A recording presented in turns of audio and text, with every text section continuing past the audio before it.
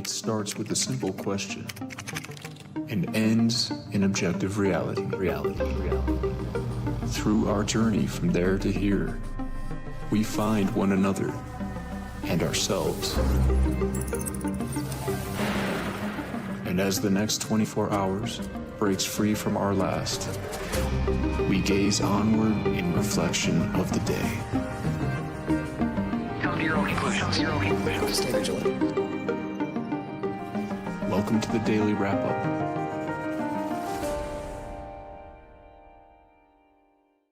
Monday, May 11th, 2026. Thank you for joining me today. Been waiting for the follow-up to Fauci for quite a long time. You know, the concern that he might not be held accountable, the hope that maybe this administration, you know, in my opinion, just does it because they want people to think that they are what they say they are, or, you know, maybe I'm wrong about them and they finally go after them. But of course, today is the day that we're supposed to see Fauci held accountable, or at least the last day that that's possible to happen. Now, of course, it is, at least where I'm at, about 6 p.m. So I guess it's possible that something could happen before the day ends, but technically it'll be later. We're in the East Coast. But at the end of the day, I think what's pretty clear that it appears that Fauci is not going to be held accountable for all the things that everybody who believed in Trump promised he would be held accountable for. And like I said, I genuinely hoped that this person would be held accountable because I find him to be a very sinister person for many reasons. And it's not hyperbole. It's not based on the things I think he meant when he said X, Y, and Z. It's about things he did that we can prove that he did, that we know he was involved in. And of course, Trump was involved in and Biden was involved in. And it's a very, I mean, it's a worldwide story. Not just, you know, the Fauci part of it applies to the United States. But of course, what happened in the United States had reverberating effects around the world. But we're going to go over that to start, just really to update you on where that is right now and what I think it's, you know, where it's going to go, kind of in conjunction with the, you know, awareness of what's happening within this administration that I hope leads to the awareness of what all of our government is, and not necessarily that it means the other side is somehow better, but understanding that this is kind of one of those, as you know, as some people would call it, a come to Jesus moment, right? Or whatever you would call it in a non-religious sense, or that technically it's not even used in that sense for a lot of people. It just means sort of like a, you know, face to face with you know, basically accepting the current reality, which to some people that make that statement may not make sense. But overall, it's a moment where people in this country need to start just coming to terms with what is comfortably obvious in front of them, for some people anyway, because it's something a lot of us have fought off and we don't want to admit with ourselves. You know, the Biden's the guy, Trump's the guy, that my team will win over the other team, or that somehow they're, you know, the lesser of evils, I guess, or at the very least that, you know, they would somewhat lead to something you thought would amount to what you hoped for this country, even just a fraction of it. But sadly, and this is something I constantly point out, they're not even, you know, food dyes, or we'll talk about foreign beef, any number of examples that I'm thinking to myself, why wouldn't they just give people some of the things that they promised? Why wouldn't they just go, oh, fine, we'll upset a couple of people in the food industry that are, you know, the GMO people that want food dye, you know, whatever it is, the food dye people, the chemical companies, but we need to give them something. We're challenging everything. We're lying about everything. We're double crossing everything. So, you know, give them that. But nope, they double cross you, you know, and this keeps happening. And I just keep going, how is that possible that they wouldn't just give them a couple of bones to make them go, well, you know, but even those people are starting to go, okay, war with Iran, more spending, blah, blah, blah, down the entire list of every single thing, right back to COVID-19 injections and Fauci. Time to wake up to that. I mean, really just take a second and realize where we actually are. And please do not start to pivot to some other, you know, recognize what this means for the larger back and forth reality of our government. Now, what I will get into, of course, is that overlap, like I said, and the awareness around it.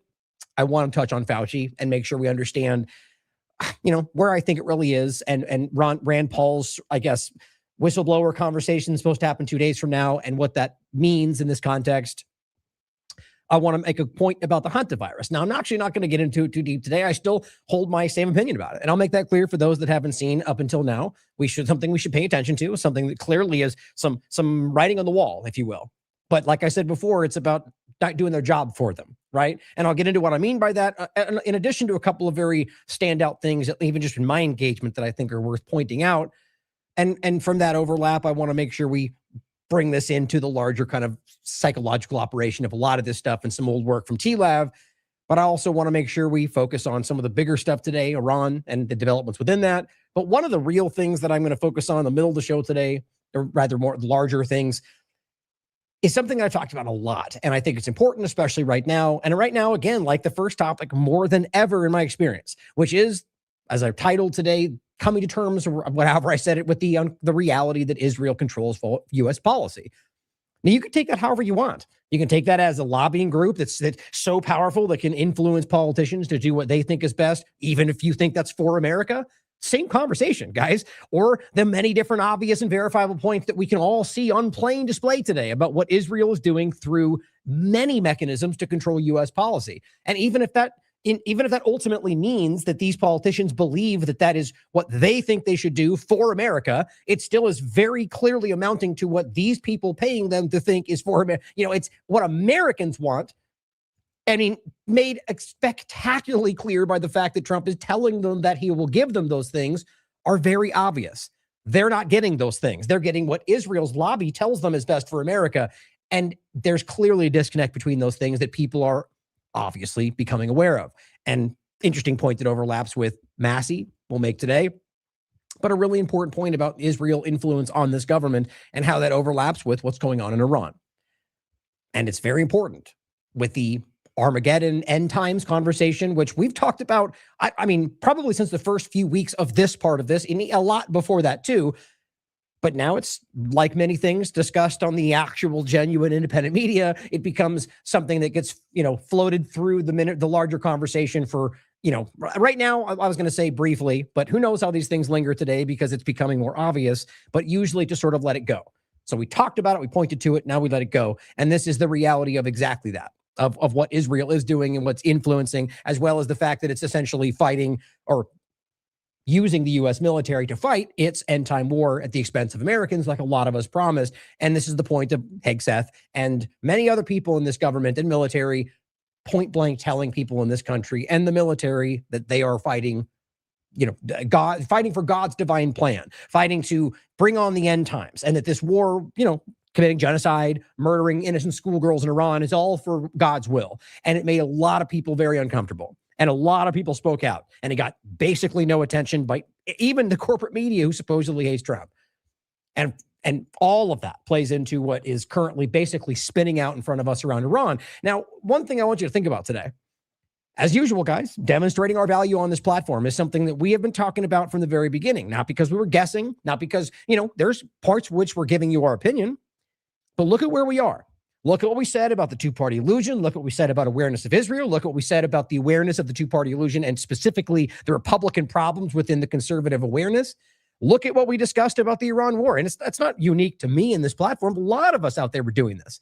But it's usually people like this that are not given the awareness of being aware of that well before the corporate conversation, which includes the mainstream alternative media, we're even barely pointing to. They were held back in the whole, many different levels of it. Fighting terrorism, stopping the nuclear problem, the Iran proxies, and all these different manipulated conversations to get you looking anywhere other than the reality. And the point is that he's lost. The U.S. government has blundered this, and it's clearly driven by Netanyahu and Israel at the expense of American interests. I think it's very obvious to see that this is now being forced upon the U.S. conversation with the Atlantic article. There's an article from Jeffrey Sachs through Al Jazeera, all of which are making the arguments exactly like we were discussing. And again, we as in a lot of people in independent media, but a smaller portion of the larger conversation right in the beginning. No, they don't have nuclear weapons. No, this is not going to end well. No, Iran is not some weak thing that's going to peter out in a couple of weeks. And here we are. And all the people that said that getting shouted down by all the Iran experts and all the CNN and Fox News is out there and all the mainstream alternative media platforms are now grappling with this and now acting like they're the ones breaking the story. It's such a constant thing.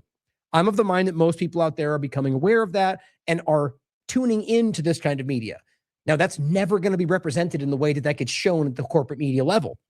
What we need to start recognizing is what they present on this mainstream carousel is just not the picture that represents the most of this country. The left-right doesn't represent Americans. The media apparatus, left and right, mainstream alternative does not represent Americans. I know you guys see that. Very important to think about all that as we go into today because I think it's an important show. I think a lot of what we discussed today is sort of this a moment of awareness that is developing, we're grappling with. The reason I say it that way is I've seen these happen before, and it can be fought back. So my job, as I see it, is to make sure that we don't lose sight of what this is, the power that is in your hands. Your ability to influence the outcome around you is stronger now than I've ever seen it. So it's time to take advantage of that. And that's what I see my job as, is to help people see what's really happening, at least as I see it. Of course, I could be wrong. So on that note, talking about the, I guess, independent, mainstream alternative media, that's going to say something else, but ultimately the mainstream's version that's like, emulating the independent media. That's what I see all of this as. All of this new mainstream alternative thing, which is not really new. David Icke's been calling it out for a very long time, but this whole like Benny Johnson, Alex Jones sort of part of it. Then you got like these Twitter online versions of it, the ones we always point out, the Eric Howardys, all these different people that are sort of emulating the same red light, holy crap kind of dynamic. Now that's a new thing within that larger ongoing manipulation. And I think this is them just trying to take control of what is a growing independent media, and it's failed. Very, very, very clumsily failed. But they're not going to just give up. They're going to keep pretending like they won. Look at that. Just like Trump is doing everywhere in the world. It's a dying empire trait. So on the two-party illusion point of this, and I'm not going to go into this deep. I've made this point 1,000 times. I'm going to continue to follow up on it because I do think it's a very, very obvious signal that they're struggling, that they're drowning in this lie. And who knows if the Benny Johnsons of the world have any idea or even care. That's not the point. It's about this being done through the machine. So Johnson again on the 4th says, Mike Davis warns the grand conspiracy probe has potential to bring down big names. Now, this is not the ones we've been seeing, where it's an old video from 2025 and they go, oh my God, it's all happening. That's all over the place still. This is new, right? So this is now based on the new Clapper, or rather James Comey, excuse me. For some reason, the names down there mixed my mind up. James Comey and the rest of them, like the conversation that's coming. We now have the James Comey one, which is about seashells on the ocean, and we should all laugh at how silly that is. Even if he meant exactly what that looks like and what you think it is, it's still not a crime. It's still free speech, and you guys are hypocrites for claiming otherwise. What's crazy is that that's going to fail, and you still want to pretend like it succeeds, even if, these people don't care or know. And the point is, average people, I think, can be played by that. In this case, they want you to believe it's all coming down, to bring on the big names. Now, my frustration as always is they keep doing this without actually caring that nothing ever comes to pass. But, it's new, so who knows? Maybe something will happen next. He predicts presidential immunity will not be an adequate defense, which I agree, but then that would mean that anybody that Trump gives a pardon to won't matter either. Plays both ways. And as always, I just say, well, let me know when somebody actually gets arrested, because that's what we actually care about, unlike you guys. Now, this is the same this is one of these accounts that constantly post these things every day using old videos and the same kind of idea. Skiff, war correspondent, they're all these same kind of accounts. And it goes breaking with red light, as always. That's the important stuff. FBI Director Kash Patel confirms both charges against Comey are felonies. Okay, cool. So you guys just made it a felony that he put seashells on the ocean. Or, the story that he came across them and took a picture of it. Because good luck proving anything else. It's such a ridiculous game, and acting like, well, because he said this over here, because we know he hates Trump, therefore that's how we know that's what happened here. Guys, it's designed to fail, or they are the worst lawyers I've ever seen in my life. Now, that's not to say it won't happen. Who knows? Our system is corrupt as well. But understand, from a reality situation, Comey should be in prison. He's a criminal. But what they're using to go after him is ridiculous. It's almost insulting to our intelligence, but who knows? We'll see where it goes. FBI, Kash Patel says, James Comey allegedly threatened the life of the president of the United States.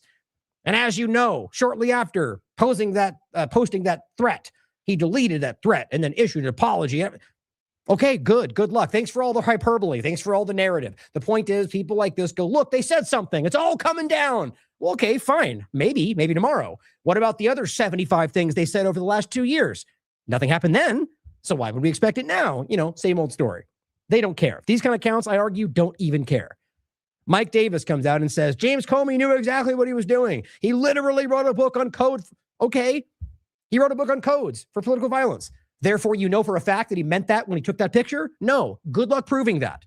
I mean, you have to understand there's a complete disconnect between claiming he knows what these things mean and you can prove he put those shells on the ocean. I shouldn't even have to care about this. The point is that this is about trying to cause all this flux and get people to think things are changing because they're losing. They are spectacularly failing in front of everybody.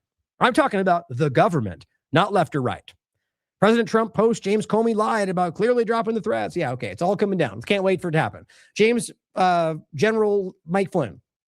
The 2020 election was stolen, he says. We had a fake president for 4 years. We're still doing this. Look, I'm not, let's just even say you absolutely can prove that at this point. Let's really take a second and ask ourselves what that means right now.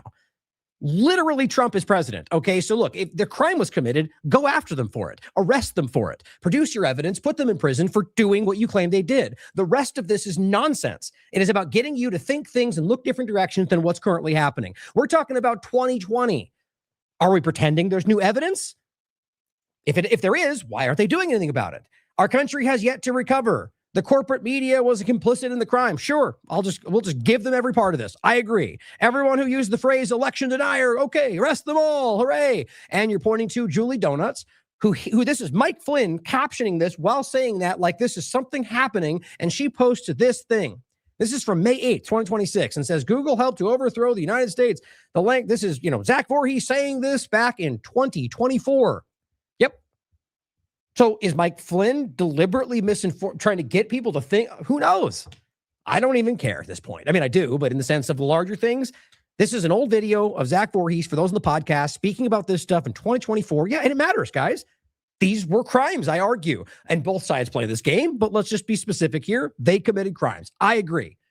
He testified about this. It came out in 2024. Nothing happened. Okay, so you can either go, I'm outraged that Trump and his team didn't do anything, and therefore they don't believe what I believe, and therefore they're not on my side. Or you can be Julie Donuts and just keep posting it every day and going, it's all happening, while nothing happens. Your choice. And then you can be Mike Flynn and project that and give it millions of views or 700,000 when you know that all you're doing is keeping these people in a hamster wheel. You can decide if that's what he's doing.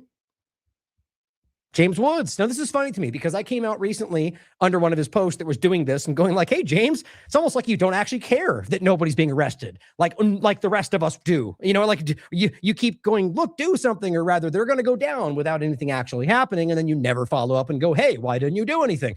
Funny enough, he starts to do that. So the reason I'm making this point today is because what I see is even the James Woods, which I would see in the category of all the people we're making fun of. This guy is literally doubled down on some of the dumbest things. He's wrong half the time, like most partisans, left or right, because they have a team and they side on that team no matter what half the time. So he says, now, why aren't you arresting these people for treason? Oh, the natives are restless. I don't know which is more frustrating, to know that Democrats literally staged a coup against the president, or to know that Federal Bureau of the FBI can't find a single person. Oh, so it's this guy's fault, not the president, who could have done something the entire time or made the FBI do something, or anybody. No, it's Cash's fault. Blame Cash. That's it. That's what he's doing after all this time. Only now, by the way, you should have been doing this after the first couple of months, James. You should have been doing this the first year. And not just him, but everybody else around them that still also does nothing. But no, he's pinpointing Cash because he knows Cash is on the way out and keeps supporting the team. My opinion, anyway. Wouldn't you as a normal person be like, how dare you guys not do anything? None of you are on my side because none of you are doing anything. No Epstein files, no Fauci, no Gates, no any of it. Nope, not James Woods. We're going to keep supporting the team because that's what we do. That's embarrassing. That's worthy of ridicule.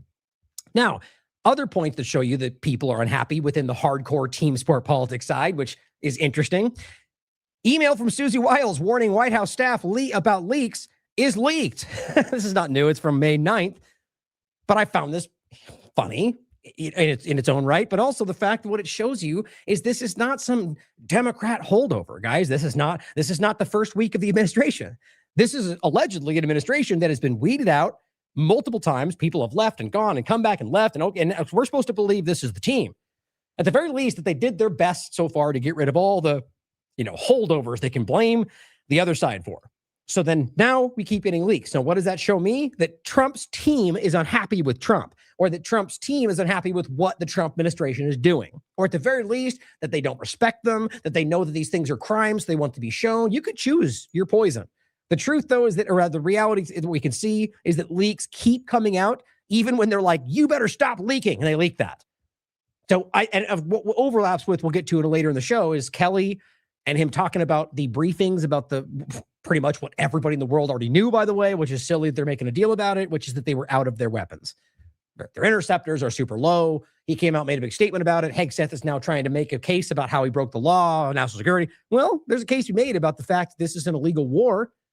So, I mean, I'm not going to make that case for Kelly. I do not think he's a whistleblower, but it's an interesting point to be made about whether it's an illegal war and whether or not that would then open the door to be going, hey, that's a crime they're doing. I'm not defending Kelly. I will never do that. I don't think any of them are on your side. I think it's a lot of theater half the time.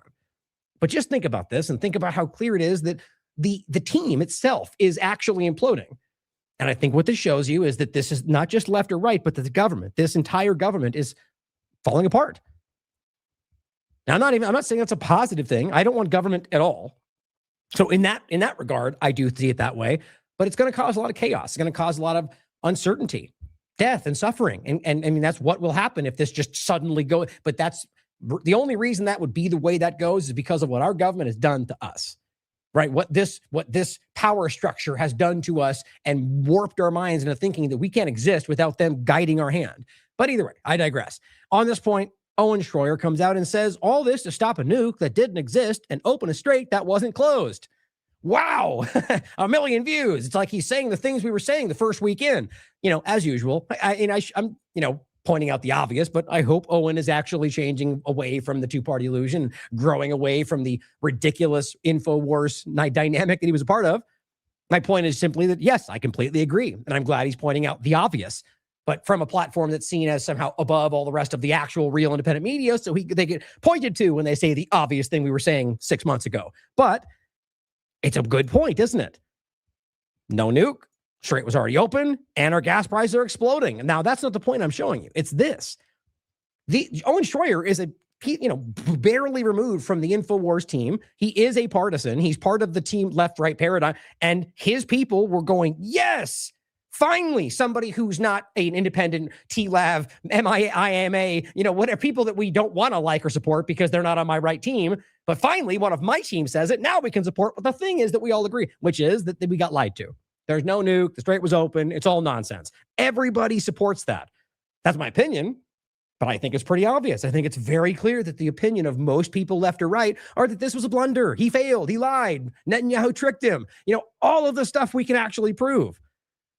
High Impact Flick says, well, at least we got Trump into office, right, Owen? Because he did. He very much pushed for that. Who should we vote for next? I'm sure they'll make everything better. See, Brian, and I just really hope that people that start to see, or at least, what I see in people like Brian or myself or other independent media, which is an objectivity, which is, an honest, nonpartisan breakdown, even if we can be wrong like anybody can.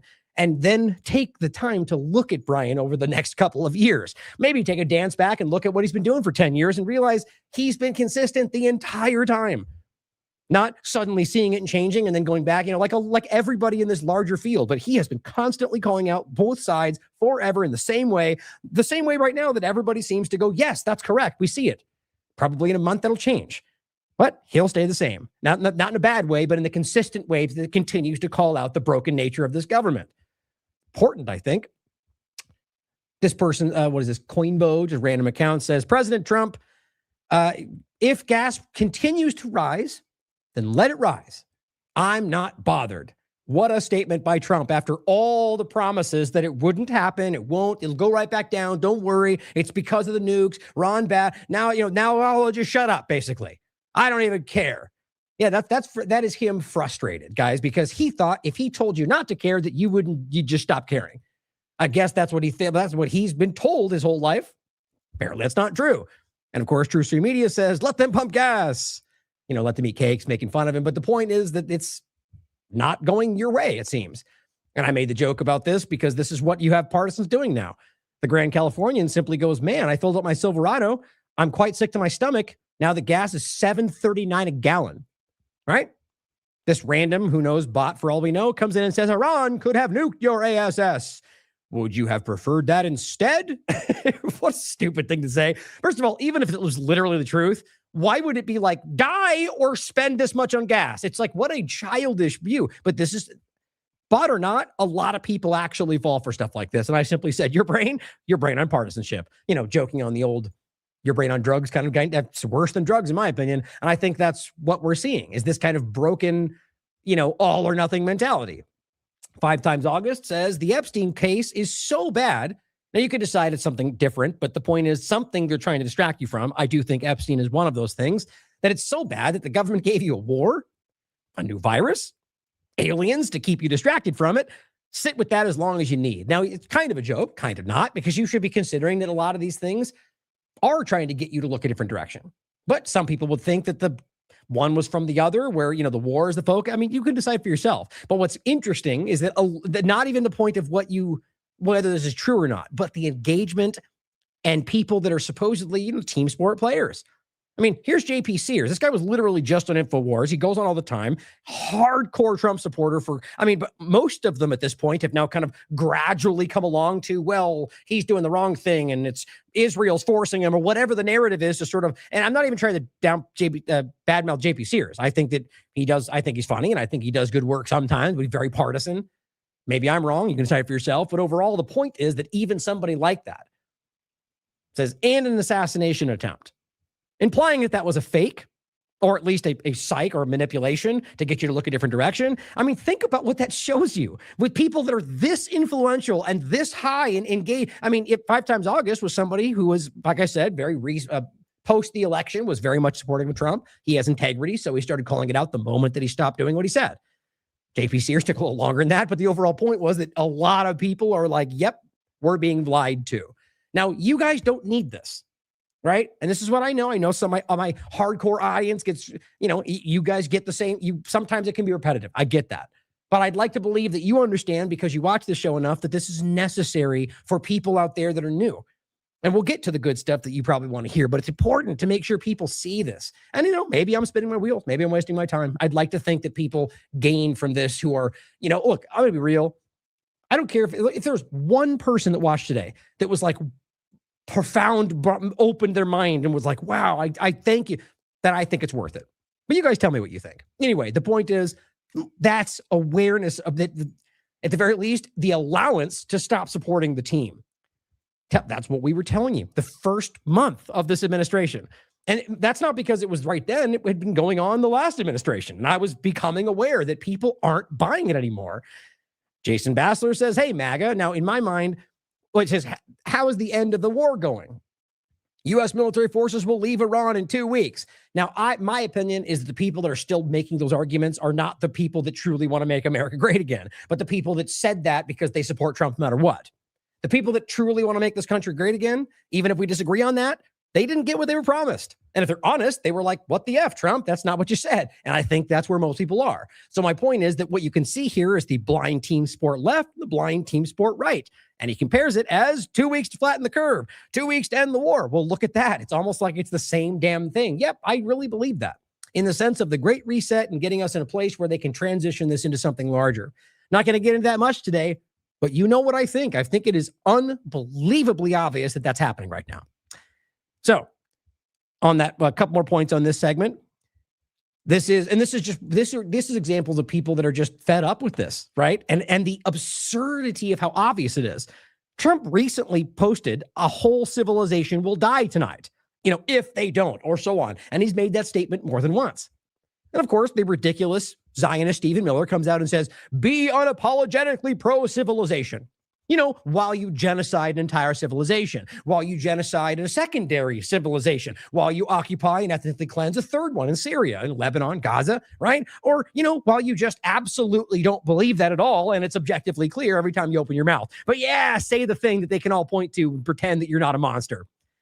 It's insane. It's absolutely insane. And that's why this person said, I effing hate this administration, because it's just insanely obvious. And have fun reading the comments, guys. Miller is a monster. I mean, he's a very dangerous person, in my opinion. That's clearly my opinion. But I feel like if you're not partisan, I feel like he is like a textbook sociopath based on the way he conducts himself. He's the one driving you to be belligerent, to steal other people's land because you can. He's not a good person. Now, some people don't care about that. I do. He's also a dishonest person. Everyone should care about that. This says, who's going to China with Trump? America's top CEOs, including Elon Musk. Guess who else? This is still on the whole hashtag winning kind of conversation, right? Well, first of all, going to China seems a little bit odd since, they're stealing everything and China's the bad guy. And there's hawks in this country that are clearly adversarial to China. Trump has kind of played that a bit, but, I think he is all about his interest all the time. But guess what? Elon Musk, he's still part of the government by law, by the court's ruling, but no one talks about that. Tim Cook, the good guys. Larry Fink, the good guys, right? Team Humanity. Let's see, but just in general, Blackstone, BlackRock, Boeing, Cargill, Citibank, Coherent, GE Aerospace, Goldman Sachs, MasterCard, Meta, Visa, legitimately all the good guys, right? Just like when he got elected, or his inauguration, and the front row was packed with all the good guys, right? All the people that we would all objectively call the ones fighting for the team and humanity. Or no, I'm sorry, I misremembered. It was all the technocrats. So we all called the bad guys in the Great Reset 30 seconds ago. But now it was all, yay, we're on the same side, unity. Well, the reality is, guys, he's unapologetically showing you that he's on that team. Now, not everybody seems to care about this. Or let's put it this way. You may have a different opinion about what those things mean. But this is sort of a smattering of like the word. This is insider stuff. This is the swamp. This is technocracy. This is globalism. It's all, and you choose what you think he's fighting, and it's represented right there. That's the point. He is an insider. He always has been. You've been played. If you thought otherwise, anyway. And of course, just one more example is the idea, like I said in the beginning, of any number of things you were promised. One more failed promise: the U.S. to allow more foreign-produced beef at lower tariffs. The whole point was bringing it back to America, and and then it ended up being flooded. The Argentina beef point. Overall, pretty much everything that you've been promised from this platform or this administration has gone the other direction. Frankly, more than most that I've seen in the past. Oren Schroyer, yet again, pointing out what Hegseth said. This has to do with Fauci. So this was on the 9th. On the 8th, Hegseth said this: the Biden administration's experimental COVID-19 vaccine mandate was wrongfully forced on our warfighters. 100% agree. It was unjust, and we are doing everything we can to make it right, except actually making it right by holding that person accountable. Or, and by the way, I could mean Trump just as much as Fauci, by the way, or Biden. None of those things are going to happen. Owen says it was illegal, yet no one has been prosecuted. Well, isn't that a valid point? How can it be illegal and you could prove it was illegal, which means someone broke the law, and yet no one is even being investigated? It doesn't take a brain surgeon to understand that means they're not planning to. They have all the evidence. They have for years now. So are we going to pretend like they're somehow in some long-term process? Well, you can go ahead and pretend that. And you know what? It's even possible. But the likelihood is obvious. Another massive crime against humanity with no one responsible going to jail. Yep, not Biden, not Trump, not left, not right. Time to wake up, America, because it's quite obvious what's driving the bus. Now, also, let's not forget, just on a side note, that the Trump administration has already leaned into self-amplifying vaccines. And I mean, every single step of the way, this platform, myself, and all the rest of the IMA have been screaming and waving our arms going, you're being lied to. No, they're not ending mRNA vaccines. Here they are literally leaning into the new Comirnaty shot for 2026. Here they are leaning in explicitly to the worst versions of the mRNA direction so far anyway, which is the self-amplifying shots. Both of them, Arcturus, Amplitude, all happening. And just in case you somehow still pretend that I'm making these things up, despite all of the evidence we produce every time, which is in the show below, here's the Comirnaty shot. There are still people right now who will tell you that Trump's administration ended mRNA vaccines, sort of like how they somehow defeated ISIS or pulled out of Syria, even though every one of those things he said multiple times and never actually did. Pfizer and BioNTech's Comirnaty receives U.S. FDA approval for adults over 65. This is 2027 or 2025, August 27th. You guys know this, COVID shot. I mean, it's the reality. So you got played, just like Biden played, just like Bush played. Everybody, this is how it goes.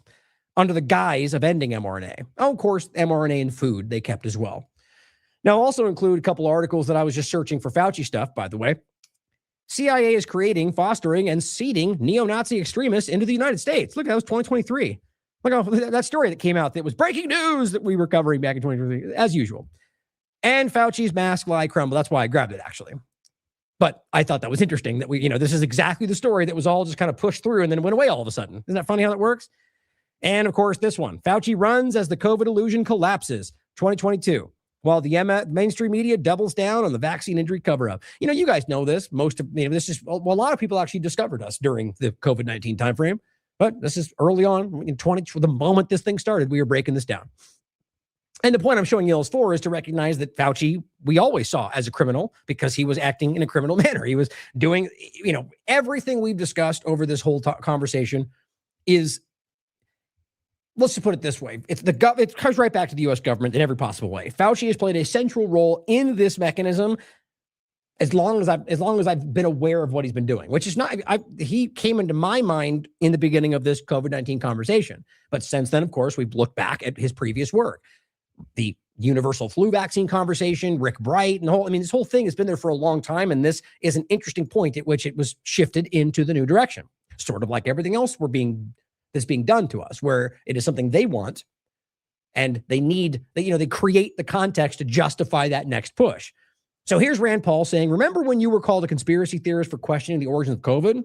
I was right there with you. Now, here's what's interesting. As always, and this is completely it started where you were crazy for considering that this might have been something that was manipulated. Then more evidence became available, and more until the point it became objectively obvious that even if there was something that we were lied to, flu and pneumonia combined, PCR false positives, the whole damn thing, these are not debatable at this point, guys. And so is this the truth? Or was this the carefully crafted endpoint lie where we'd end up going, the thing that we were too early in criticizing and discussing, that's why it was shouted down, which was later to be the thing they ended on, which none of it was true, which it was the Wuhan lab and the bat coronavirus and all the different conversation that we should be skeptical of, but still consider that very well may be the reality. Fauci dismissed the lab leak theory. So what we're really getting into is the idea that Fauci, the bad guy, is the one covering up a story that I think most of the people who are investigating this are skeptical of. That's what I find interesting, and I think this is part of that trap. Now, you can decide whether Rand Paul's aware of that or not, or whether I'm wrong. But what I find interesting is most of the Republicans, rather conservatives, who want Fauci to be put in prison, are a lot of them, I would argue, and who knows if it's the majority, argue that the lab leak theory is false. That we're talking about something that was either not there or at the very least wildly manipulated. And then this was sort of the cover, and to blame it on China and the whole kind of thing that went down. So he goes on to say, on every major network, while the NIH, he dismissed the lab leak theory, while every major network, while his NIH was actively funding gain-of-function research. Now that I find very important. Whether you think it was what they say it was or not, it was research that was ongoing. And then they switched it to the whole EEEP thing, which was very obvious. All it was, if you don't remember, was they changed the name of what they call gain of function. And so when Rand Paul said gain of function, Fauci said, that's not what we did. And it was such an obvious sidestep. Careers were destroyed. The COVID cover-up ran straight through our own public health bureaucracy. Today is the final day for the DOD to charge Fauci. I doubt it will happen. I hope it does. But overall, the idea is that he now has a thing coming up 2 days from now that's supposed to be sort of a whistleblower COVID hearing. Why wouldn't he have done that on the 10th? A month ago. I mean, who knows? Maybe it just happened the way it did and he didn't have the ability to do that. But we should ask that question. And I really want you to ask the larger, and I'll include this one, and there's plenty. Just going off the tags on this one, you'll be able to find all the others, including the others that Denny Renku and I did, the interviews I had with him. My point is there's plenty of articles, shows, daily wrap-up interviews that talk about this larger point.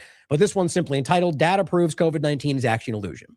And it's worth your time to understand. It probably doesn't even mean what you think it means. It's simply that there were obvious manipulations that were used to lie about what ultimately happened. Very well still could mean that there was some kind of a pathogen. You can make up your own mind about the facts.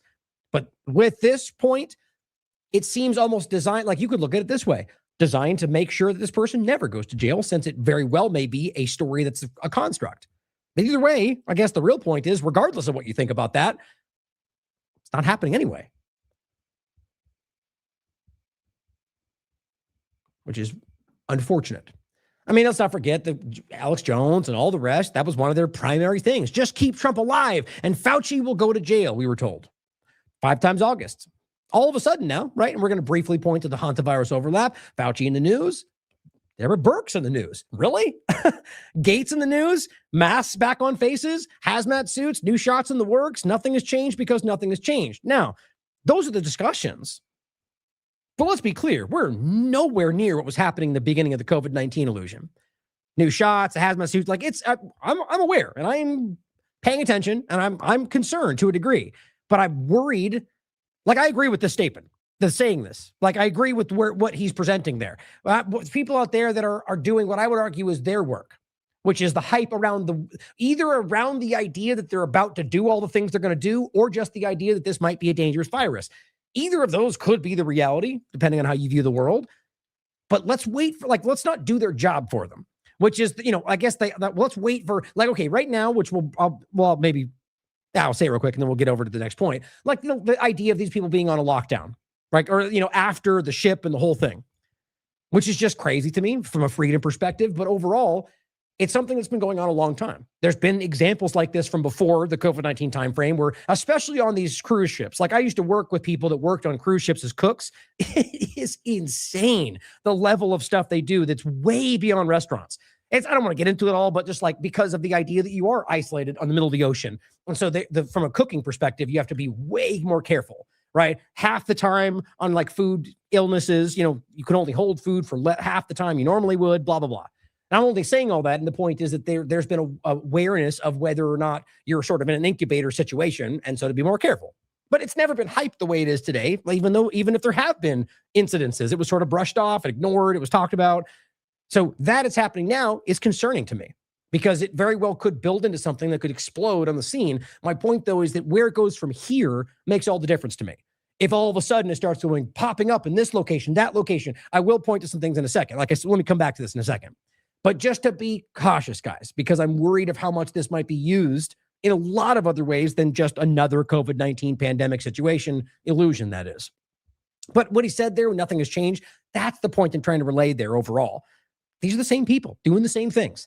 We're going to get into some of these points that make that even more clear, like the CDC point and everything else. Now, first, this was really strange to me. Now, I've been really resistant, for what I just said, to jump on the hype of this or worry about it before we see real tangible outcomes, because I just get the sense that it might be less than before. So that's why, in general, I haven't been going over all the different updates and different claims, right? And today I was going to point to a couple things. I saw this, and this is just a breaking news alert I got from and this is the Kobisi letter account on Twitter, as well as their platform. And it just simply said, despite all the headlines, and this, again, hear this because this is important, there is a mere 8% chance, if that's even the reality, or if it's even there, by the way, that a hantavirus becomes a pandemic in 2026. So based even on their narratives, again, you could argue that's not even real. But even within it, hypothetically, it's a very, very, very small chance that it could become what they're claiming you worry about. With the information we have, doesn't mean they couldn't lie about it. But it says this is exactly why the market is not reacting to the headlines. So I wanted to find that. I just wanted to grab the actual tweet to be able to show it to you. So I looked for it. Wasn't there. It's not strange. I know it exists. I'll just really quickly. Now, what I'm expecting almost is for this to, that's why I recorded it, for it to all of a sudden happen, but it doesn't look like it is. But when you see it circle like that, that means there's something there that it's not showing you. I'm telling you, I've been doing this long enough. It's the secondary one. It goes down a little bit. Watch. Right there. See that? For those that did, you'll know, for the podcast, it may not make much sense, but the point is that means there are listings that just aren't developing, or not popping up, but whatever. There's a word I'm looking for there. Now, of course, it could be a glitch. As always, could just be Twitter having a problem. But still, to this point, it's not there. You'll see where I'm going with this. I found this really interesting. Whether it's just related to me or not, I don't know. So I searched by asking Grok. And this is an interesting point to make here, because this is one way that this pertains just to Twitter, where I simply said, hey, here, I listed it off and I said, find that tweet. It exists. And it said, here it is. Here's the tweet right there. So I said, okay, perfect. I must have just missed it. And I clicked on it and it brought me there. I said, wait a minute. Hold on. There's no tweet there. This has happened to me before. And what you'll notice is these are all responses to the tweet that doesn't populate. That's the word I was looking for. For me, it's not there. And even if you click on some of these, look, you can see the little gray line that shows you it goes to something else. Now, I don't understand why. Because I sent it to everybody else. Everyone else can look at the tweet. They clicked on it. They look at it, came right up. Why would I not be able to see it? Of course, I went to go check Kobisi letter, or forget what it's called, and I'm not blocked. I can still look at it. I can look at everything else. Here's the actual tweet. I still can't get it to come up. It says right there, breaking. Somebody else had to take this picture. Despite all the headlines, there was mere 8% chance that the hantavirus becomes a pandemic. Now ask yourself, why would that even happen? Now, for all we know, this could just be some weird thing. But what I genuinely think it is just maybe a combination of a glitch, but it is suppression. For whatever reason, I'm unable to see this clip, this link, no matter what I do. It's just not there. No matter what. I click on these, I can't scroll down, no matter what. So why would that be? Now, of course, part of me is thinking, well, maybe this platform wants to, I mean, this is like the whole meta, like next level, all conspiratorial, if you will. Is this because it wants me to think that it's hiding from me? So I dive into the story. Yeah, I'm not going to go down that route. That'll make you go crazy. But overall, I just think that's pretty weird. Now, I'll include these links so you can look for yourself and you can clearly recognize, because this technically should be the link, both in the Grok part of it, as well as each one of these. That should be the link. Doesn't show up. It's funny to me because that shows, in my mind, an undeniable reality. This platform is constantly suppressing the flow of content. And this could just be sort of a glitchy moment where it's not even for any reason. It's just that, it just kind of had a moment where it doesn't know and whatever. And I just think that's very, very important. Oh, and I did have this. So just you could see it. I guess it doesn't matter since I already kind of showed you. Let me see if it's there. I forget what I looked at. I'll just bring it up real quick. Of course, we got to wait for this to take a 30-second delay for whatever StreamYard's doing. Hey, there it goes. Finally. Now, when I include this video, watch how long it takes for it to come on the screen. Waiting.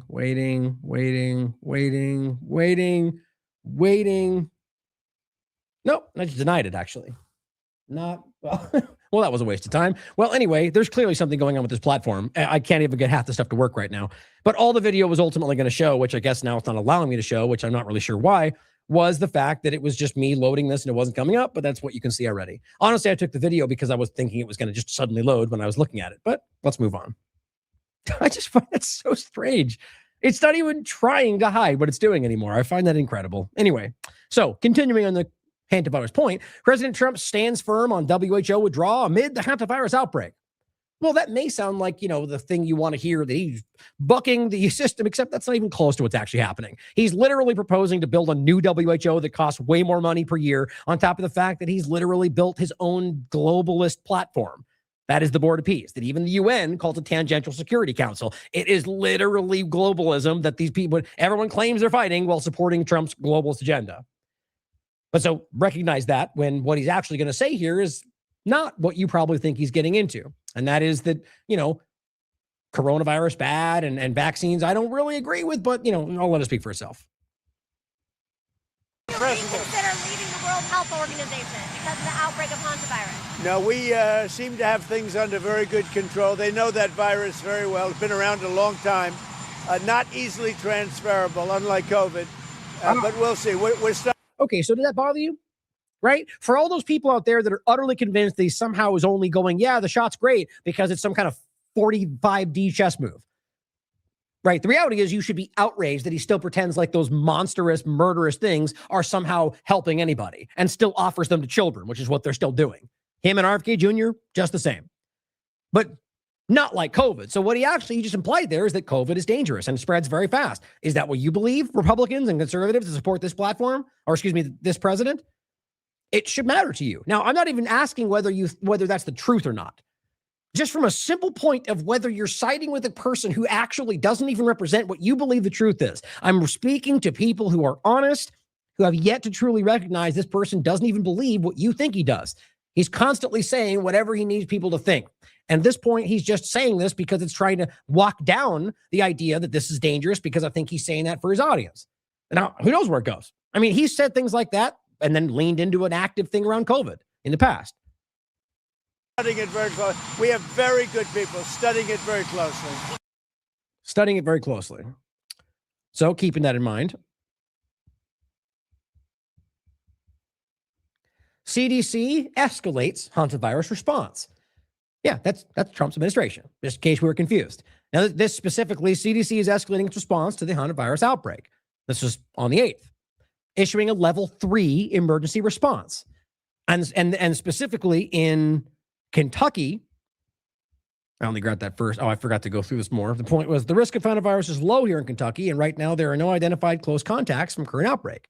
Okay, well then why would the CDC decide to make this a level 3 threat? You can decide for yourself, but it kind of contradicts what Trump was just telling you, doesn't it? I certainly hope this doesn't go anywhere. Kind of think that it won't. Just my gut, because I just don't feel like this makes sense. I think they know that nobody's buying this 2.0 kind of thing. But you never know, right? I mean, I would have expected a lot of things to go differently than their clumsy Iran agenda, or in another way, I wouldn't have guessed that Venezuela would go that way with Delcy Rodriguez, and essentially a success with what they did in their eyes, anyway. So my point is, you just don't know, but it's important to think about. Now, as David Icke says, and here's Mario Nawfal doing the whole propaganda thing. American hantavirus patient in biocontainment unit is currently on plane in Nebraska. One confirmed PCR positive. Yeah, we're still doing that. Totally still a thing under the Trump administration, who you believe is fighting all these things. And PCR positive. Here we go again, David Icke says. And I've shown you this clip before, worth hearing again. Here's Kerry Mullis, the inventor of the PCR test. The kind of thing we were showing you at the first couple of months into COVID-19, lies that are only still gravitating into the minds of some of these mainstream alternative people who died months before COVID appeared. Some people argue more happened there. He said the PCR test cannot tell you if you're sick. And the whole simple point was, you can find anything you're looking for. He said it sort of makes you believe in God in that way, from a scientific perspective. The point is, the way this works, it's a magnifier, a multiplier, essentially. It constantly increases in magnitude, and it can keep getting lower and lower in a molecule sense. Or rather, I guess not lower, but I mean, kind of, but getting closer in a sense, like a microscope. And it just keeps getting closer and closer. Some of these terms might be the accurate, appropriate terms for people to understand, though. And so the point is, when it gets closer and closer and closer, you get a more... I guess, I don't know if microscopic is the right word, but you get what I'm saying, a closer view. And so the point, what he's making, and I'll let him speak for himself, is that essentially when you go that far down into the view, microscopic or whatever the right term would be, that you essentially can find almost anything. As he says, you can find a molecule of almost anything at that level. So what that becomes is an excuse to go, oh, COVID, you have COVID. Even though it simply means that you have a molecule of that exists on almost everybody. And that was one of the ways they played this. And the higher cycle threshold, the more likelihood you'll find whatever you're looking for. And that's why they increased it beyond 28 cycle threshold, which is what the argument was it should be below, to what was it, like 40 something? And then dramatically lowered it when they were after getting it. It was such an obvious scam. It was a deliberate misrepresentation. Now, the real question is, how many people actually knew that? Did Trump? Did Biden? I mean, I highly doubt it. Did people within the administration? Did people even at the CDC? Who knows? Let's realize that we're watching sort of a rapid decline in competence in this country, in the government anyway. So it's very possible that these people didn't even understand. I mean, it's not like this is a very simple thing to truly understand. It's complicated. So maybe they didn't even know. Either way, we were played at some level.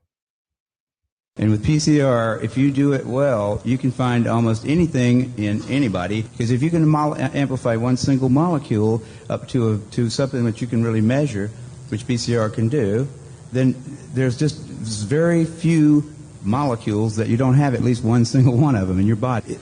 Amplify. That's the better word. The measurement for it is not exact at all. It's not as good as our measurement for things like apples. An apple is an apple. You can get something that's kind of like, if you got enough things that look kind of like an apple and you stick them all together, you might think it's an apple. But and HIV is like that. Those tests are all based on things that are invisible, and the results are inferred in a sense. PCR is separate from that. It's just a process that's used to make a whole lot of something out of something. That's what it is. But it's not. It doesn't tell you that you're sick, and it doesn't tell you that the thing you ended up with really was going to hurt you or anything like that. And with PCR, if you do it well. I don't know why it does that now. I literally checked that setting earlier today. Anyway, where it like repeats at the end. Very important to hear that, though, right? Very important to hear what he just said. That, it could mean that you're sick, but it very well could just mean that you have a molecule that will never make you sick or never spread. And so it's a complete misrepresentation. And now, even though we know that, it's still being used because the system recognizes an opportunity. As I see it anyway. I mean, how do you explain it? How do you explain why they would use something that the creator literally, publicly, avidly said would not be necessary or the right thing to use for illness? I mean, even at the beginning of the COVID-19 illusion, I covered this. A guy who used the PCR test to find the genetic makeup, I think, of mussels in the ocean, like the seafood. came out right when this started and said, I can't believe they're using the PCR test because it's clearly something that is useful, but it's not even close to being able to give you those definitive answers. And of course, one of the larger ones, let's see if I can find it. There it is. Look at that. Oh, here, I'll grab my show for it too. And this is, I mean, I can't believe that this should have been like an earth-shattering conversation, that this was there. New York Times, faith in quick tests leads to epidemic that wasn't. 2007. Now, I'm not going to go over this all again. Now, I may, if this comes back into, here's my show where I go over it. This was, I believe, one of the clips that Brock made for us. The PCR illusion and the epidemic that wasn't. The bottom line, in this very article, in 2007, they had an entire whooping cough epidemic that didn't even exist. Why? Because they used a PCR test to decide whether people were sick. It happened. It's a whole thing that happened. They documented it. It exploded. They had people in sick beds. They had rooms cleared out, hospitals cleared out. They declared all this stuff happened. Long story short, basically a mini COVID-19 lockdown pandemic situation. Turned out literally nobody had it. It was basically a wrong test that was amplified, given out. And then in this article, they said, if we do not learn from this, this will happen again. And I argue that's what somebody along said, aha, you're damn right it will. Read it for yourself. It's all there. It always has been. People just ignore it. Of course, if Tucker had made this argument and done exactly the kind of show we did around this, it probably would have changed the conversation. They didn't. It's been there the whole time. Who knows if that's because they didn't see it? I don't know. It's just worth pointing that out, isn't it? And then, of course, Derek did a great article on this. If the PCR test is unreliable, why are health officials demanding the public be tested? Now, that was early. That was September 17th, 2020. We were way ahead of this conversation. A lot of people were. Not even close to the majority, though. Mainstream media finally begins admitting the PCR false positive cover-up. Never really changed anything, though. That was April 2021. COVID-19 test swabs, ethanol oxide. Is there a risk? Yeah. It wasn't profound, but it was definitely there. And we talked about it. It's worth knowing. And they were jamming these. I think this was really about whatever they were doing with those swabs up the back of your nose into your brain. That check for yourself. If you don't remember this, look for yourself. It'll blow you away to look right now and find that there was literally no reason, zero, why those people were jamming those into people's brains. Because all they got to do is swab your mouth. That's it. But for some weird reason, they felt the need to jam. Why? Because there was something else happening. Whether that was another test for something else, who knows? They were hurting people. Kids were getting bloody noses. People were having there was one woman that had some kind of a brain issue because they literally they jammed it too far up. It's just insane. And you did not need to do that. You could talk about blood-brain barrier conversations with nanotechnology. You could go on. There's a lot of things you could find that would blow your mind. Who knows, though? This one, 2021, July, the PCR illusion. Masks are back for everyone. Mandatory injections are here. Coming to your door. That's an iconic picture, isn't it? Now, and this, of course, in the UK. Now, realize right now you're getting a lot of hype as well from people that are putting out content that is, there's like a parody account that got millions of views. It's pretending to be a doctor on a plane that has a mask on and no one else is wearing them. And it's working for the agenda, I argue. It's clearly making people think that, oh my God, this is coming back. And maybe it is. Maybe that's designed to do that. But it's also not real. So you have to decide where that line is. Is that propaganda? Is that somebody trying to grift? Is it somebody just trying to get clicks and views? Maybe all three. Who knows? I'll include my interview with Zoe Smith. Medical coder blows the whistle on the COVID-19 illusion. That was 2024. Also, this larger one from 2023.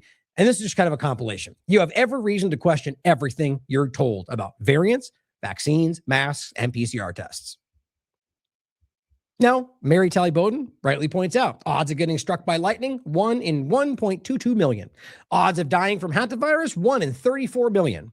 It's pretty sure we don't even need to be talking about it, right? Like it's obvious, unless they start to take liberties away from people because of the argument it's there. Now, that technically outside of the ship, I haven't seen.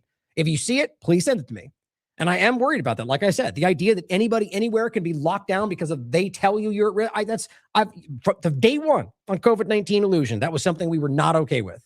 And we shouldn't be, guys. It doesn't matter what the argument is. That's a freedom issue. That's a liberty issue. It's your decision whether or not you want to put other people at risk with your body. That's your choice. Now, of course, they can respond to you personally, but the idea that a government an authority figure can come in and say, we have decided that you're a risk to them over there, therefore you aren't allowed to do things that are your right. And that, not even getting into the possibility that that could be abused and lied about. 5 times August, citing the sense receptor, says for F's sake, they're doing it again. Deborah Birx, former COVID task force coordinator, calls the widely available PCR test for hantavirus. Hints it should be in schools already. 5 times August says they're doing it again because the guy you thought would, quote, expose and arrest them didn't care and is going to let all of them go free and their COVID crimes. Right now, only so many hours left, making him just as guilty as all the injured and death as they just as guilty of all the death and injury of the rest. I agree. It's too bad that some people won't allow themselves to see that. Now, part of this is interesting that you have the Trump team sort of imploding, and what that's causing is people to start to look more closely at what their team is doing. Some people then start to gravitate away from that to another team, even if it's on the same side of the political spectrum.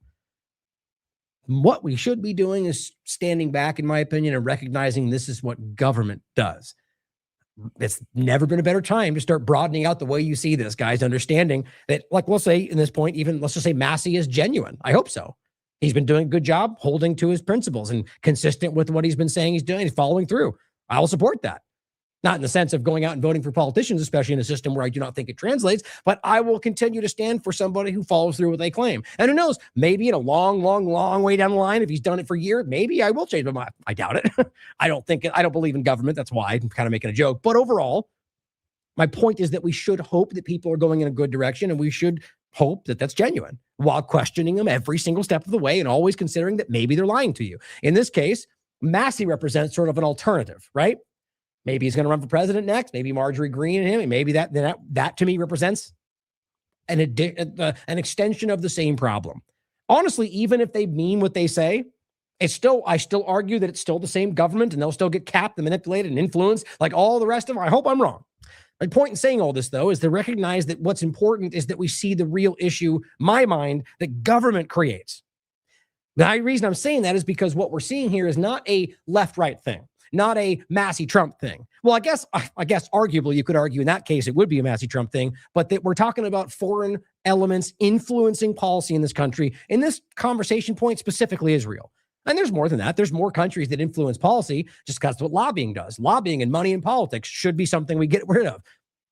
Israel, either because of maybe it's always been that way, or maybe just because of the system we've allowed, have taken advantage. It literally objectively controls U.S. policy. And I think that's something we have to come to terms with, like the reality of what ISIS and Al-Qaeda have always been and what that means and what our governments have done. These are things you can prove, guys. Not Ryan says you can prove, literally, documentation, statements, admissions of guilt. You can look at documentaries that have nailed it to the wall like James Corbett's or Ben Swann's, and it's obvious what those things really are. Proxy armies of these foreign powers. But so here, you have Massey, who is not taking money from AIPAC, who is being challenged by somebody, Ed Galrine, who's almost taken $10 million from AIPAC, Israeli lobbying, and the battle between them. So what I want to get into here is the reality of Israel influence on this government as a whole. And if you see that, my question is it possible even within this system or this government for somebody like Massey, who let's just even say is genuine, to even be able to, one, successfully traverse this to being in power, or two, successfully put forward his will in a system that is run still by that, even if he's genuine. That's the whole JFK talk conversation, or whatever, Charlie Kirk, if you will. Glenn says 3 rabid Israel first billionaires, Miriam Adelson, Paul Singer, John Paulson, are pouring obscene amounts into one Kentucky congressional district to remove Massey from Congress for being one of the few vocal, consistent GOP critics of financing of Israel. Thomas Massey points this out. Now I know why woke Eddie won't debate me. This is the one that Trump supports. He uses AI to write all of his social media posts. Check this out, guys. These people aren't even real. I mean, in the sense of just like they're real people, but they're false. Unfortunately for him, it's not smart enough to remove Grok's feedback to him. He literally posted this. It says, here's a polished social media post in your usual campaign community focused tone. And then the post. This guy, or whoever did his account for him, literally copied and pasted exactly what Grok gave to him or whatever he used and just didn't even think to remove that or even pay attention. That means this guy is so checked out that it's just, they present a persona and they sell it to you. I mean, at this point, guys, we might think, I bet you these at this high level, they probably have AI computer algorithms just doing everything all the time for them. They're not even real. They're not saying anything. These things they're chucking out comments and statements and pithy arguments, and it's not even them. I think about how alarming that is. Massey also writes this. Israeli-born dual citizen globalist billionaire Miriam Adelson super PAC just bought, as this is the 10th, another $1 million of ads, $1 million of ads against just Thomas Massey for the final week of the race. I mean, how do we not see that as Israel influencing politics? Literally, not policy, our government, like choosing via financial influence what happens. It says, but we can and will fight back with grassroots support. Now, whether you think they can dictate every single position is a different conversation. Whether we see them dictating the presidential election, I think is objective. Like, I don't think that's even I think everyone's asking that right now.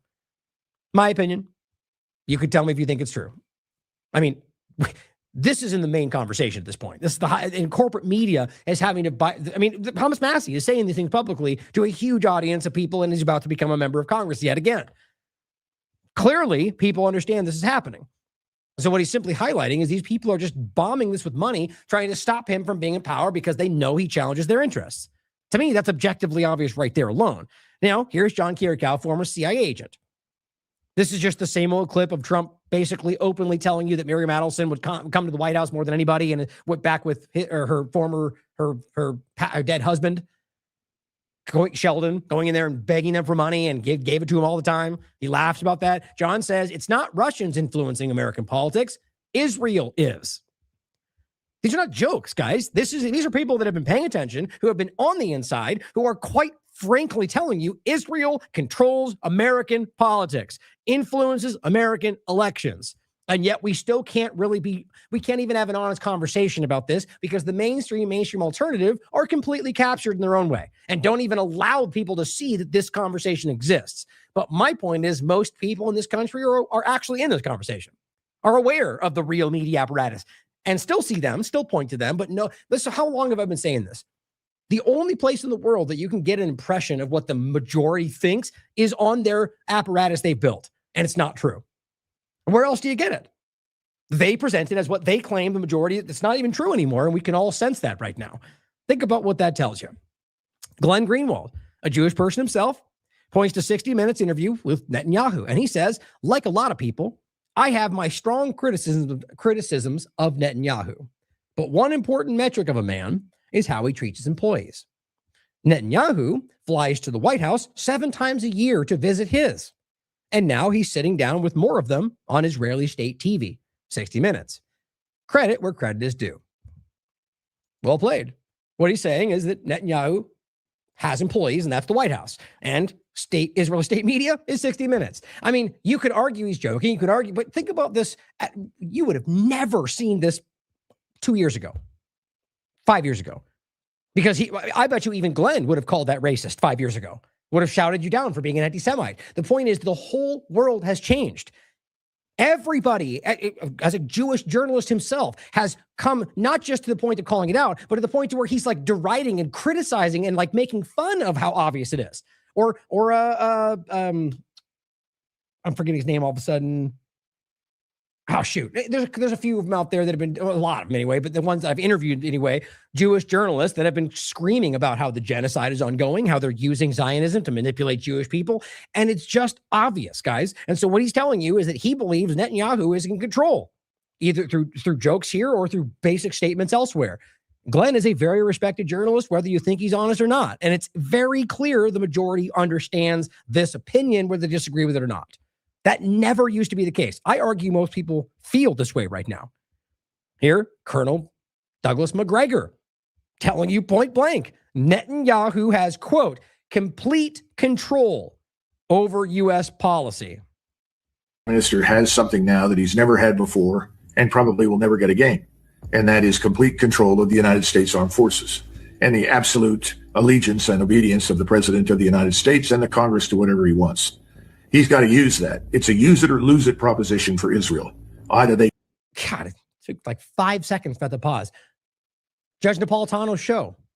Where else are you going to hear that on a level that high? It's not many. McGregor's been saying things pretty like somewhat discontentious. Bottom line is it's a influential voice to a high level of the conversation who is saying something that most of us would say would get called racist, or, people that care about YouTube would be censored. It's pretty wild, isn't it? This is what I've been telling you since the beginning of this conversation, because it worried me, whether it's the ethics pledges or the idea that Hegseth is quite literally fighting for Armageddon in his mind. So why would he be doing what Trump says? I mean, think about that for a second. If the idea, and he is the connect between Trump and the military. So what he's telling you is that they do not control the military. And that makes so much sense with almost everything we're watching right now. Something now that he's never had before and probably will never get again. And that is complete control of the United States Armed Forces and the absolute allegiance and obedience of the President of the United States and the Congress to whatever he wants. He's got to use that. It's a use it or lose it proposition for Israel. Either they get us back in, use everything that we've got left, or they might as well throw in the towel, because they're beginning to understand at home they can't realize the Greater Israel Project. They cannot go on as they have, treating all of their neighbors and inhabitants of the region as animals, as subhumans. It's not going to work. So you either win it now with American military power, or you're finished. And I think that's what's in the back of Mr. Netanyahu's mind. Prime Minister. Well, doesn't that sound familiar? It should. It's exactly what we've been saying from the beginning. Now here, as I played before, just because it goes together, is Wilkerson from a clip I think is a couple years old, telling you his boss told him the Pentagon's run by Mossad. And it's unquestionable that the Epstein business was heavily influenced, let me put it that way, by Mossad. And so that's somehow emblematic on these huge geopolitical issues. Yes, I watched Mossad take over the Pentagon. In 2002, the Pentagon was infiltrated by Mossad. They did not need any identification to get through the river entrance of the building. They went upstairs to Douglas Feith, the Undersecretary of Defense for Policy, the third most powerful man in the Defense Department. Occasionally, they went to the second most powerful man, Paul Wolfowitz, the Deputy Secretary of Defense, and they had run of the Pentagon. Donald Rumsfeld, the Secretary of Defense, said to my boss one time, "Hell, I don't run my building. Mossad does." And it's unquestionable. You have no idea how frustrating this is. There we go. There's like a 5-6 second delay from everything I'm pressing here. I'm just going to stop bringing it up because it's not even worth telling you. But just understand, if there's weird delays and repeats, I'm doing my best. This platform is acting very strange with me back here. So let's continue. Hope there's no more delays. Robert Barnes says, BB reminding Trump that Trump is still his bitch. These are major supporters of Trump until moments ago. Benjamin Netanyahu insinuates that only he will decide when the war will end. I mean, this is not even insinuation. He's made this statement point blank to Israeli media. You know that because you watch this show. And I'll include this long thread of Donald Trump before the selection process, where he was telling you all of this was exactly what was going to happen. We're going to fight for Israel's wars. We're going to fight for Israel. We're going to get rid of Americans who don't like Israel. And of course, campaigned with Israeli flags the entire time. No big deal, right? Literally in this clip says, which I think I've even got right here. Might as well play it real quick. Oh, maybe I don't have it in there. Just simply, as I've played for you many times, he says that Israel used to control Congress, and rightly so. I mean, I might as well grab it since I said it. Hold on.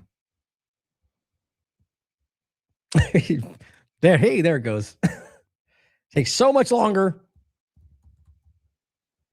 There it is. Now we get to wait for the video to pop up. I clicked it. Now, there it goes. Now I'll see how long it takes to go in. Go. Well, you know, the biggest change I've seen in Congress is Israel literally owned Congress. You understand that 10 years ago, 15 years ago.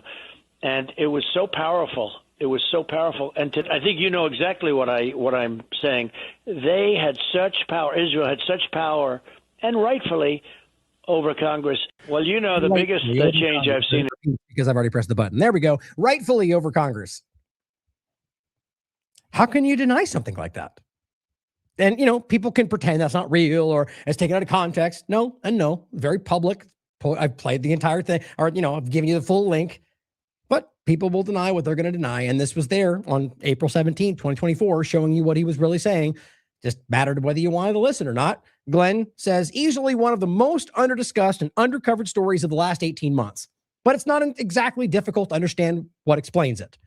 American who spied for Israel says he met Mike Huckabee to thank him for his support. Of course, that's Jonathan Pollard, the ex-U.S. intelligence analyst, spent 30 years in prison on espionage charges after being found to have passed documents to Israel. Of course, he went back home after they let him go, and he got a hero's welcome. And, he's an Israeli spy who the U.S. let go, who basically, that's treason, right? Didn't matter. He's home. Now he's friends with Huckabee, and they say, thanks for helping me. Like, you want to get, we've covered this whole story. It's insane how obvious this can be. Like, they act like it was a problem that he went home and they gave him a hero's welcome. And the idea is that this was clearly showing you who was in control. And here's this is being shown by Glenn because of this conversation where Mike Huckabee is trying to pretend like they only get 3.38 or 3.8 billion. Stop lying. Well, yeah, that's the allowed contract conversation, which, by the way, is actually more than that when all said and done, and has been increased more than once by Trump himself. But of course, if you're not a complete blind idiot and are not lying like Huckabee, you know that that's one example of tons of mechanisms that give them money, which is Glenn's point. As he says, Biden gave $18 billion in 1 year alone. Trump is doing more than that. And stop worshiping Jonathan Pollard. And just understand, guys, this is happening to our country. Hegseth, Huckabee, these are Walls. These people are diehard Zionists who believe they're fighting for the end times for a foreign power. I don't know why that's not enough to wake people up to what's happening. And an oldie but a goodie in this larger conversation before we go into the next part. Foreign policy. This is an article from 2012 entitled False Flag.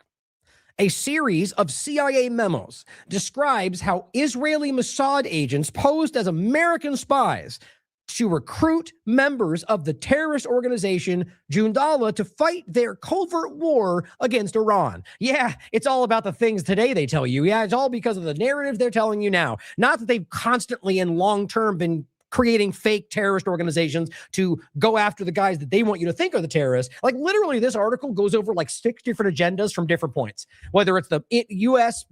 Patriot Front. I mean, this is what they do, whether it's fake hate crimes, whether it's a Mossad dressing up as American agents. And I mean, guys, this is so many things, but there's a point when it wasn't being discussed as much. I actually plan on going over this in a different show. The point is simply to understand, as we come back to it in a second, that this is what they do as a matter of policy. Now, on that note, this is from the Jewish News Syndicate. Jews among group indicated for insider trading, this has to do with the Trump conversation, allegedly used going to Israel as code for their illegal sales. The 30 defendants are accused of scoring significant profits from expected market moves and making out like bandits. Weird. And of course, these are the ones that we can like time within minutes after what Trump says and does. It's almost like they know what's happening. I mean, look, you can, there's only one of two ways to look at it. Either that is something that they get directly from Trump's team or Trump himself, or there's somebody within them that is relaying that and is not, and that you could call it an Israeli spy or whatever you want to call it. It's clearly happening though. And they keep doing it. And you can see people around Trump doing the same. So this seems to be like a, as the ship sinks, stuff your pockets. But overall, they literally called it going to Israel to use his information to illegally steal from American taxpayers. That's how that works. Nothing new, right? And of course, just this isn't a bigger overlap that Caitlin Johnstone, I believe it's right here. She put this out, and I've done this many times too. This is actually really well done. That's a 36-minute clip. She says, Zionists staging fake anti-Semitic attacks happens so often that it is unreasonable to treat each instance as an isolated individual event. Now, of course, there are events where people attack Jewish people or people attack anybody for unnecessary reasons, or rather just, for illegal, whatever. They attack people unjustly. So that's not to say that it doesn't exist. The reality, though, as she points out, is because of the amount of how many times we see that, it's if you out of 100 times of incidences, you have 90 of them that are faked by the group claiming to be the victim. Next time something happens, you're going to go, well, historically, the precedent, and that's not ignorance, that's not racism, that's simply looking at the reality of it. And so in this case, it says, and that, by the way, that is what Zionism does. That's literally designed to create a hatred towards the group that they claim they're representing. And they do not. This is a coordinated tactic. Someone compiled a 35-minute video on the news reports about these staged incidences. It is insane. Now, we've done like entire segments on this, showing you 15 different examples. What she does is follow up and says, this happens constantly around what Rabbi David Mivasir points out.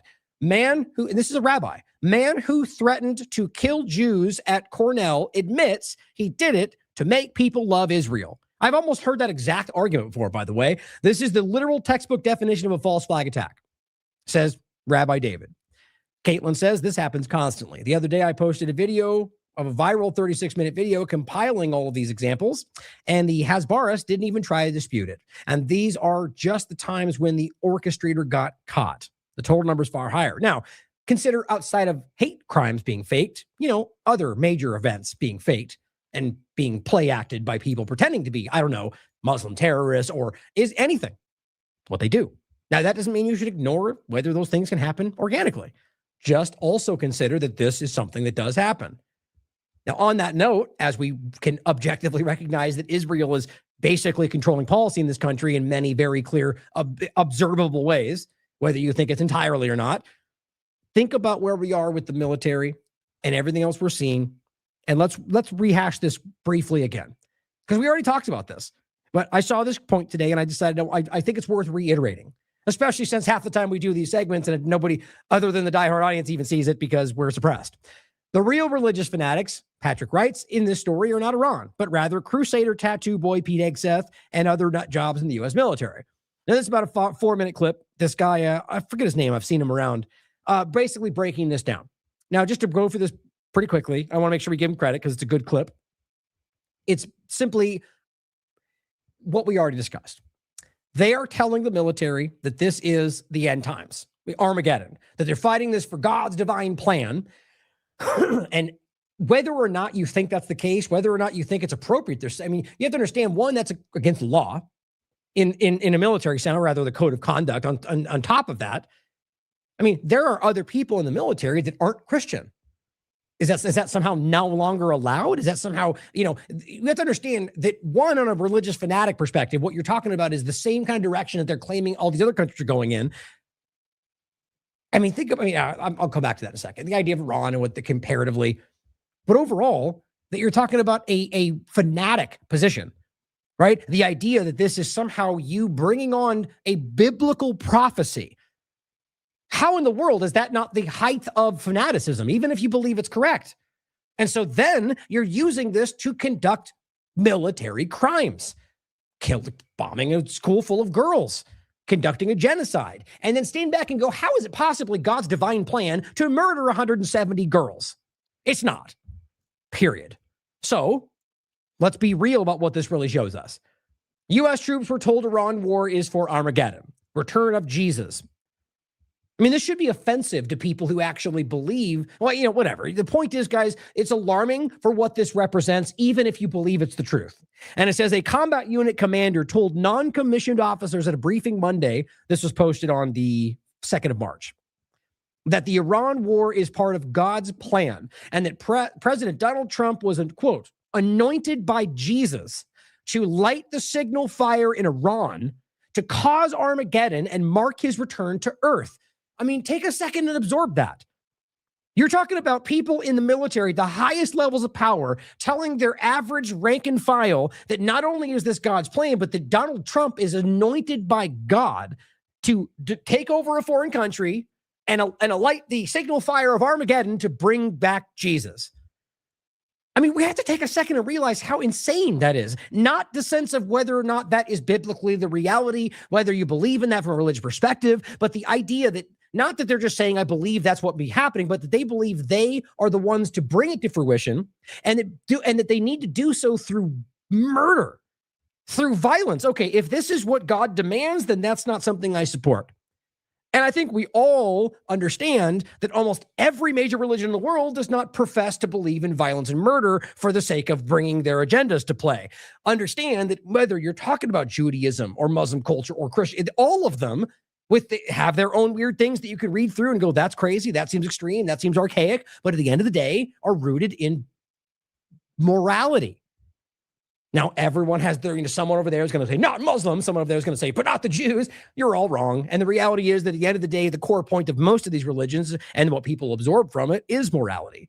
And yes, then you have your fanatics, like we're making the point of right now. Him being a fanatic doesn't make Christianity bad. It makes him a fanatic. That's the point. And so overall, this needs to be alarming to people because what they're doing, especially if you, like I feel that this is not the actual point and not the reality, that you're actually using people's religious beliefs to drive on a horrifying, earth-shattering genocide, that we should be, well, again, the whole point is whether or not you believe it.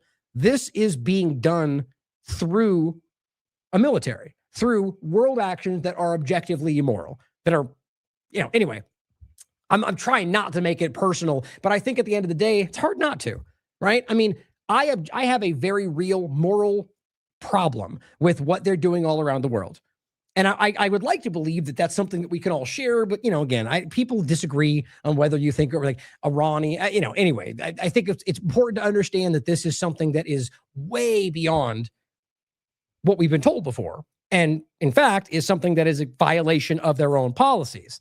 It says from Saturday morning through Monday night, more than 110, and evidence by people that were outraged by this, 110, I think it's up to 200 now, similar complaints about commanders in every branch in the military that have been logged by the Military Religious Freedom Foundation. I have the actual post from them right here.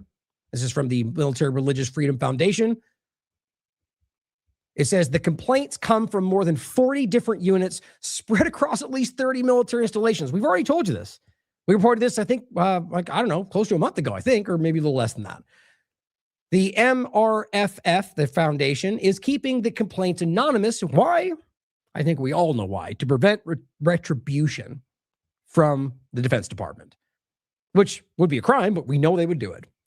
You're not, that you speak out or they are going after anybody that breaks rank. Look, this is a crime. What they're doing is an illegal crime. If there's ever been a whistleblower that is a genuine, that would be this right here. For someone to stand up and say what they're doing is a crime, even though we all know it, it would help that momentum. But it says MRFF, and I mean somebody that was a part of what they did, right? Speak up and say that I was in the plane when we bombed those girls' school. The foundation president and the founder, Mikey Weinstein, a veteran of the Air Force and the Reagan White House, told me, the article here, the Jonathan Larson Substack, that since the U.S. and Israel attacked Iran early Saturday morning, the MRFF has been inundated with similar complaints, which makes me happy, showing you that people in the military, by the way, right now, I guarantee there's people already going, those are probably people that don't believe in Christianity. No, guess what? Most of them are Christians. Most of them are Christians who are outraged about why they're doing this and that they find it blasphemous. They find it insulting. Remember that. It says these calls have one damn thing. Oh, hold on. Let's skip this.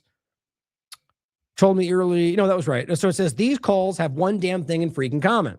Our MFR, the foundation's clients, service members who seek the foundation's aid, report the unrestricted euphoria of their commanders and command chains as to how this new biblically sanctioned war is clearly an undeniable sign of the expeditious approach of the fundamentalist Christian end times as vividly described in the New Testament book of the Revelation. Yeah, totally not religious fanatics. Many of their let's be clear here. Is Iran saying they're fighting to bring on some biblical prophecy? Not that I can see. In fact, they're not even arguing they're doing anything outside of not seeking nuclear weapons from a religious perspective as it pertains to this conversation. So how easy is it to see which one is the fanatic in this conversation?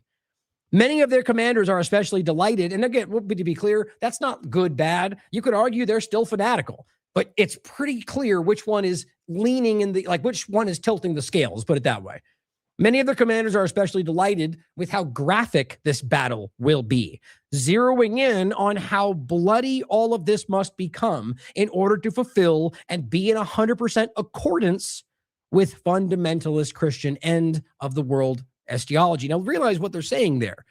So that means that the bloodiness is a necessity for the way they view the fundamentalist end times idea. That's a Zionist, extremist, fanatic mindset.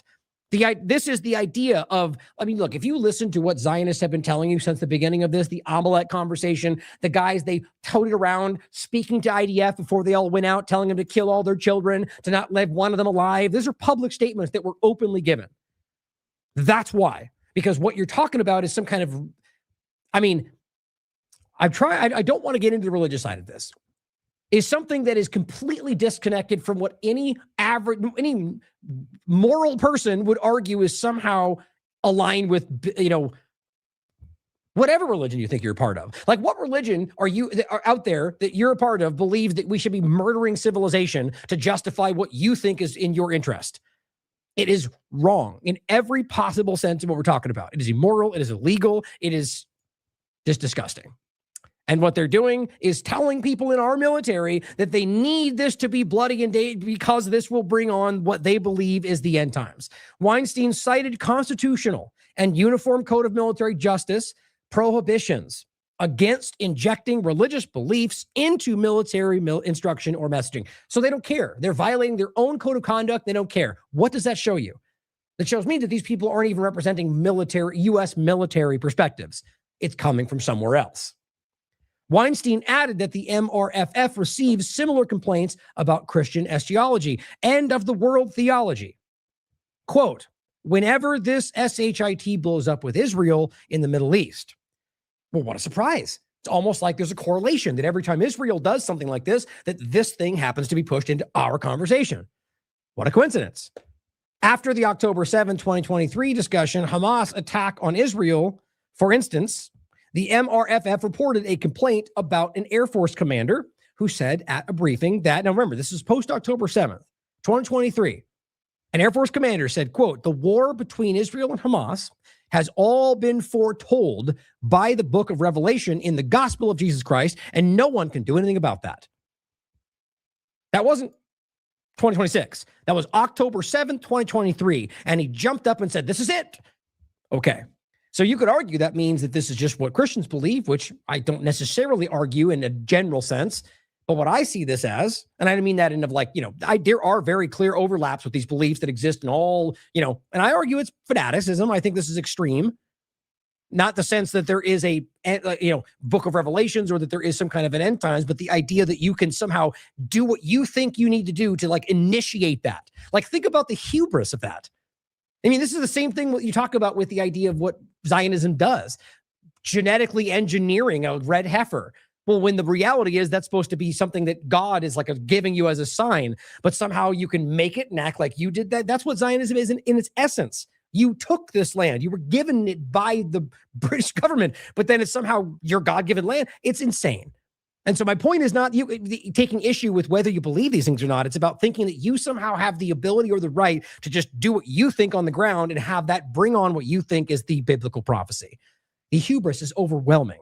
And frankly, I think half these people don't even really believe this. People like the Zionists we talk about, they use people who do. Either way,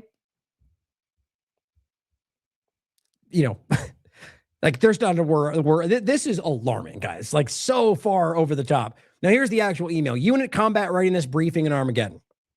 It says, this morning, our commander opened up the combat readiness status briefing by urging us not to be afraid as to what is happening with our combat operations in Iran right now. He urged us to tell our troops that this was, quote, all part of God's divine plan. That's a direct quote. And he specified, which, by the way, would be a violation of their conduct. And he specifically referenced numerous citations out of the book of Revelations, referring to Armageddon and the imminent return of Jesus Christ. He said that, quote, President Trump has been anointed by Jesus to light the signal fire in Iran to cause Armageddon and mark his return to earth. I was going to say one thing there. It was, let's see. Anyway, continuing, he says, besides myself, I am reaching out to the foundation on behalf of 15 fellow troops. I can only tell you that I am Christian, and at least 10 of the others are also Christian. One of the others is Jewish. One of them is Muslim. And there's a lot of people represented on all sides of this, but largely a Christian group that spoke up and said this is inappropriate. It says, I and my fellow troops know that it is completely wrong to have to suffer through what our commander said today. It is not just the separation of church and state, as we discussed. It's the fact that our commander feels as though he is fully supported and justified by the entire combat unit's name withheld, it says, chain of command to inflict his Armageddon views of our attack on Iran and on those of us beneath him in the chain of command. Now, okay, we're being told that this Iran-focused thing is the Armageddon, not Gaza, not this, which is what they were saying sort of then as well. So seemingly whatever Israel gets involved in is now Armageddon. Sort of makes sense with your hubris and narcissism. But okay, let's say that this fails, which is where it seems it's going. Then what? So you failed at Armageddon. What does that mean, right? So does that mean it never was? Or does that mean that you are not the side you think you are? Like, how do you interpret that if you've been telling people this is it and it doesn't happen? Well, that ultimately worries me with what Israel might drive to the table. But continuing on this point, again, you can read this directly from their foundation. Even The Guardian covered this. We covered this. I think this was the actual platform, the actual article we showed you. This was March 3rd. U.S. troops were told war on Iran was all part of God's divine plan. I just thought it was important to reiterate this today. Over 200 troops sent in complaints. Now, I think I'll play this really quickly. Here, this is a clip that he shared in that other clip of Hegseth calling Iran fanatics with what we just discussed. 60 minutes overtime. Pause. Damn it. Didn't want you to hear that. Give them advertising. Come on. Gosh, I'm sorry, guys. This is very frustrating. I'm just waiting for it to catch up with what I'm clicking. So give me a second.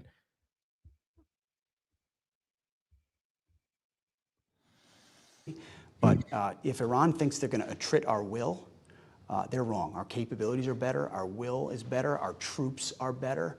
The providence of our... Well, at the moment, that's something that people are becoming aware that is incorrect. Now, the question is, is he just that fanatic? Does he believe all these things regardless of what the evidence in the table shows you because he's a fanatic? You know, I think he's lying, frankly. I think that's the narrative they're supposed to say. But we're stronger, we're better, we have all the cards. Well, that's sadly, we're going to get to the Atlantic article that I was pointing to. But realize we all knew this before. You didn't need an old Iraq war architect to go, we failed, for everyone to know that we failed because it was obvious before this. But here's what he says. Our Almighty God is there protecting those troops, and we're committed to this mission. When you made that reference to the providence of Almighty God, is there any part of you, Mr. Secretary, that views any of this in a religious context? I mean, obviously, we're fighting religious fanatics. Oh, obviously, right? Well, so here's the thing. What's wild to me is that what we just showed you is very public. I mean, this guy himself has spoken at end times. You know, there's the clip, I believe was 2018, if I remember correctly, but he was speaking at this sort of Israel end times prophecy sort of luncheon thing. And there's many examples of him being very forward about this view. So isn't it funny that when he's point blank asked by 60 Minutes, he sort of shucks it and goes, well, you know, they're crazy. Oh, is that the case? You're not fighting for God's Armageddon. Like, you're not fighting for the end times plan that you told everybody. You realize this sentiment is trickling down from him into the military largely. It's there from before because Israel was there before, but he is somebody who has been forcing this in. And so again, listen to the way he responds. Why don't you own your beliefs, Hegseth? Are you somehow concerned that we'll think you're crazy?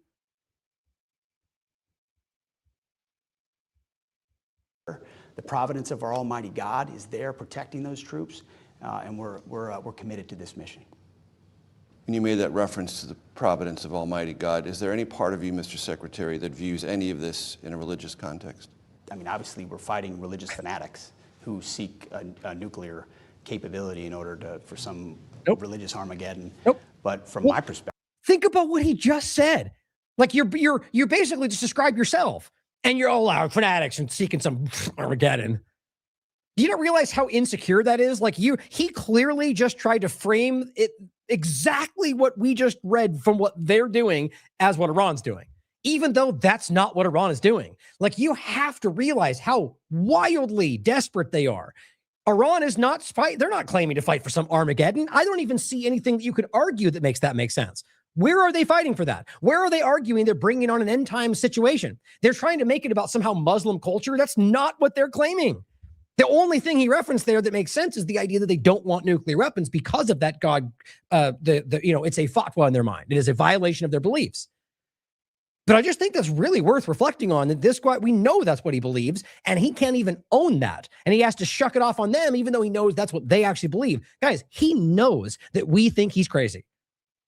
That's what I see. That's how I read that. And it also shows they know that not everybody here believes what they believe. At least that's what they think, and I think they're right. I mean, obviously, I'm a man of faith who encourages our troops to lean into their. They're having to scoot and shoot because what does that mean? Meaning, if you're not under threat, just like. Come on. They gave. And the president's been right to say there will be casualties. Things like this don't happen. Hold on, It doesn't mean they won't have. I know where it was. Hold on. Through, as we tragically saw. I just have to wait. I'm gonna stop mentioning it. The providence of our Almighty God is there protecting those troops, and we're committed to this mission. When you made that reference to the providence of Almighty God, is there any part of you, Mr. Secretary, that views any of this in a religious context? I mean, obviously, we're fighting religious fanatics who seek a nuclear capability in order for some religious Armageddon. Oh, yeah. But from my perspective, I mean, obviously, I'm a man of faith who encourages our troops to lean into their faith, rely on God. There's no atheist. Oh, yeah? Or is it only your faith? Are we pretending right now that he's encouraging his Muslim soldiers to lean into their faith? No, he's not. He's actually aggressively making it a different conversation if you listen to what he's saying. And he makes this clear in many interviews. It's about Christianity.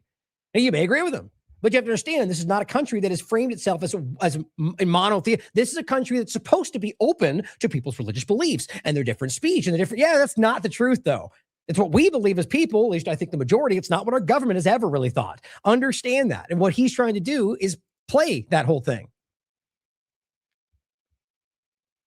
In foxholes, your mortality is right in front of you. I remember prayer for me on combat missions, how important that was. That's why we're making the chaplain corps great again and active again, making sure we're pouring into the faith of our troops. My Christian faith, faith in general, is important to the president. It's important in our fighting ranks to give them perspective, on human nature. Perspective. On their own humanity, on our own mortality. And we lost a lot of that with sort of self-help, self-esteem nonsense, which is not what troops need. They need a connection with their Almighty God in these moments. And I'm proud of how our troops are conducting themselves, and I pray for them every day. There were some who interpreted, Mr. Secretary, what you said earlier in the week, that reporting about casualties is done to make the president look bad. A couple of points we could get into, but overall, I mean, it's very clear what he's pushing. The idea is about their perspective. I mean, you listen to them and they will tell you that Muslim culture is a problem. So in what world would he be leaning into whatever faith they have? I mean, you don't need, it doesn't take some major insight to realize that he just doesn't. I mean, this is a coward. That's a coward. That is somebody who is hiding his own beliefs because he knows you think they'll crazy. Or whatever he thinks you'll think, or whatever his perception is, he's hiding his beliefs from you. If you're so passionate, why wouldn't you own those? Because he knows. Well, again, that's my opinion. I think he believes that we think he's crazy, and I think he's right. I mean, this is not something guided by anything other than what another element is driving, and I think that's very clear. As we get into the Iran part of this, and hopefully the part we already showed you, I mean, people, former agents, former members of government are telling you Israel controls what we're doing. Former military colonels are going, they control our policy. Find it hard to believe we can at least open our minds to that. I think most people here are on that path. So on a larger point of this, going back to maybe the false flag discussion, dressing up like CIA agents to pretend to be something to get Muslim elements to act the way you want them to. Here is Iraq. Something we've talked about a lot in fact, in the past. Israel built and defended a secret Iran war base in Iraq. This is from May 9th. And it only goes back to sort of like the earlier stages, like I think post 12-day war in right now. But this is not even new for that, guys. This is something I covered many times over the years. Just briefly, you remember this. Israeli forces getting into Iraq on forged U.S. passports. Remember that story? We were telling you that the U.S. government was facilitating forged documents for Israel to be able to facilitate false flags and operations through Iraq that they would blame on anybody else? Yes. No, it got no attention because nobody really talked about it. Press TV talked about it. But of course, we were there telling you because it was true. Now, it becomes even more important to think about in that context. They built bases in Iraq, which shouldn't surprise you.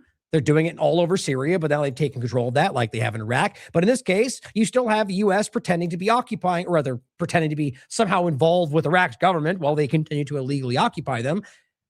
And what this shows you is the planning, one, for the thing they said was fighting for peace. They were in negotiations for diplomacy while they were planning to attack from this location, like we already know, but also that they're violating sovereignty of foreign countries and they don't even care. And in fact, when they try to stop them, they bomb them because they're the good guys, right? Israel set up a clandestine military outpost in the Iraqi desert to support its air campaign against Iran, the illegal campaign that it is, and launched airstrikes against Iraqi troops who almost discovered it. So literally, Iraqi troops who are supposed to be supporting or like getting support from the U.S. government, right? Tried to go and say, hey, what's this thing happening here? And they bombed them when they tried to look close to the base. Twice. That's the story. Israel built an installation which housed, using forged passport information from the United States government to conduct secretly throughout Iraq.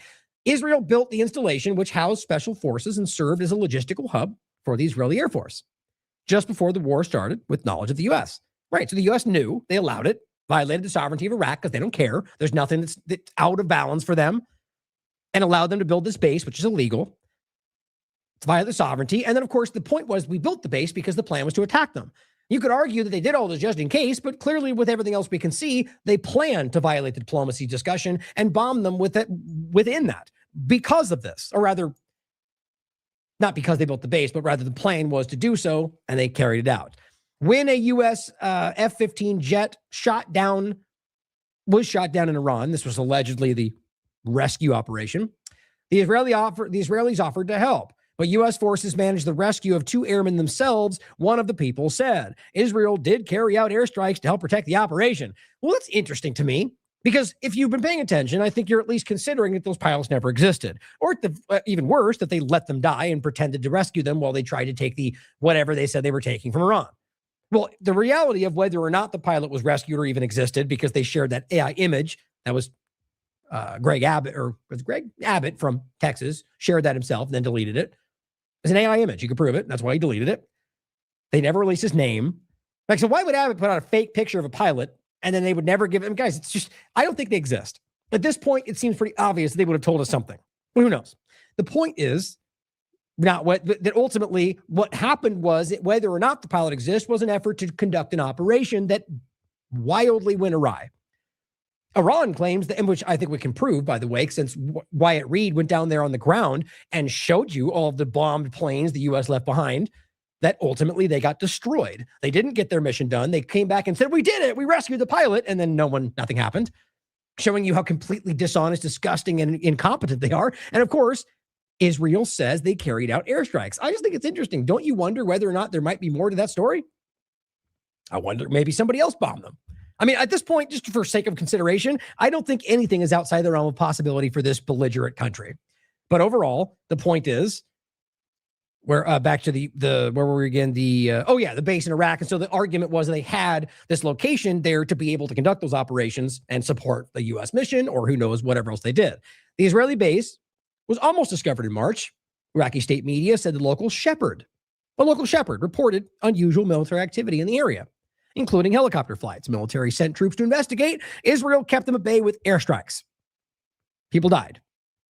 Cool, right? So just a murdered an Israeli-Iraq element that was supported by the U.S. government because you didn't want them to see what you were doing. This is Israel, guys. This is a crime in every possible measure. You're killing people who were there. That's their territory because the U.S. let you illegally take it. You murdered them when they came to look. You did it again a second time, and then you fled.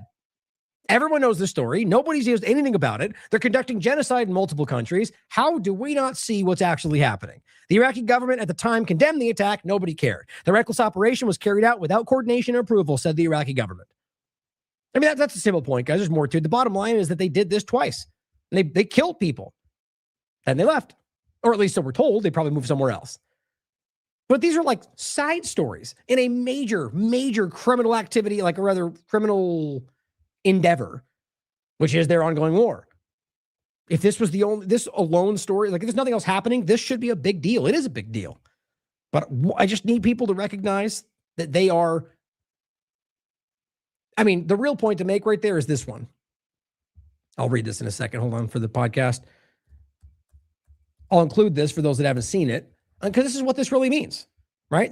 Israel believes that it can legislate anywhere in the world. Israel believes international law does not bind it. It's made this legal argument more than once in front of their own government. They basically say on their own documentation, it's linked right in here, from their Knesset document, if we can legislate anywhere in the world, if we can violate international law anywhere in the world, why wouldn't we be able to in the West Bank? Because their argument was why they should be able to take the West Bank. Publicly make that argument. Our government is completely co-opted at this point. And if we can't see that by now, it's insane to me. It's so on the front of the conversation. What I think I already made the point. Overall, it shows you that they planned the attack from the start, right? So they built the base with the intention to attack Iran, so Israel would be involved. That's the whole point. And ultimately did it knowing they were going to attack, and then lulled them into a position where they would murder their religious leader. That's the U.S. for you. A lackey of Israel, it seems. Haaretz report U.S. told Iraq to avoid the area where they built the secret base. And that's the same point. United States simply told Iraq to stay away from your territory. Don't go in that area that you own, that you control, because nothing. Plug your ears and ignore the story. That is what they're doing everywhere. They're the good guy fighting for Iraqi freedom and sovereignty? Hardly. Now, this is a story from 2019. Iraq's Kurdistan denies the presence of Israeli military base on its soil. Right. So just to remember, they lied, guys. They lied because this has always been ongoing. Now, I'm not talking about the current example. I'm saying that Kurdistan has been the Kurds have been used in every one of these locations, including recently in Iran. Now, they're not the exact same grouping of people, but it's a larger conversation. The point, though, is that they've denied it all the way back then that Israel was operating in their soil because they were. And that's the point would be to go back and watch their other coverage. Don't let this prove that to you. Look into it for yourself. Question everything we're saying. The truth is, though, you can easily see this. And that's how they did it. We told you that way back then. They were forging the passports to be able to use them to get in because at that point they were being allowed through the process there. Now, Wall Street Journal's report, Murray follows up and says, so we now have confirmation that they successfully built secret bases in both Iraq and Iran. How do we know they haven't done the same throughout the Western world as an insurance policy? I simply posted that with a meme that said, bingo. Recognize the idea that what we're seeing is the infiltration of the country. Why wouldn't they have done this in other ways all over the world for the same purposes? They have. That's the point. And to make this even more clear about what might have just happened and what will continue to happen, Wall Street Journal report, same thing, secret base in Iraq. And Mencho Sint points out, well, that explains the false flag kamikaze drone attacks carried out in that region. And it says drone strike on the U.S. embassy in Saudi Arabia was in fact a false flag from Israel. Of course, that's Iran arguing that. So question it. Iran could be lying. But realize there's many examples of this that I do think was the case. It's not out of the possibility that Iran would do any of these things, crimes or not. And I mean that. But I do believe that most of these groups act in what's in their interest. And it's not in their interest to do many of the things they're claiming. Now, the UAE part from a couple of days ago, there's more that has been developing there. Iran, it still seems to argue that they weren't involved, so we should consider that. But ultimately, like I said, there's one of them it does make sense for them to do. And now there's more that's developed there we'll get to in a second, because it seems that this was more of a larger response in regard to the UAE location, the ship that was allegedly bombed. But my point is that we do know that the Israeli government, one, does conduct type of operations like this, has been caught conducting operations like this. And ultimately, this is in their interest to make it appear as if Iran is belligerently attacking groups that they might not want to drive further into the hands of Israel and the United States. And with the base, it simply gives them a base of operations to do so from a way that they can blame Iran, guys. Because what do they say? It's the PMU. It's the Iranian Kurds. It's the Iran groups in Iraq. Well, it wasn't. And I think this is obvious at this point. Now, in regard to, first we'll start with, I want to get into a Moon of Alabama article about the sort of the May 6th discussion forward. This is a really good job encapsulating everything in case you haven't been following the longer shows. But first, here's Donald Trump Jr. Remember when they said Trump would get us into a full-blown war with Iran? Times like these should make us all realize how lucky we are to have Trump. That was 2024. Even this Twitter platform says Trump got us into war with Iran. It does. Funny. But of course, Robert Barnes says, indeed, where's that Trump now? Everyone sees it. It's very obvious. You either choose to ignore it or you're aware. Aaron Mate, just on an overarching point, says, I know it's hard for some people to fathom that Donald Trump Mike Pompeo, John Bolton could have bombed Syria on fake grounds, lied about war operations. But for those heretics who are open to that possibility, here's some more evidence for you. May 9th, the OPCW has admitted concealing the assessment of German military toxicologists who ruled out chlorine gas. Now, this may not make sense to you if you don't remember the conversation. Aaron Mate did great work on this. The reality is it was very clear at the time. The gas canister, the bed, the whole thing. It says, as the cause of dozens of deaths in the supposed Duma chemical attack of 2018, and many of other examples in the same years, kind of this focal part of the conversation. We had great interviews with Eva Bartlett and Vanessa Billy at the time. I mean, from Robert Fisk proving it to Aaron Mate, guys, they just kept lying to us. Trump was a central part of that lie. Still is to this very day. So that point is, if you're grappling with how could they lie to us about they've been doing it their entire time, guys. Left, right, they've always been lying to you. So keeping that in mind, May 6th, Moon of Alabama. Trump discards Project Freedom, another oil market peace scam. Lost in trust of U.S. protection. Now, this is May 6th, right? Today's May 11th. I went over a lot of this in the previous shows we did right here, but I want to make sure just to give you a quick rundown, and it does give good insight on this, and we'll get into the next point forward. Basically, what's happened yesterday to today. So he writes, each day is getting harder to cover the current war on Iran. I agree with that. Like it's like the moment-to-moment narratives and lies keep blending together because Trump keeps using the same statements every other day that aren't actually true, right? And then another tanker gets bombed. Was that the one from yesterday or the two from before? It's I think almost deliberately kind of muddied the waters. And it says each day it's getting harder to cover the current war in Iran. U.S. officials' comments and paths of actions are changing by the hour without any consistency. Operation, quote, Project Freedom. And this is humorous, but also alarming because of these are people with lots of power and weapons, i.e. the U.S. protection for ships leaving the Persian Gulf. They announced Project Freedom on Sunday. It failed by Monday. It was promoted by War Crimes Secretary Pete Hegseth and Secretary of State Marco Rubio on Tuesday after it had failed, only to be 5 hours later discarded by Donald Trump. I mean, think about how embarrassing that must be, right? Doing like Hegseth, the whole presentation about Project Freedom and then just discards it, which they did. The whole point of the project may have been just to get some negotiating advantage. After Iran countered the scheme, it was immediately discarded.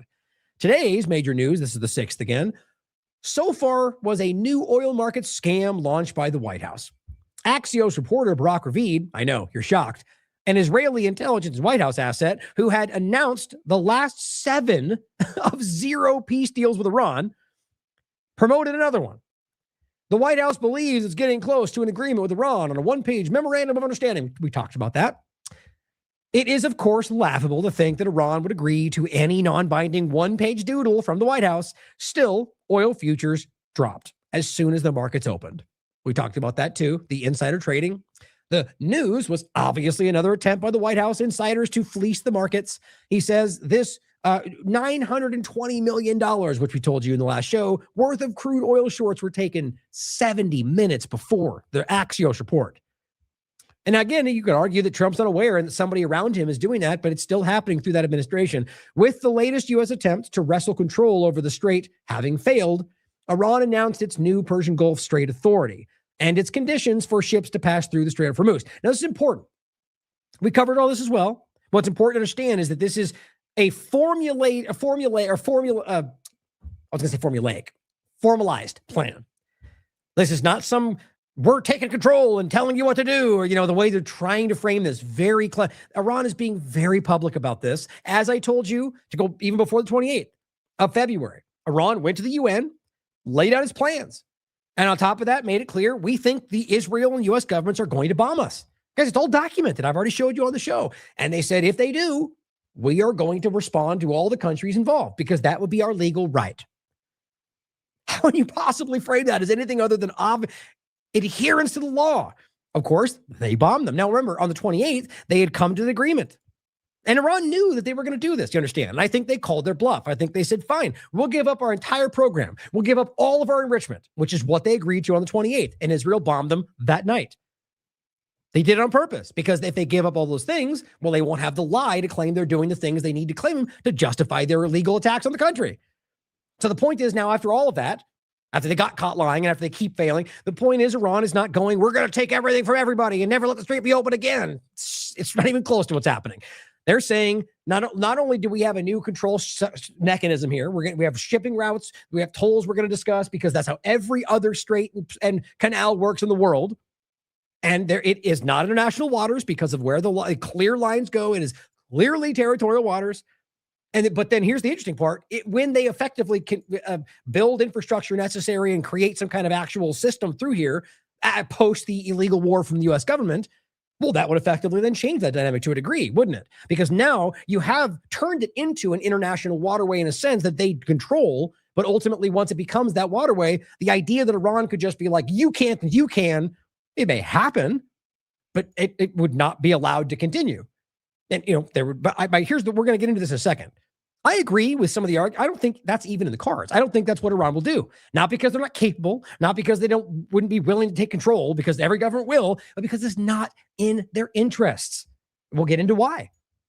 These are all opportunists in my mind, and that's what ultimately matters. So at the end of the day, you have a situation where they're creating a functional system through here that will continue the normal operations once they initiate this system and the U.S. stops its blockade, which is actually what's happening right now. And so what they're putting forward are their points for how this will operate. The most important points considered in the mechanism. 1, priority of payment in Iran's national currency. And that's one thing that the U.S. absolutely hates. Is that now, if they're going to go through, they have to make it go through Iran's currency. And this is what every one of these are showing, that Iran is gaining wild amounts of influence in the global stage because of what the U.S. and Israel have done. And now they're saying, cool, if you come through, pay the toll like anywhere else, but it has to be in Iran's currency. Insurance of guarantees in Iran's banks. If a country caused damage to Iran in the recent war, it must first pay the damages before obtaining a permit. Now, you could argue right there that's what they're so afraid of, but that's not just arbitrarily applied to just whoever they don't like. It's literally at people who are violating the law, who are violating international law. And they're saying that if you want to go through like normal, then you have to make sure that you're on the right step with us. Now, you could disagree with that. In fact, I would argue that you could even say is illegal. But look around at what the rest of the world is doing. That's not to say it's okay because they are. The point is that both should be. If one is a crime, then all of them should be a crime. And the reality being that the U.S. does this all over the world. Controls international waterways, bombs ships in the middle of the ocean. They claim they're doing things they disagree with. It's hypocritical. So I find it interesting they're doing this. And I would even go so far to argue that that is a point they're willing to pull away just to get what they want from the U.S. government. And we'll get into the possible deals in a second. Because I think what I discussed is what's happening. Is that ultimately Iran is willing to give up some of these smaller points in order to get the larger things that will end up, which it will be a wildly obvious win for Iran if they get even a few of the things that they're demanding with the way that it started. And it says the correct title, the Persian Gulf, will be written in all documents. That alone will drive. These are designed to basically poke them in the eye. That's not even necessary. They're doing that they're showing who's in control. Maybe it'll turn out to show that they're wrong, but that's what I think that is. Non-compliance with the above will result in a seizure and fine of 20% of the cargo value. Now, who's to say whether that's actually happening or not, or whether it will happen? I would argue that last one seems inconsistent with what would happen elsewhere, and we should make a point about that. If they do that, here's funny about it, by the way. I was going to say if they do that, I would argue that would be something that would be exactly what they're worried Iran would do and what they're talking about. But Trump comes out and says, we're going to destroy civilization. And he goes, oh, that was just a bargaining tool. Okay, well, any number of things they're saying could be the exact same thing in reverse to say, we're going to demand this, but guess what? We'll let that go as long as you give us the rest of what we want. So we'll have to see how this goes. But be consistent in your criticisms, right? If you have an issue with Iran doing one thing, then it shouldn't be okay if the other side does it, or vice versa. Now it says damage to at least 228 structures. We talked about that. That's the Wall Street Journal report. It shows you that there's many, arguably 228 different locations that were bombed and destroyed because Iran was successful in their operations that they lied to us about. Gulf states have lost their trust in U.S. protection. The larger conversation being that they're recognizing that it's more of a vulnerability. They're not stepping up to help them. And so at the end of the day, it only makes them a target. And says, those who wrap themselves in America are naked, was a famous statement from former Egyptian President Hosni Mubarak. Iran struck the UAE's only functioning oil export port, Fujairah. Now, this is the one we discussed a second ago, causing a fire and injuring 3 people. The fire, ballistic, and cruise missile and other Emirati targets, in total, the attacks involved 15 missiles and drones. The point was, this was their response to what they were doing, and it showed that they can do this, which will dramatically change the situation. And what they're doing to Iran is not really doing so. So basically, they have the ability to dramatically affect the global markets and U.S. interest with a response to what Trump keeps doing, which isn't changing their standing. Right? And so that's why I said that one, of all the ones we discussed around the UAE, made sense. But Iran denied it, so we should consider whether or not they may have been framed for it. But like I said, it makes sense. This is a response to what they're doing. Now, overall, you can argue, like I would in all of them, that targeting any of these infrastructure locations is a crime, oil and otherwise, whether or not they're using it. But understand that what the U.S. and Israel have created is what that is. They're the ones targeting these locations and claiming it's all okay, civilian infrastructure and bridges and electricity. So I would argue it would have been in Iran's interest to not do that, to fall to that level, and that would still be a crime in my mind, no matter what was started. But they're doing so in response, and just like Trump and the rest would say, this is what war creates. I disagree with all of that. But to claim that this is a big deal, then you'd have to turn around and say it's just as big a deal with all the rest of the ones that are happening. That's what I argue. I think all of them are crimes. This attitude raises the question of whether U.S. bases around the world represent a security asset or a liability for the host nations. And the reason I frame it like that is because, hypothetically, it could be that that's not something they did.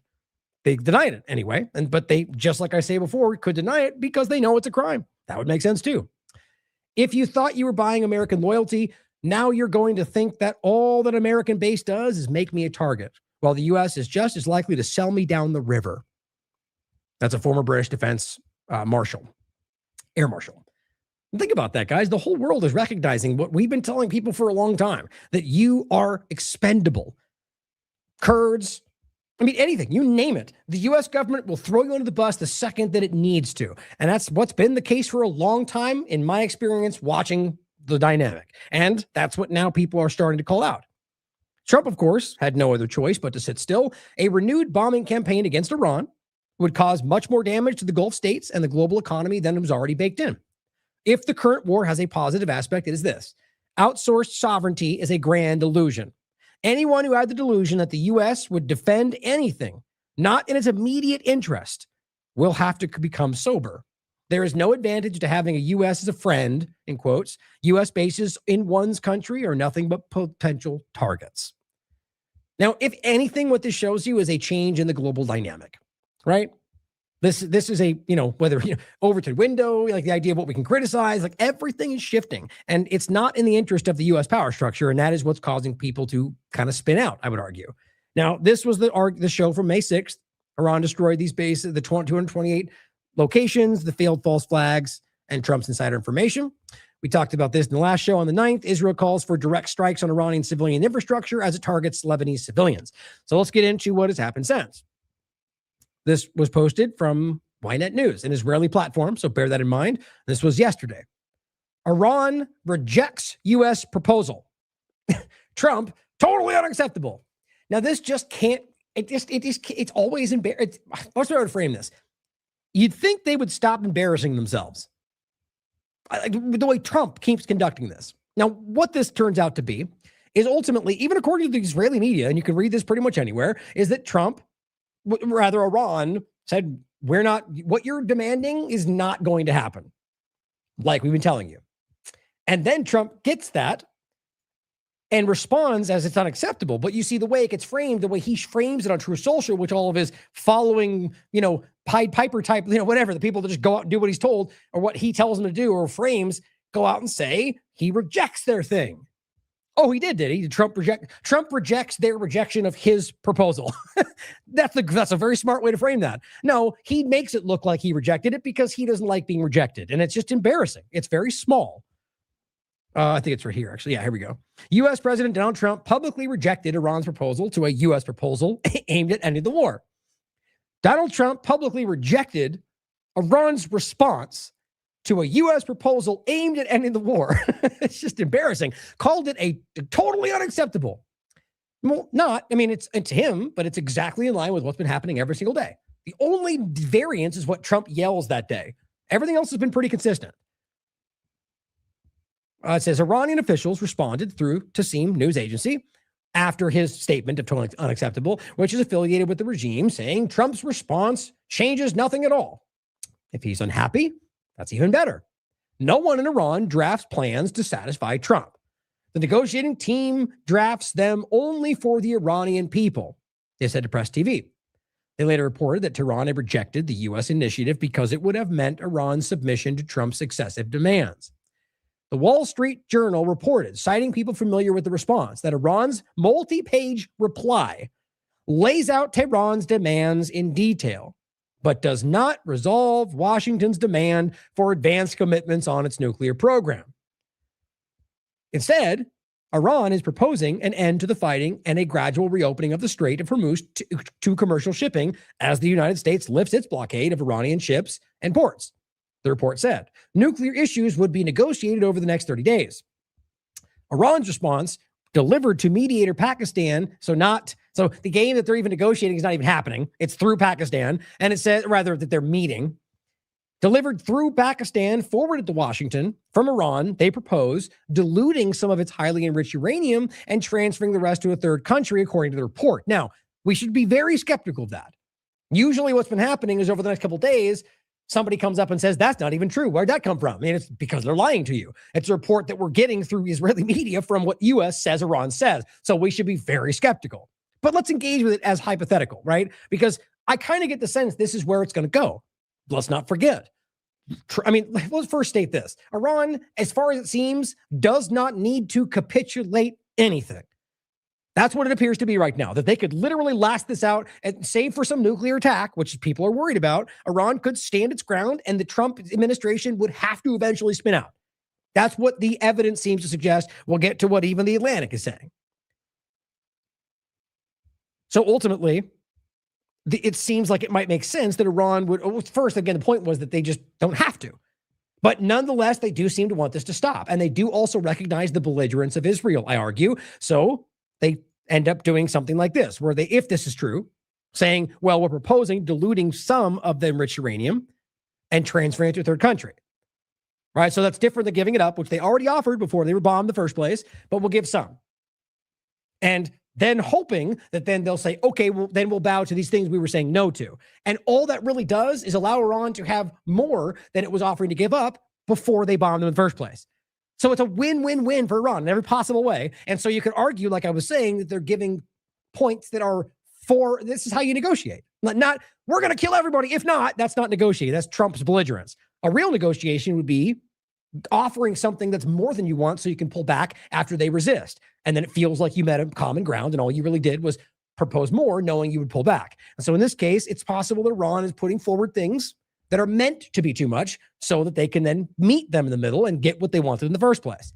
They seem to have all the power right now in regard to the leverage of the deal. Iran's response delivered to mediator Pakistan, we already read that, forwarded through third country.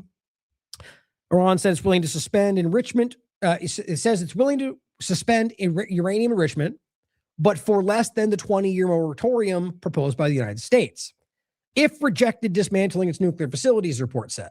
So it's rejected outright, if this is accurate, dismantling its facilities, but says that it will ultimately discuss a moratorium that's less than what they said. Who knows where it goes? I get the sense that it's them just giving them these things, which, don't forget, they were already willing to give up in the first place. But now they're working it to where they gain more for it anyway because of what the U.S. and Israel stepped in. This is not opinion, guys. You can literally map this out from where it started to right now. The question is where it goes from now. Here is Bloomberg. Iran offers reply to U.S. peace plan as Hormuz crisis simmers. This is from the 10th. Now it says, Iran submitted its response to the latest U.S. proposal to end 10 weeks of war as a series of incidents continues to threaten a shaky ceasefire. You got to laugh at how stupid that is. This is something that Saul Rod has been going to town on in regard to Lebanon. Israel strikes Beirut for the first time since the ceasefire. Like, seriously? Lebanon says Israel strike on South kills 7, including child. And she simply says, does that violate a ceasefire? It's over the top. And so a shaky ceasefire? You mean despite the fact that Iran still says there's no ceasefire, that basically everyone says that? There's an illegal blockade. There's ongoing bombings. There's attacks on Iran ships. But yeah, the ceasefire. You have to realize, guys, the ceasefire didn't start The very first day they said it was initiated, the blockade was there, the bombing of Lebanon. And Iran said, okay, there is no ceasefire. That doesn't exist. And it's gone forward. And so now every time there's some kind of a skirmish, they go, ceasefire. It's not there, guys. It's not in effect. It only is in effect for the narrative to keep blind people following the corporate narrative. Goes on to say the U.S. president proposed that Iran permits passage through the Strait of Hormuz and Washington end its blockade on Iranian ports in the next month. The U.S. president proposed that Iran permit passage, which it already is, by the way, but letting the ones in the war go through, and that it ends its blockade. So essentially, Donald Trump is saying, please, please, pretty please, let us go back to where we started. That's what that is. The two sides would still need to negotiate later a deal over Iran's nuclear program. Of course, Netanyahu says, nope, not going to happen. And that's what seems to win the day. So Iran keeps trying to make the strait open. They keep saying, we'll make a deal for just this part. We'll deal with that later. And I argue even Trump is amenable to that. Israel keeps saying no. We'll get to that in a second. Trump had warned the U.S. might, quote, go a different route if everything doesn't get signed up, buttoned up. You got to love how embarrassing that is for him. Go ahead and say it another 15 different ways, Trump. No one seems to react to it. They better not, or, if not, then we will. If they don't do this thing, then we're going to do this thing. It just keeps happening over and over and over. Nice variant on it. That if they don't go a different route, or, what do you say? If a different route, if everything doesn't get signed up and buttoned up. Way to mix it up. Suggesting an expanded version of Project Freedom. He's literally arguing that if you don't do this thing now, even though they already said no, that we're going to go back to doing the failed thing that we stopped after 2 days? What a threat. How scary. On Sunday, Trump said Iran has been, quote, playing games with the U.S. and other countries. Oh, they have. I mean, these are the moments where you really wonder, is Trump being lied to?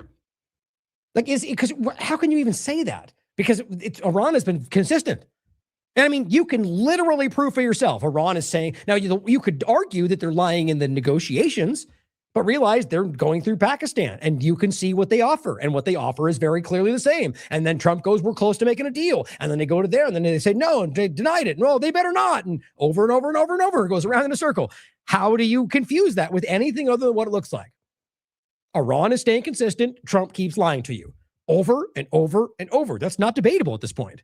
And so, yeah, they're playing games. Yeah, you're either wildly desperate or you're still lost in whatever Israel tells you. Quote, for 47 years, the Iranians have been tapping us along. This is his Truth Social. Keeping us waiting, killing our people with their roadside bombs, destroying protests, and recently wiping out 42 innocent people, unarmed protests, laughing at our now great again country. Our now great again country. You didn't need to say again, great, now great country. God, these people are silly. 47 years? Tapping us along? What does that even mean? 47 years is a long time to fail to deliver the nuclear bomb you said they're 30 seconds away from making. Killing our people with roadside bombs? You mean the Iraqi examples of the bombs that aren't even, I mean, he keeps repeating these things. 42,000, that's not true. The lie on top of the lie. The roadside bombs is the idea that you were bombing people who were illegally invading Iraq, guys. That's what they're talking about. You can't keep framing your illegal endeavors as somehow the freedom-fighting element that was bombed by terrorists. You were invading a country illegally. I mean, it just goes so, it's the same point with Soleimani. Soleimani was defending against the illegal invasion of the U.S. government into Iraq. So when Americans died, that was them defending the sovereignty of Iraq. And Americans died because our belligerent, warmongering military threw them into a country for their control. And here we are, because Iraq's now a bastion of freedom? No. Israeli Prime Minister Benjamin Netanyahu also warned that the war is not over. In an interview with 60 Minutes, he said there is more work needed to be done. Yeah, clearly, because he's in control. Saudi Aramco, the world's largest oil company, on Sunday warned it would take several months for the market to return to normal, even if the strait opened immediately. Should, quote, trade and shipping remain curtailed for more than a few weeks from today, we anticipate the supply disruption to persist and the market to normalize only in 2027, says the chief executive officer, Amin Nasir of Aramco, saying that if we don't fix this in the next couple of weeks, there will be years of disruptions. Ship tracking data compiled by Bloomberg showed a tanker carrying Qatari liquefied natural gas transited Hormuz this weekend. It marks Qatar's first export out of the region since the crisis began. It was bound for Pakistan. The shipment is part of Pakistan's negotiations with Iran. Yep. And that means that ships are going through because they're not fighting Iran. And Iran says, yes, you're welcome to go through, like everybody other than the people fighting Iran. Meanwhile, Aramco and the UAE's state oil company, ADNOC, are among firms that have moved crude cargoes through the strait since Iran effectively closed it. Bloomberg, you might want to work on your words a little bit, right? Words have definitions, right? So hold on a second. So it's closed, but they somehow went through the strait. Maybe that means it's not closed, but just restricted. You know, I know you have your agendas that get in your way, corporate media. I just think it's hilarious. So these ships went through the strait since Iran had it closed. Cool. No, it wasn't closed, as you all know, because you're not ridiculous people. They restricted it to the belligerents. They made it public. They said, we're only stopping those that are fighting us. Anybody not is welcome to go through. And then the U.S. government lied about mines in the strait. Then they used the insurance company, forced people back. They forced them back with saying all sorts of stuff. And many of them are just like, I don't even know what's going on at this point. Is the Trump going to bomb me? Is Iran going to hit? I don't even know. I'm not going through. That's what they did. Meanwhile, Iran said, everyone's welcome to go through except those fighting us. And have proven that every single day with those that actually do. Again, in the beginning, what did I say? Well, I don't know. Maybe they're lying. Maybe that's only for some and others. Maybe they're lying about it and letting only their friends go through. I don't know. We'll find out, right? And every day you go past it, you can look and see what's actually happening. That's what I've been saying the entire time. U.S. Energy Secretary Chris Wright signaled Sunday on NBC's Meet the Press that the U.S. may give priority to reopening Hormuz over its demand for an end to Iran's nuclear program. Nope, Netanyahu said no, it's not going to happen. Asked about the possibility of an interim deal that might not fully address the nuclear issue, he said, certainly, that's got to be possible. You got to love that answer, right? That's somebody who does not seem to know what's going on. That's got to be something we can do. Nope, Israel's the one in control, and they said no. I think it speaks volumes that he answered like that, doesn't it? Now, Daniel McAdams, citing what Iran's public broadcasting account here says, IRIB, it says details of Iran's response to the U.S. plan, which Trump called unacceptable.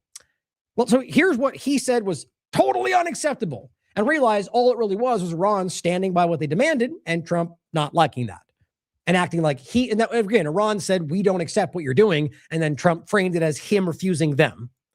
That's just embarrassing. It says the necessity for the U.S. to pay war damages to Iran. Now, I said in the beginning, that's going to be one of the most difficult because of the constant arguments he makes about Obama, what he lies about. We'll read something about that in a second. We went over this a million times. It was money they stole from Iran that they returned. It's simple as that. It's so when he ultimately does it, which seems like that's going to have to be happen. Like my argument would be, of all things, that might be something Iran decides to let go so they can get everything else. That's what I would argue, even though they don't have to. Even though they could literally just hold their own right now and make them do these things. Recognition of Iran's sovereignty over the Strait of Hormuz, end of U.S. sanctions, release of Iran's blocked assets. What monsters, right? What terrorists? They're like demanding all your women. We want all of your, it's like, no, they just want what you have of theirs. What a bunch of terrorists they are. The necessity for that, basically give us back what you get, what you've taken from all that you've done to us, this legal war. Recognized we control the area, which they have for a long time in a security sense anyway, not necessarily in a legal sense, but in the sense that we all know, as everyone's always talked about, that this situation would happen should the U.S. and Israel do what they did. And here we are. So it proves itself. End of U.S. sanctions. Those are sanctions that are starving Iranian people and destroying their currency, which they've bragged about. Release of their blocked assets that U.S. is illegally blocking. Those are not unreasonable things to ask for. Maybe save for giving us money from what you did to us, which even though it may seem justified, seems unlikely. But that's what they're saying is unacceptable. And he says, and Daniel McAdams says, if I were Trump, I would humbly ask for some changes in wording to make the ending look better, but I would jump at the offer to get out of this mess I started. Of course, I'm not a narcissistic lunatic like him, so literally unlikely it will be so. But he's right. He's basically saying, let's bend the words so it doesn't feel like I'm capitulating. I bet you they would even give it to him. Oops, I always say I'm going to leave that in. Now, this is a post from Margaret Brennan that says, after hearing the Pentagon classified briefing on Iran war impact on U.S. weapon stockpiles, Senator Mark Kelly says it is, quote, shocking how deep we have gone into these magazines. Basically admits that they have burned through the majority of their weaponry in the first, engagements. We all knew this already, though. That was publicly discussed in the beginning. So Ryan Grimm simply says $1 trillion defense budget. Most of it goes to foreign governments. We're all starting to realize, I think. But $1 trillion, about to be $1.5 trillion budget, and we're almost out of ammo in like 40 days. So the answer is to up it to 1.5. Obviously, he's joking. That's crazy, guys. Now remember, this is something that they're going, Senator Kelly is violating his national security. Maybe you argue that. I think what's worth considering is that ultimately what they're highlighting is that this is an illegal war and that they're destroying this country to fight it. Now, I don't even disagree. I think technically, because I don't think that, well, it depends on how you view this. If you view the very act of, I guess, supplying the weaponry, let alone even conducting the war through the military as an illegal act, you could make the argument that him saying this stuff would be exposing that crime, which would open the door to whistleblowing. I'm not making the argument because I don't think any of them are on our side, but it's interesting to think about, isn't it? And overall, it just continues to show you that people that are on the inside are letting us know what's going on that they don't like, which speaks for itself, because that is the reality. They are drowning in these lies. And of course, Gunther Eagleman says, Mark Kelly's a traitor. Okay, let me get this straight. You may be right. Maybe they all are. But you're angry that he told you the truth, right? That's what it is, because no one's denying the truth. They're just going, how dare he reveal that truth? And so this America First patriot, we're told, is calling you, you're outraged. How dare you reveal the truth to us that Trump didn't want us to see, that Trump lied to us about and put Americans at risk for? How dare you, you traitor? Right. Guys, these are cartoons. Like this guy, I bet you he even believes that. I bet you he means that. But what's sad is that you can stand back and go, that's who you're angry at? Like, I think they're all criminals. But if you're going to be angry, maybe it's the president that put you into a war you didn't want, that spent money you didn't ask him to spend for a country you thought you were against, to go to war and spend these munitions in the first 40 days and putting Americans at risk for it and destroying the agenda. That's not the problem. The problem is exposing that. Okay, got it. Thank you, Gunther. You're on the point. Now, this is an example of the Obama point that I think is well done.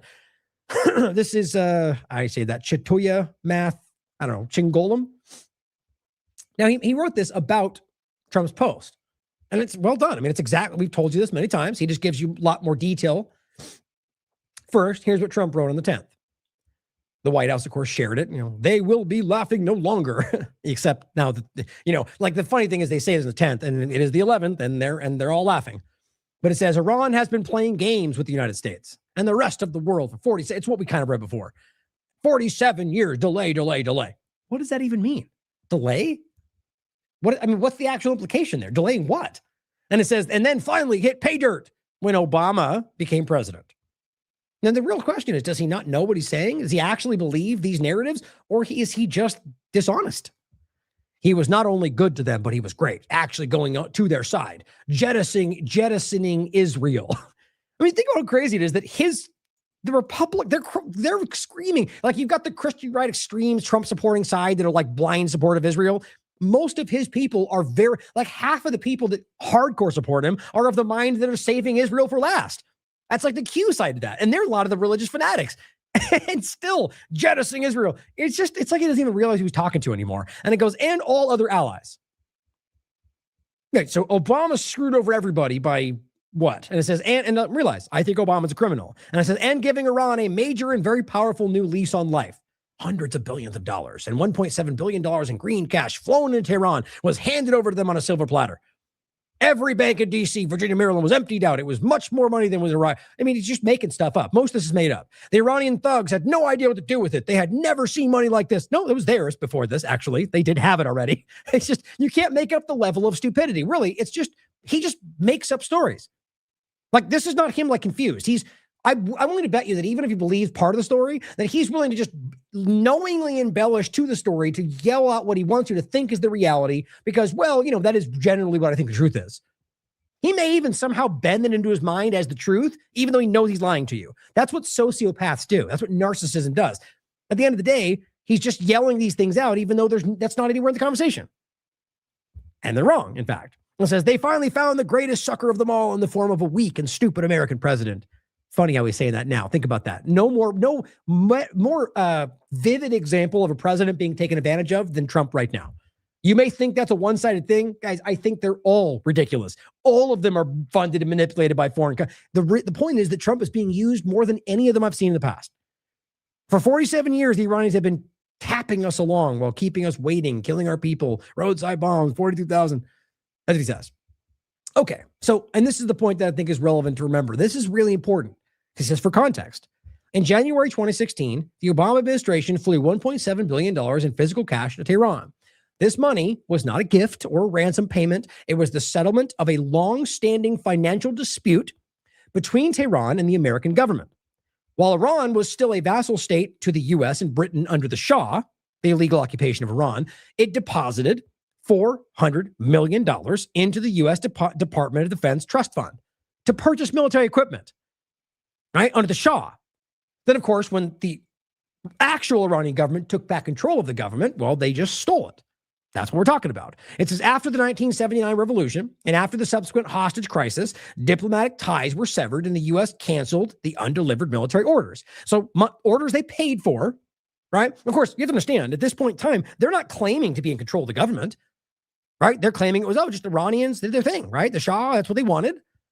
The truth is they did it. The U.S. government was literally controlling it with Israel. The point is then, of course, the Iranian government fought back and took control. So from the outside perspective, Israel, the U.S. is just like, well, this is just, we don't support either side of it. I shouldn't say it like that. They clearly took a side and had narratives. The point is, I'm trying to make it quick, is ultimately they're trying to make it seem as if they weren't literally involved with the outcome on either side. They weren't the ones creating the coups. They weren't the ones putting people in place. They were. And at this point, they were the ones that lost control. So what I'm trying to highlight is that from the narrative you were spinning, you're just a government who took money from another government to deliver weapons that they paid for. And because a shift in government happened, you just decided we're not going to give it to you. So from an outside perspective, you just didn't make good on your contract. You violated what you agreed to. Pretty simple. After the revolution, they canceled the orders. Now, Iran filed a claim. And this is so perfect for what I keep talking about.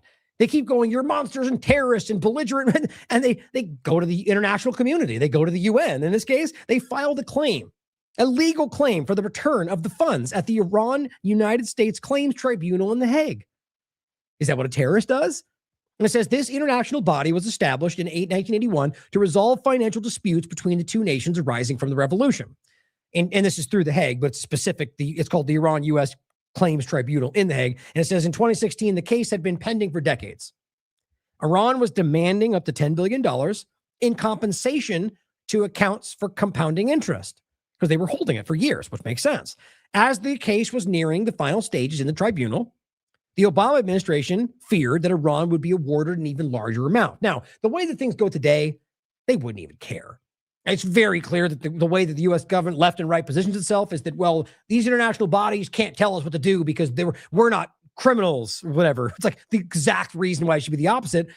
And so at this point, no, but the point was different then, was it, at the very least, they were still trying to present themselves as sort of being involved with the international dynamic. And so at this case, like my point is today, if they got ruled and said you owe them $20 billion, Trump would just go screw off. We don't care. At this point, he was worried they would rule and get even more money and then would feel bound by that ruling. And so instead, they decided to give him something less.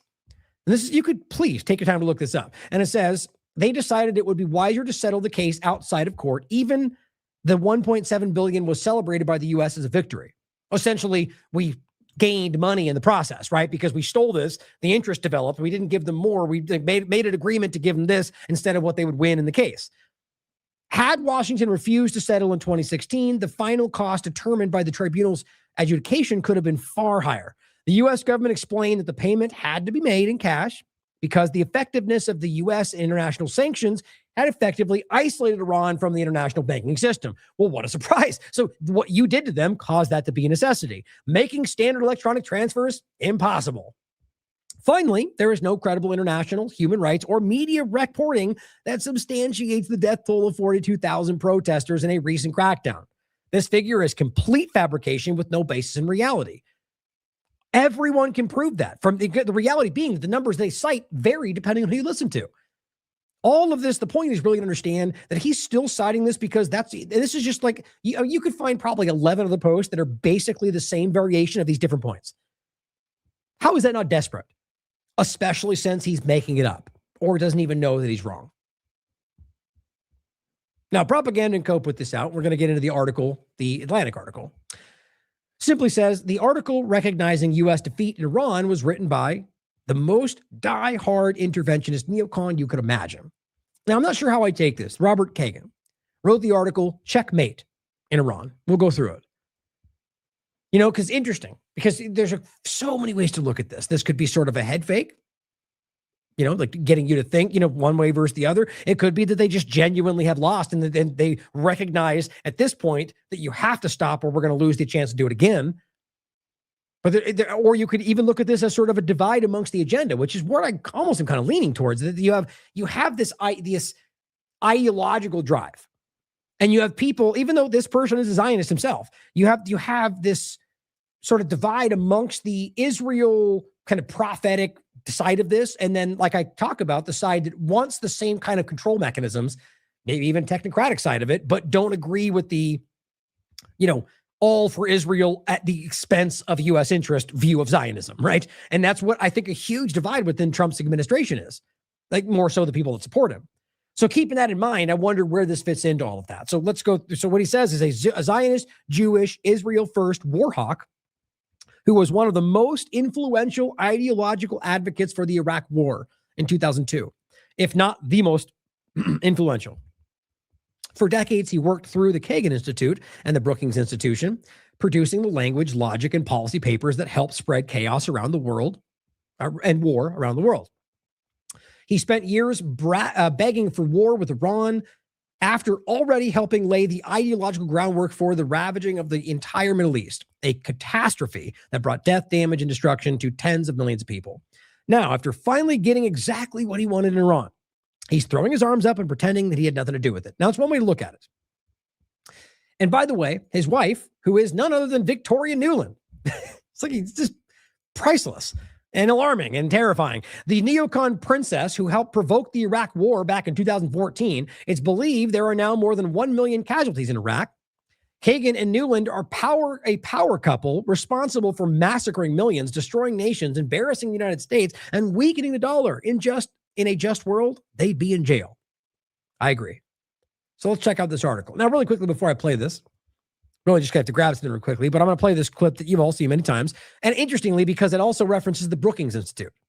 And there's a lot of these different, the Washington Institute near East Foreign Policy, I think. And the one with Patrick Clausen and the idea of what these things do, right? So what they're talking about is these think tanks where they discuss exactly these kind of, plans. And much of it leads to the chaos that we see around the world. I frankly think that crisis initiation is really tough. And it's very hard for me to see how the United States president can get us to war with Iran.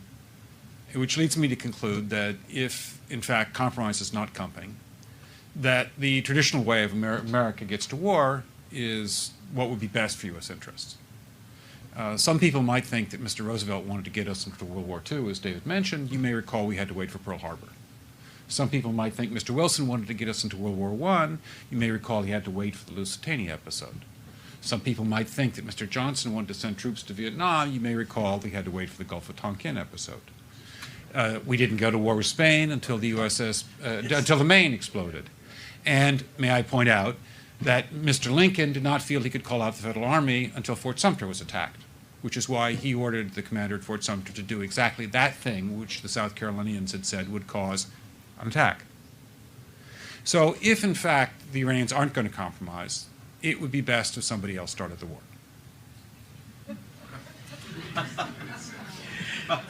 But I would just like to suggest that one can combine other means of pressure with sanctions.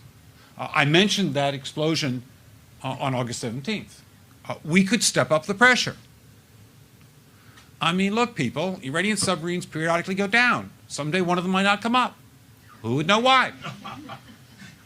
We can do a variety of things if we wish to increase the pressure. I'm not advocating that.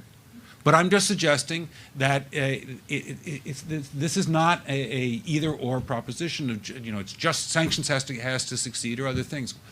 We are in the game of using covert means against the Iranians. We could get nastier at that. All right, let's get into this. I played that many times. It's important to hear. I just need to grab something really quickly. At the end of the day, this is what they do. Just game plan. Like think Event 201 as well. Like the pathogen sort of, health side of it. It's the same dynamic. It's about war gaming out these kind of plays. So in this case, the question is, how does this play into it all? This has been a long play, a long sought agenda. So I look at it one of two. Either this failed, legitimately failed, which is kind of where I'm leaning, to be honest, because of a lot of factors where they just didn't. And this is about reassessing and coming back from another angle, which is what will happen. Or there's more to this and where this goes. And I really hope it's on the first side of this, because that would suggest that we actually have some kind of a lull here where people aren't going to continue to be murdered, at least in the, the sad reality is we're going to get into when we finish is Lebanon and Gaza and Syria. These are all still happening. They're still killing lots and lots of people every single day. But my point is that I'm worried that, that this may go in a way where this is sort of an effort to make it seem as if this is, I guess, floundering for the justification of something more extreme. And but I'm leaning towards that this is likely, put it this way. As much as that's likely, and we know they're capable of these kind of belligerent acts, it seems that it's not in their interest. And I always think that's what makes most sense, is right now, the world sees them. The world sees what they're doing. The world sees what they are. And you may disagree with that. I think it's very obvious. And so it's in their interest to pull back and wait until they can possibly change that view, which is what they've done many times before. So this article by Robert Kagan, Checkmate in Iran. Washington can't reverse or control the consequences of losing this war. I guarantee this drove Trump crazy. May 10th. It's hard to think of a time when the United States suffered a total defeat in a conflict. It's funny how he starts like that and then lists off all the defeats. I guess his point is sort of like, well, they didn't, Afghanistan, Vietnam, it was like they failed, but didn't ultimately get defeated. It's like this weird argument. The funny thing is it's hard to think of a time when the United States suffered a total defeat. That's not hard right now. People can look back at one after another of their pretty consistent failures in foreign policy. But so a lot of this article is sort of framing it as this was a failure, but we're still strong and we're the best kind of a thing. Or you'll see as we go through it. The point is a lot of failures. Defeat in the present confrontation with Iran, well, essentially a lot of failures, but ultimately, pulled it out in the end or effectively from a foreign policy perspective, still gained what they wanted, that kind of thing. But defeat in the present confrontation with Iran will be of an entirely different character, he says. It can neither be repaired nor ignored. There will be no return to the status quo ante, sort of like what it was before, which, I agree in the sense that Iran has, because of their belligerent actions, drove in a place where they were able to take control of the toll situation and the security control of the strait itself. That was not happening before this. They were willing to make an agreement where that wasn't the case before they belligerently continued to bomb them during diplomacy. So now that's off the table. But the argument that it will be some kind of belligerent control thing where they let whoever they want through and then deny, I argue that's not where this will go. So no returning to the way it was before, the status quo ante. No ultimate American triumph will undo or overcome the harm done. The Strait of Hormuz will not be open as it once was. Well, I could even agree with that because it will be open, just not the way it was before. But I don't think that's what he's saying right there. With control of the strait, Iran emerges as the key player in the region and one of the key players in the world. And I agree with that. This is a huge changing moment for them with what this creates for them. The roles of China and Russia as Iran's allies are strengthened. The role of the United States substantially diminished. Far from demonstrating American prowess, or rather the American government prowess, as supporters of the war have repeatedly claimed, the conflict has revealed an America that is unreliable and incapable of finishing what it started. That's not new, guys. Look to the rest of the wars we're talking about. Look to the rest of the agendas we're talking about. This is what they've been doing for a long time now. And what's sad is that people like this are still trying to keep this sort of preeminence going. It's just a failure in the midst of our ongoing winning. It's just sad. It's sort of like what Trump is doing to people that support him. #winning. It's that's just not where we are.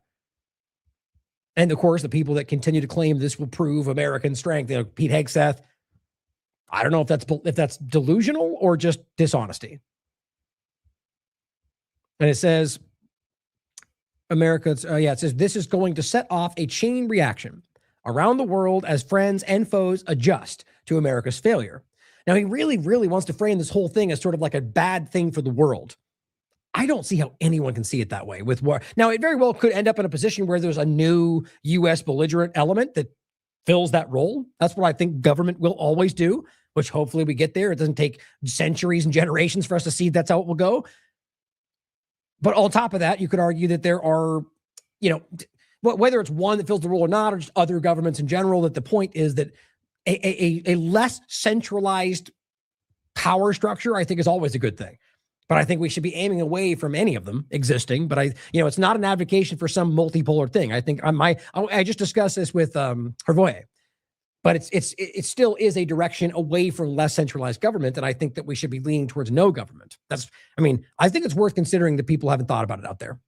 Check out James Corbett's work. Now it says, nor does it fear the anger of its populace. It's simply saying that it's not possible, of course, but a regime that could not be brought to its knees for 5 weeks basically won't be bombed into submission.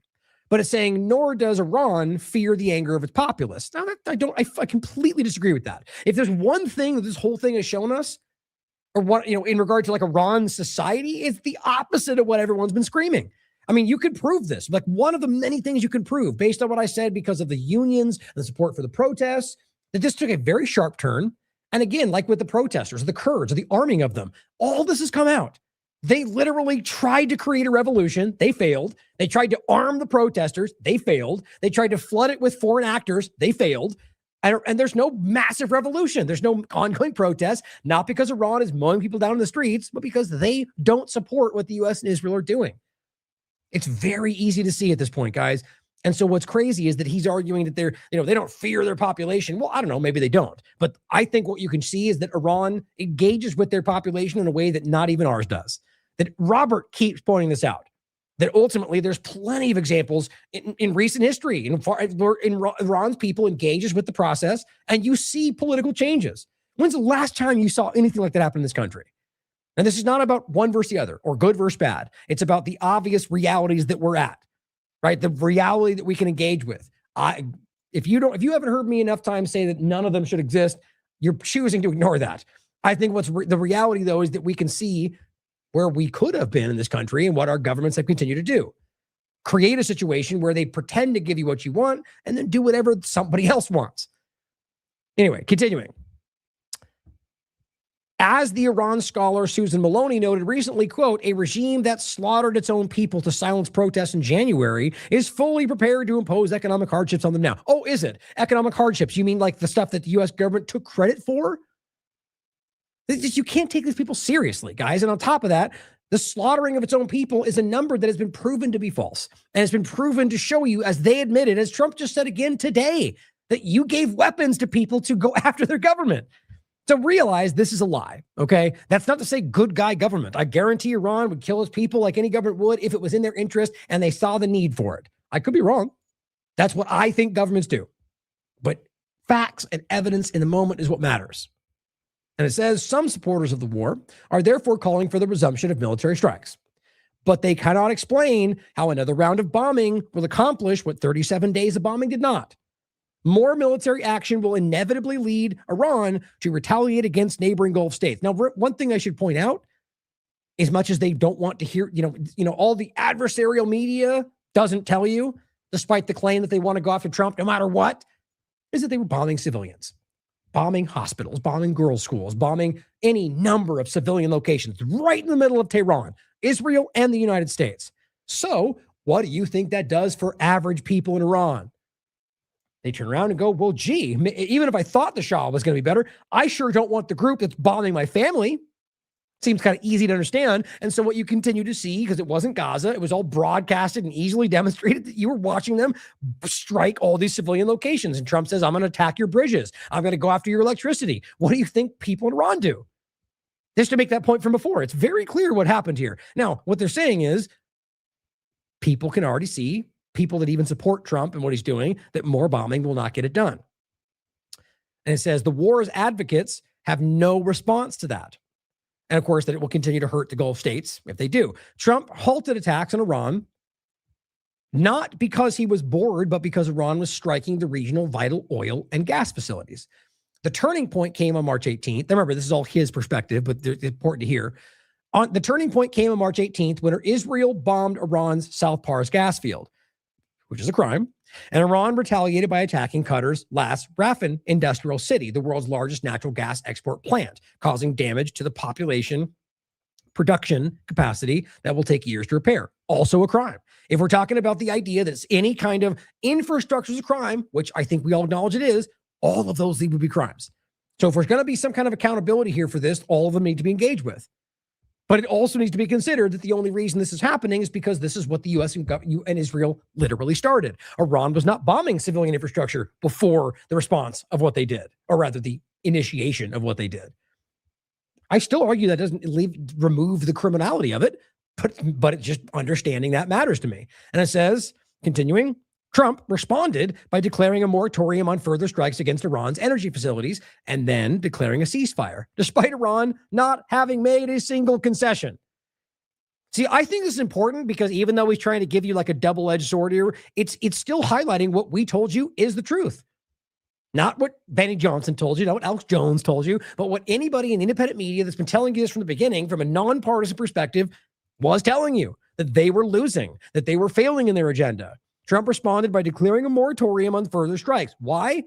Because Iran responded and quickly demonstrated that they can do one thing and immediately destroy what you're trying, like cause the gas prices to go up, cause the global situation to turn against Trump, because I mean, any number of things. And that's what it showed you. And then, of course, he'd go ceasefire, even though Iran was like, no, it's not. He did it for him, claiming he did it because they were willing to make a deal. They right away said, we're not even talking to you. That's not even true. And they didn't give one concession. Now it says, and remember, this was written recently, the 10th, but it's pointing back to the different series of this over the last couple of weeks. And it says, the risk calculus that forced Trump to back down a month ago still holds right now. Even if Trump were to carry out his threat to destroy Iran's civilization through more bombing, Iran would still be able to launch many missiles and drones before its regime went down, assuming that's what even would happen. Like that's what he says, assuming it did go down. It's why anybody would think that's what logically makes sense. It's just more of the same happens.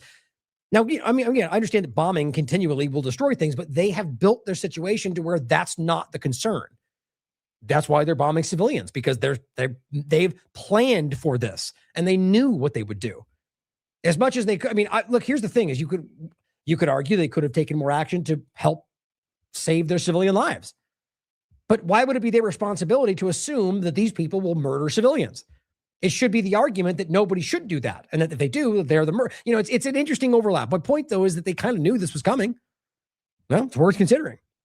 Just a few successful strikes could cripple the region's oil and gas infrastructure for years, if not decades. That's what Aramco just said, throwing the world and the United States into a prolonged economic crisis. Not Iran. They're already forcing themselves through one because the U.S. has been doing it to them for decades. Even if Trump wanted to bomb Iran as part of an exit strategy, looking tough as a way of masking his retreat, he can't do that without risking this catastrophe, because they will respond and he will not look like he was the last bombing. And no matter what his choices are here, it ends up making him look like he's a failure. Now, this is what Kagan writes. If this isn't checkmate, it's close. In recent days, Trump has reportedly asked the U.S. intelligence community to assess the consequences of simply declaring victory and walking away, which, guess what? We told you that a week and a half ago, because it was a report that was circulated, wasn't getting a lot of attention. And the point was that it was like fake news or whatever, media lying about it. Well, it could have been. But I think we can see that was the reality, that ultimately he was going, how do I get out of this? We were telling you that's what it felt like, our opinion, within the first few weeks of this. And the reality now is that they're trying to find a way to make it look like Trump gamed what he, anything really. Like that's why they turned and said it's all about opening the strait, so they could try to argue that reopening the strait was all they were ever trying to do, but nobody fell for that. But any resolution other than America's effective surrender holds enormous risks that Trump has not so far been willing to take. Those who glibly call on Trump to finish the job, usually the Zionist belligerents out there, rarely acknowledge the cost of doing so, which is American lives and, many other things, unless the U.S. is prepared to engage in a full-scale ground and naval war to remove the current Iranian regime and then occupy Iran until a new government can take hold. There's nobody that wants that in this country, unless it is prepared. I shouldn't say that. Americans don't want that. Unless it is prepared to risk the loss of warships conveying tankers through a contested strait, unless it is prepared to accept the devastating long-term damage to the region's productive capacities, likely to result from Iranian retaliation, walking away now could seem like the least bad option. As a political matter, Trump may well feel he has a better chance of riding out defeat than surviving a much larger, longer, and more expensive war than could still end in failure. Now, one thing that Kagan deliberately fails to acknowledge is Israel in all this. The reality that it may not even be his choice. The reality that, Trump may feel he has a better chance of riding out the defeat versus the attack. Well, if Trump just pulls away and Israel bombs Iran already made it clear, you are involved in this no matter what you do next because you started this. So Israel made it clear it's not over and we're in control. So none of this seems to matter. This may well be Kagan's effort to alleviate Trump of responsibility for all we know. Defeat for the United States, he continues, therefore, is not only possible, but likely. That is going to anger so many screaming like jingoistic America First blindness. And it says, here is what defeat looks like. Now, I shouldn't even use America First right there. More so just like this blind America is the number one best at everything, which isn't true.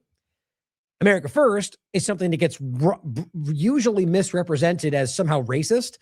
It can be, like anything can be, but the point is about people that just want to put the country first as opposed to anything outside of it. Why is that bad? You can disagree, but it's of course, this is why I think Trump made that the focus, because you have an entire country that wants American interest to be considered before pretty much anything else. And then you put a guy out there that makes it about something else. And so then America First becomes bad. That's how I would look at it. But it says Iran remains in control of the Strait of Hormuz. True. The common assumption that one way or another, the strait will reopen when the crisis ends is unfounded. I completely disagree. I mean, right now, the strait is not closed, as I'll say every time, but it's sure as hell restricted to people who are causing this, and it may bleed over into any number of other groups. Overall, though, the assumption that it will open when the U.S. government and Israel stop this war is one of the most likely and obvious things to happen. I mean, I would bet everything that will go that direction, not because I believe in Iran or because I think their government's better than something else, but because it is the most obvious self-interest they have. To immediately open this back up, they will be seen as the ones who succeeded. They will be seen as the ones who restore the flow. They will be the ones that clearly highlight that they're not the belligerent mind. Like at the end of the day, it's also in their interest because they want to be seen as a player in the world. They don't want to be seen as terrorists. They recognize a gigantic financial benefit on top of the fact that they recognize an interest in demonstrating that they can engage with the world and grow their preeminence. I mean, guys, if you haven't seen this is everything they've wanted. Even if you think they're terrorists seeking nuclear weapons, to play this role is wildly beneficial to them, which I get maybe one of the reasons people are worried that they're playing some kind of long game. It doesn't change the legality here. And so for him to say it's unfounded, I mean, I guess you could argue it's not proven, but it's like, what would be the interest for Iran to suddenly do this and just turn around and go, nobody can go through, and it doesn't make any sense because the whole world will turn on them, which is exactly what Trump and Netanyahu wanted to be the first case that happened. Of course, I could be wrong, but our track record is pretty solid on this stuff so far. Iran has no interest in returning to the status quo ante, he says. Well, that's true. They don't want to go back to the way it was before because they have a standing in this. They want to take this position that they control the strait and they want to be a player in the world game. You did that, Trump. You literally gave that to them by your belligerence. People talk of a split between hardliners and moderates in Tehran, people being Trump's administration, apparently. But even moderates must understand that Iran cannot afford to let the strait go, no matter how good a deal it thought it could get. Now, just take it back a second. I mean, look, there are clearly religious fanatics in Iran. That's obvious, just like there are in the United States, just like there are in Israel. And very much so, do they have those sort of more fanatic leaning, Islamic sort of influence? That exists 100%. And that concerns me. But the idea, the split between hardliners and moderates is what I think is clear is that you can see the government that's there, that's, in my opinion, pretty unified in what they're doing. So whether or not you have hardliner religious elements that are driving, I think what they're doing is very clearly for the benefit of the government influence both over the people and the control over the people and the influence in the global stage and the control over the global stage. That's what all these governments want. I think, you get the point. I think to frame it that way is to try to make it sound like that it's some kind of constant battle between that religion. It could be. I just don't think that's what's demonstrated by the reality versus the narrative they always spin, which they've lied about every part of this. Why would we listen to them the way they frame Iran, right? Now it goes on to say, basically the Iran, where was it?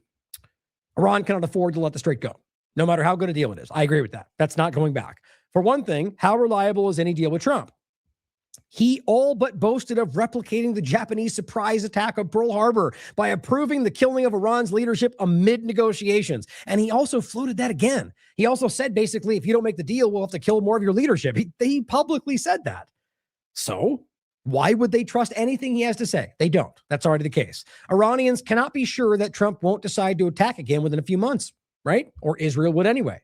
They also know that the Israelis may attack again, and that they never feel constrained from acting when they perceive their interest to be threatened, or just whenever they choose to, which is the truth.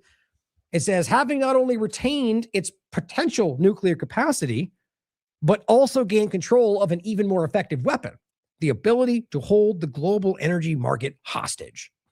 Now, aside from the reality of their nuclear situation, you could always, that's a fair statement, retained its potential nuclear capacity. Yeah, that's fair. But of course, what he wants you to think is that they're secretly salivating about nuclear bombs, which there's no evidence to back it up, but who knows, right? It's just that matters to me, right? It shouldn't matter that we can prove or not what they're saying, and their evidence of a long-standing track record of not doing what they keep claiming. And then, so why they would now doesn't make any more sense, especially when it's still a religious issue for them. But on top of that, that holding the global energy market hostage. Why? Like, really take a step back. Don't fall for the Iran framing that they're just, Assad just likes to kill children. Yeah, sure, possible, even though that doesn't make much sense based on his interest. But, who cares? Trust the government that lies to you about everything. And the same thing here. Iran just wants to hate your freedom or whatever stupid thing they yell out. It doesn't make sense for their interests. The ability to hold the global market hostage would only make sense if you're a belligerent terroristic entity that doesn't have any influence in the situation. Iran is building a seat at the table, and you want to tell me they're going to turn around and burn the table down? It doesn't make any sense, guys. It certainly could be. I don't believe that makes sense. When the Iranians talk of reopening the strait, they still mean to keep the strait under their control. Well, yes. But see, this sounds evil when you make them out to be evil for no justification. All they're saying is we want to control the strait that's in our territorial waters. That's not weird. Iran will be able not only to demand tolls for passage, yep, like every other location, but to limit transit to those nations with which it has good relations. Okay. Comes a different point, right? Very well could. Now, here's the two ways to look at this. One, I kind of doubt that's going to be the case in a unjustified way for the same reason I did before, not because they're not capable, but because I think they would want to demonstrate some kind of, what's the right word? It's equal, right? But I could be wrong. But on top of that, you have a situation where the U.S. and pretty much every other entity does similar things. Are we going to pretend like when they are suddenly adversarial with Iran, they're going to let Iran take passage anywhere they want? No. Even if it's a civilian? No, we already have seen that. So this is already applicable everywhere in the world where other governments will make these decisions about groups they're adversarial with, whether or not there's a legal standing. So all they're saying is now they get to do what we've been doing our entire life. Yep, exactly. But I still would argue either of them will be a crime. I'd still be interested to see if they even do it. I kind of doubt they will, because it's in their interest to present something different. But overall, demanding tolls is normal. Limiting transit to these nations, the idea being that essentially if Israel and the U.S. are still bombing them, well, then yes. But anyway, I argue that could be a point, that's a fair point, and it may actually be applied. But we'll have to see where it goes and understand that if it does go that way, it's the same way they apply it anywhere else they control it. The U.S., Israel, the same thing. If a nation behaves in a way that Iran's rulers don't like, they will be able to exact punishment merely by slowing or even threatening to slow the flow of that nation's cargo. Yeah, same point. You just elaborated the same point. I don't know why that would be in their interest. If Iran would suddenly, what's the word? Unjustifiably, but, basically pick and choose who they want to manipulate because of no justifiable reason, well, there's going to be an issue with that. The world will make an issue about that. Hey, maybe it won't change. I get all I'm trying to argue, because people that think Iran are a bunch of belligerent terrorists are going to act like I'm being naive. Hey, maybe I am. Historically, though, look at their past actions. They do not represent what you pretend they are. They constantly go to the UN. Okay, that makes my case. It may not go this way next. Historically, they do not fall to stuff like that because it's in their interest not to, whether or not they are what you think they are. That matters to me more than anything. Just historical accuracy, what they've done so far and what you think they'll do next based on those precedents. That's not always the case, but it guides you in the right direction. Now, if the U.S. government is constantly going, they're this thing, and you constantly prove that's not true, same point in reverse. At some point, you start to go, well, they're probably lying. Well, they keep giving me false statements. Maybe, same old point. In this case, the idea that they'll do that, I just think it's not in their interest, so I don't think they will. We'll see how it goes. This leverage will allow the leaders in Tehran to force nations to lift sanctions and normalize relations or face penalties. God forbid their ability to have a seat at the table will somehow give them the ability to force nations to stop illegally sanctioning them. How dare we live in a world like that? How dare we normalize relations or face penalties? Penalties meaning stop. I said that's a bad way to frame it. The point was, he says, to force nations to lift sanctions and normalize or face penalties. So what they're saying is Iran will now have enough standing to be able to say, stop illegally sanctioning us, or we'll do something about it. That's what that means, guys. And so you could argue sanctions are justified, but realize they're aimed at individual people and ultimately are starving the civilian population. And Bessent just publicly told you he collapsed their economy. That's what that is. So what they're saying is, go God, Iran may be able to stop us from messing with their economy. That's what he's saying. Israel, he goes on, will find itself more isolated than ever as Iran grows richer and rearms. Oh, you mean the genocidal government that's bombing everybody illegally might not have as much power? Oh, God, I'm concerned. It may find itself unable to go after Iran's proxies. Oh, man. Like, you understand, if you read the whole paragraph, he's arguing these are bad things. So now suddenly Israel's not able to just illegally bomb what they claim are proxies of Iran with no justification, no legal standing, no process, no investigation. Oh, no. He's a neocon, obviously. This is a classic manipulator. So that's why I wonder why he's writing this. But it says Israel could face enormous international pressure not to provoke Tehran in Lebanon, Gaza, or anywhere else. Let me read that again. So this is how he ends this as, oh no, we can't let this happen.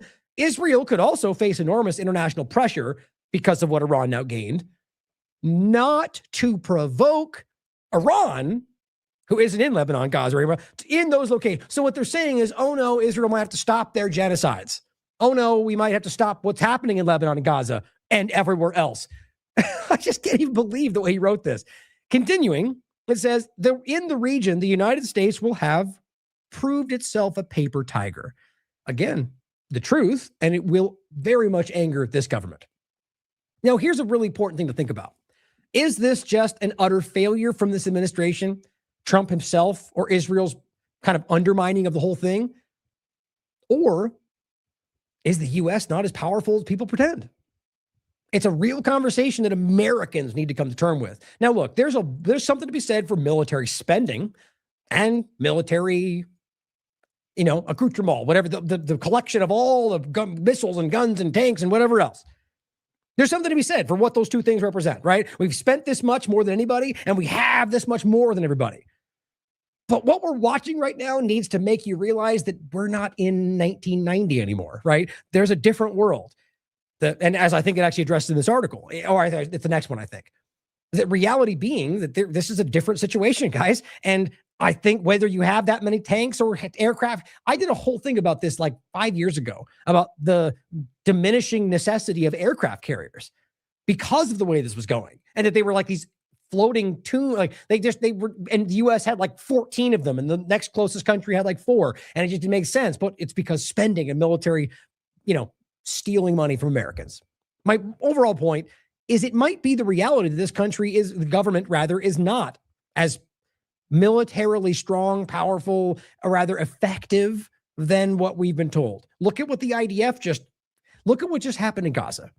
All the talks about the world's greatest snipers and this best military, and they literally, even if you want to claim their objective was just to annihilate everybody, they still failed. And they're still struggling to genocide the rest of people in Gaza while the world stands by to watch.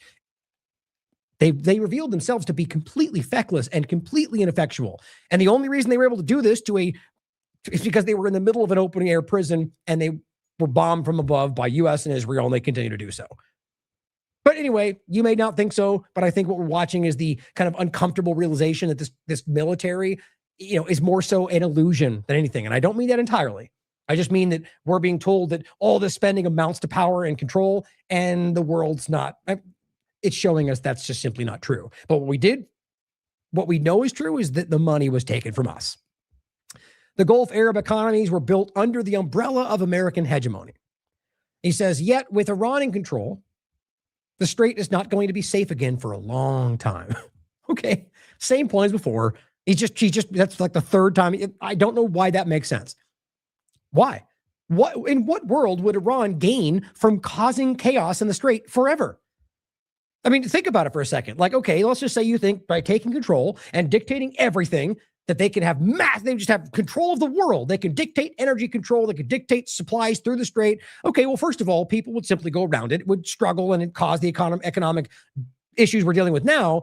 But the point is that everyone in the world would team up and stop Iran from doing that. They would not. That's what would happen. They would ultimately pressure them at first, and then if not, so militarily engage, because that would be something that would, that's what I would argue anyway. I could be wrong, but my mind is that Iran would not even go in that direction, because that completely explodes what they're building, which is real influence, actual control of this dynamic. And you can disagree with whether that's supposed to be the case. But him saying it's not going to be safe, I argue, is the exact opposite. I guess we'll find out. In the past, most of the world's nations, including China, counted on the United States to both prevent and address such emergencies. Meaning basically that somehow this guy wants you to pretend that the U.S. government was somehow the one stopping bad things from happening, right? Preventing and addressing. Are you kidding me? Most of the things we talk about in the world were in some way involving the U.S. and Israel. But on top of that, if it involved Iran, they couldn't care less. If it involved Afghanistan or Bolivia, they couldn't care less. So let's keep pretending like with the U.S. as the control of the world, they make sure everyone's safe. These lies we tell ourselves. It's just not true. Maybe at one point, even then, I question that. Just not true. But, here's a good counterbalance on this. Look at what the U.S. government's doing, right? Why would the U.S. government be doing all of this? It's a good question. Is it in their interests? At the end of the day, to many ways, no. And that's why my point is that this is not in their control, that Israel's doing this. And when you look at it through that lens, every single thing that's happening is in Israel's interest. Hey, who benefits is a good place to start. But don't take my word for it. Look into the rest for yourself. Question all of this. But I think it's worth noticing on that point that Iran, it's all in their interest to basically do exactly the opposite of what the U.S. is saying. What the U.S. is doing is benefiting Israel's agenda across the board. And really, if you want to get into the majority of it, it's also benefiting the U.S. government interests, which mostly aligns with Israel, but it also gives them more military spending. It gives them more military power. And so at the end of the day, yes, it does seem to be in line with what they want. And that matters, rather what is in their interest. And it goes on to say, how long can they tolerate this before they start building their own fleets? Okay, the other parts of the world, right? So it says basically now the nations of Europe and Asia that depend on access to the Persian Gulf's resources are helpless against the loss of energy supplies that are vital to their economy. Of course, this is if they keep the things shut down. Don't see that happening. But how long can they tolerate this before they start building their own fleets? Well, here's the point. Why wouldn't they already do that? It says, as a means of wielding influence in every nation for itself world where order and predictability are broken down. Oh, no. So what they're ultimately saying is we can't live in a world where the U.S. doesn't dictate what everybody does.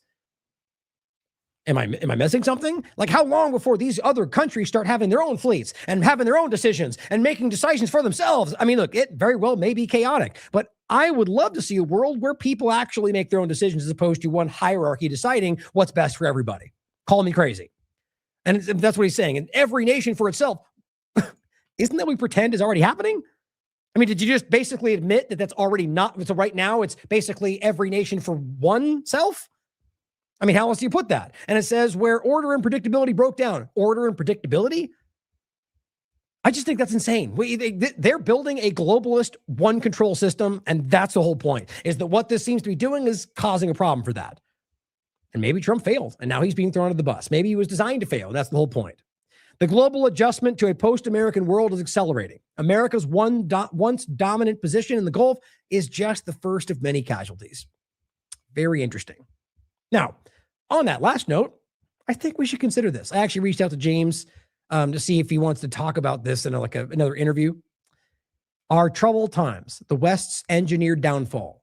I've referenced his work on this like 1,000 times over the years. He put this out in 2014. The engineered fall of the West. You guys have heard me say that so many times, and I'm always referencing Corbett. In fact, I'm sure there's somebody else, but I've never seen anybody go into it like this far ahead. Now, what I'm pointing to is the concern. What did a lot of people say in 2016? That Trump felt like the great destroyer, the great divider, or whatever that argument was. And then, of course, it didn't really go that way exactly. And then it kind of, it get to a point to where it, if you thought it was going to kind of happen around Trump's ankles at that point, it didn't happen. So we move forward, right? Then Biden, now Trump again. And so it's kind of, people have kind of, a lot of ways, put aside the argument that Trump was put in that place in order to bring down the system so they could rebuild it. That was one of the arguments a lot of us were considering. Is Trump being used as the guy that everybody's like, well, Trump's a bumbling idiot. That's at least the argument from the left. And so you put him in the place and it all comes down and you go, yeah, that's what we expected. It's worth considering, right? And so in this case, what we're watching now is starting to kind of feel like that again, isn't it? And what James has always been discussing is that there's an engineered collapse because this is it's like what Jorge and myself discussed. Or even some people argue what BRICS is meant to replace it with. That's what Jorge's pointing to, that's essentially the new globalist order, just meant to replace the one we're currently living through under the guise of a multipolar nation. You can decide for yourself. But what's interesting is that there has been, in Corbett's mind, at least some markings of this for a long time, building towards the collapse of the West to bring in the, China rule or whatever you think is the next step. I'm going to follow up on this because whether it's with James or not, I'm hoping it will be. I just reached out to him today that this is something we need to consider yet again, that this might be being done around him and he may not even be aware of it. I'll also include a couple of interviews. This one was with James Corbett. This is the one we just recently did, April 14th. Trump's great reset or his great blunder? In fact, I'll actually grab this one too. Hold on. This is my other one with James. Let's see if this comes up. There we go. Perfect. Oh, the one I mentioned with Jorge is very, very intelligent person. You'll really enjoy this interview if you haven't seen it. Jorge Morich interview. And it is a multipolar world order the solution or just the next trap? Include that for you. I'll also include this one with James. Both of these we kind of discussed that point. This one was engineered division and subservience under a guise of resistance. Look at how relevant that is. That's 2025. That's what we're living through right now. But we talk about it a bit. You can check it out in those interviews. Now, next article, this one from Jeffrey Sachs and Cybel Fairs. Now, Jeffrey Sachs, I agree, is concerning in a lot of ways, but he has a lot of good things to say. Maybe because he wants to drive you into the next control structure. You should ask those questions. Point is that he seems to be sort of calling out this dying situation in a lot of very important, very sharp ways. But then many point out that he's very much in support of the BRICS and sort of the globalist order. An argument that he's more of a globalist than anything. Decide for yourself. My point, aside from all of that, is just that the statements are being made here. I agree with whoever says them. And he says the war on Iran, or they say the war on Iran will likely end in American retreat. Point out on May 9th. He says the U.S.-Israel war plan was a decapitation strike sold to President Donald Trump, and this is exactly what I think, by Benjamin Netanyahu and the director of Mossad. The premise was that an aggressive joint U.S.-Israeli bombing campaign would so degrade the Iranian regime's command structure, nuclear program, and IRGC senior leadership that the regime would simply fracture. The United States and Israel would then impose a pliable government in Tehran, just like they did in Venezuela. The Iranian government did not fracture. However, the Islamic Revolutionary Guard Corps, far from being decapitated, emerged with a tightened internal command and an expanded role in the national security architecture. The Supreme Leader's office held, the religious establishment closed ranks behind it, and the population rallied against external attack. I agree entirely. That's exactly what you can prove happened. And what's crazy is, what did Trump tell you? Well, 3 different regimes, we've killed like different layers and people, and nobody even knows who's in charge. Again, that's really embarrassing. That's one of like 1,000 things he said that you can prove or law. So did he get lied to? And at some point, did he start to recognize he's being lied to? Or is he just making stuff up? I don't know. You can decide. It's hard to tell. 2 months on, Trump and Netanyahu have no Iranian successor government under their control, no Iranian surrender to close the war, and no military pathway whatsoever to victory. The only path, and the one the U.S. seems to be taking, is a retreat, with Iran in charge of the Strait of Hormuz and with none of the other issues between the U.S. and Iran settled. First, he says several reasons. Well, first, just want to throw out there, which I'm sure we're all considering, because, if you watch the show, we always do. But as always, consider whether or not this is the plan. I don't have much to really go on for that, but as always, question everything. And it may well be that the plan is just to transfer into some Iranian-led, whatever. Consider that.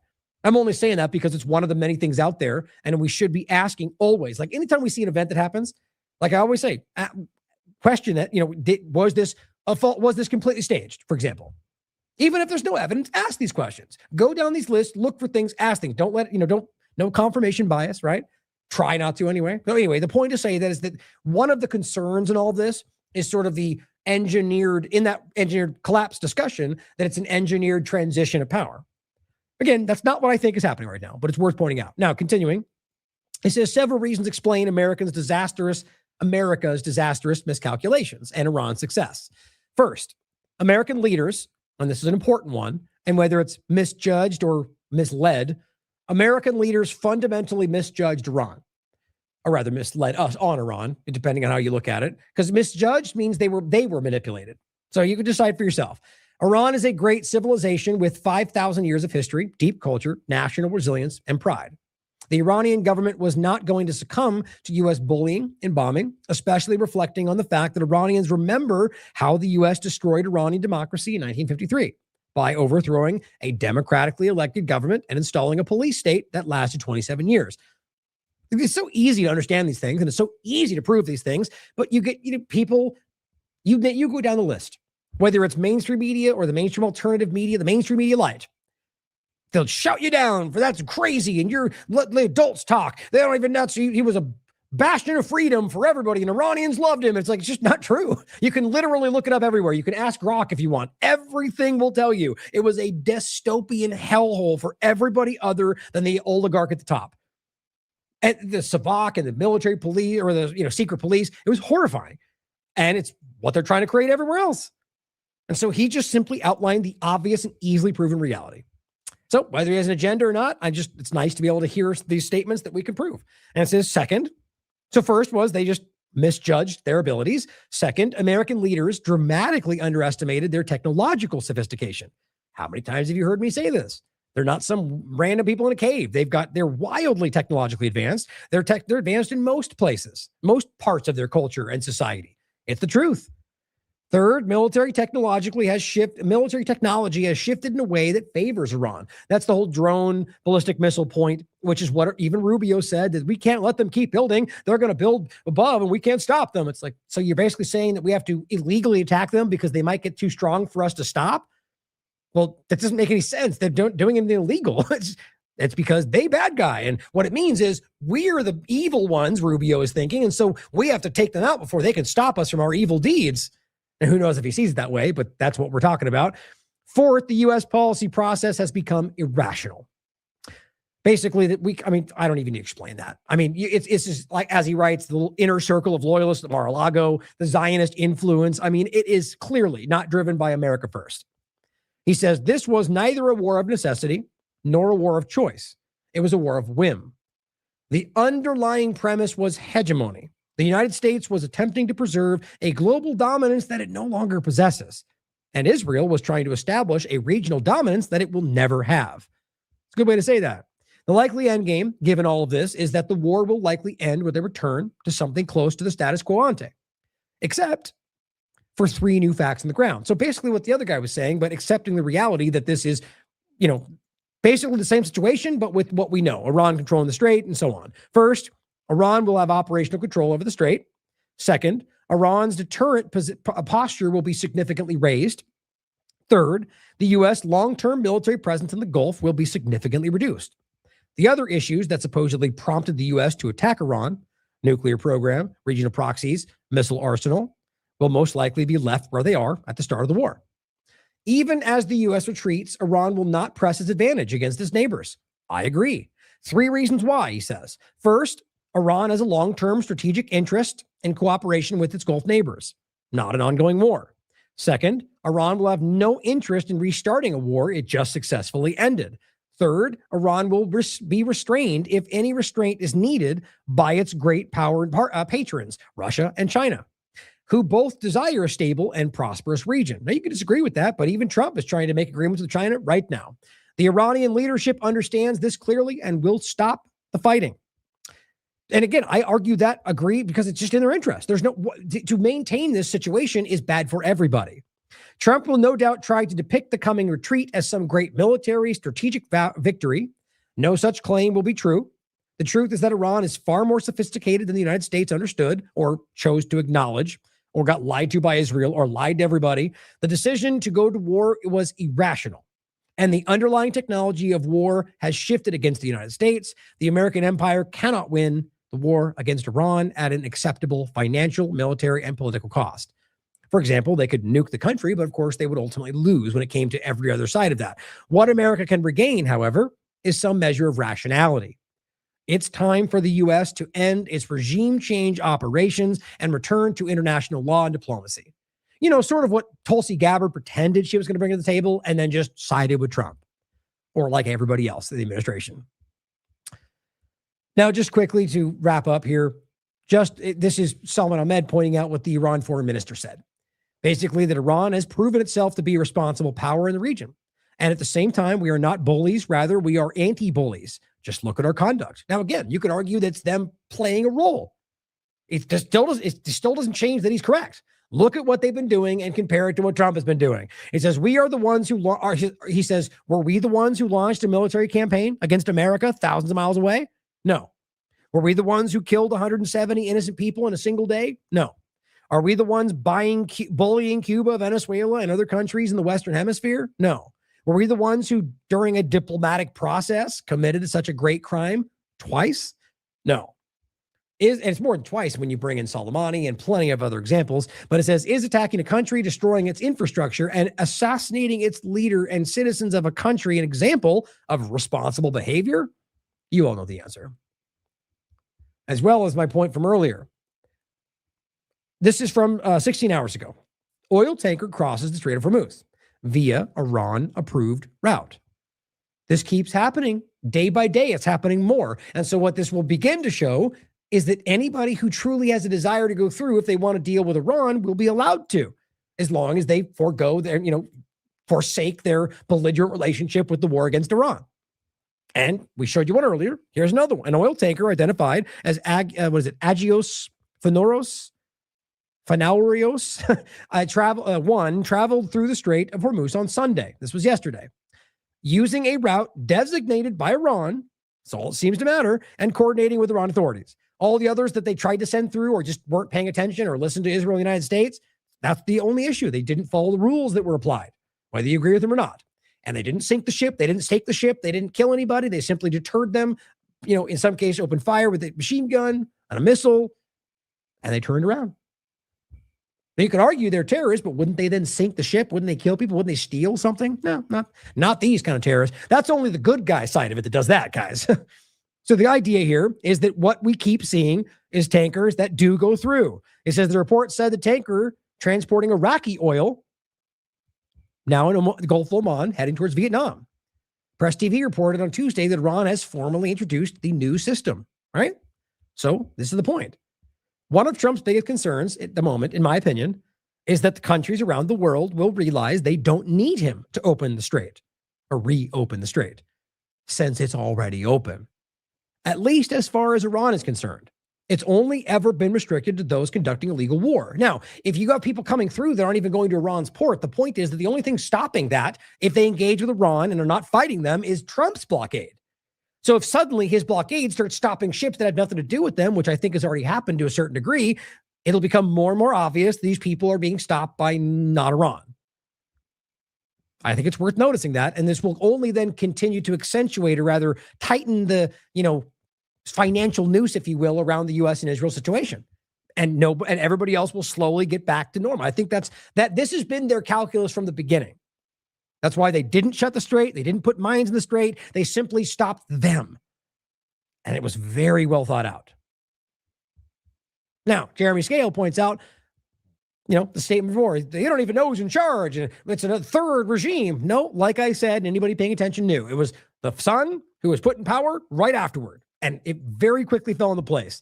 CNN says U.S. intelligence assesses, now, on the 8th anyway, that Iran's new supreme leader is playing a critical role in shaping the war strategy alongside officials. Oh, really? And as Cahill rightly makes fun of, he goes, first he was possibly dead, then severely wounded, then he was not in a position of authority, then Iran was in disarray. Now he's playing a critical role. Right? There was other examples too. What was one that he was... What was it? There was some other thing like, he was gay for a second. Then he was something, all these weird arguments they were making, and the blockade is working. Excuse me. I start again. It goes, first he was dead, then he was wounded, then he was not in authority, then it was disarray. Now he's playing a crucial role. He said the blockade is working. Now we have Project Freedom. Now we don't. That's Trump again. Still kind of the back and forth. JD is on his way to Islamabad. No, it's Steve and Jared. No one is no. The point is they've been lying to us the whole time about everything. They aren't in control, or they've however you want to read it. The point is that what they've been saying has been false, and we can prove that. I'm of the mind that he has been misleading us because he's desperate, in combination with him being misled from Netanyahu. This is whatever this account is showing Netanyahu openly, for like the third time, pushing for strikes on their energy infrastructure in Iran. And this has all come out now that they basically agreed to this because they want to collapse the country. Israeli media is saying, do that because even if we lose, at least we'll paralyze Iran. The people, you understand, not the government, the people. Mark Levin says, let's go, get this done. Yeah, and I said, you're an effing monster. We know this already, but my God, guys, think about having this position. And this guy saying, go do something illegal. There is no world in which saying bomb their energy infrastructure is not a crime. Mark Levin says, yes, go murder those innocent people. Yes, go commit an international war crime. Let's get this done. This guy's a monster, guys. These are belligerent, dangerous, sociopathic type people. I mean, what else would you say? Read the comments. Now, one thing I want to include, if this has been going around, I'll follow up on it. IRGC linked media calls for fees on undersea internet cables. Now, what did you get? All of the usual suspects, screaming online idiots who came out and said, this is happening, they're doing it, and Iran's going to hold us hostage for their undersea cable. Maybe. Or Logan and everyone, all the same stuff now that I keep seeing. The point is, as far as I can tell, because I did my due diligence and we will follow in the story, is that this is coming from a media platform that says that. And I haven't found any evidence that it's happening or that the IRGC or the Iranian government intend to do it. Isn't that funny how that stuff works? Now, if it continues to develop and we see some action here, it'll be important because this situation could affect a lot of people. Now, ask yourself, why would it be in the interest of a government who wants you to think Iran is affecting everyone in the world, but they're not? What would be the interest from a government like that to make you think that they might cut undersea internet cables or manipulate them? I don't know, the same exact thing. Iran's going to affect the whole world if we let them do that. Well, you might just be making stuff up too. Kind of like you've been doing the whole time. I'm not going to say it's out of the realm of possibility. I could see a world in which this might happen. I just think it's important to question whether it is because we've been lied to our entire lives from these people, but we'll see. Again, my argument would be that doing this would only hurt what Iran is trying to accomplish. Just recognize that my point is it's unverified. There seems to be nothing but one platform saying that isn't it's an Iranian element. And then you got all of the people who have been lying through Trump's narratives, like the Nick Sorters who came out and screamed that argument. Doesn't that make you a little suspicious? It should. BBC, Trump says Iran ceasefire is on massive life support. That's today. So after all of that, after the fact that and this is what's so embarrassing, there is no ceasefire. There hasn't been since it started. It didn't exist. He's breaking the rules by keeping the blockade because that's an act of war. Israel's bombing Lebanon, which is literally cited by Iran as a violation of the ceasefire. And he's the one telling you that they better or not. And then he says the ceasefire is still going. It's on life support. This is just becoming more weak and desperate by the moment. Iran that doesn't exist.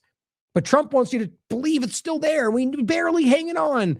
President Trump said the month-long ceasefire between the U.S. and Iran is on massive life support. He told the Oval Office on Monday that while the ceasefire remained, it's unbelievably weak. Yeah, that is unbelievably weak. It's very weak, very, very pathetic to pretend that something's in place while you violate it because you are losing. I mean, think about that. Down here it says, that piece of garbage they sent us, I didn't even finish reading it. That is how weak this person is. Oh, you mean the thing that we all know you read because it was sent to you that said they refused your agreement? If you didn't read it, then how do you know they turned you down?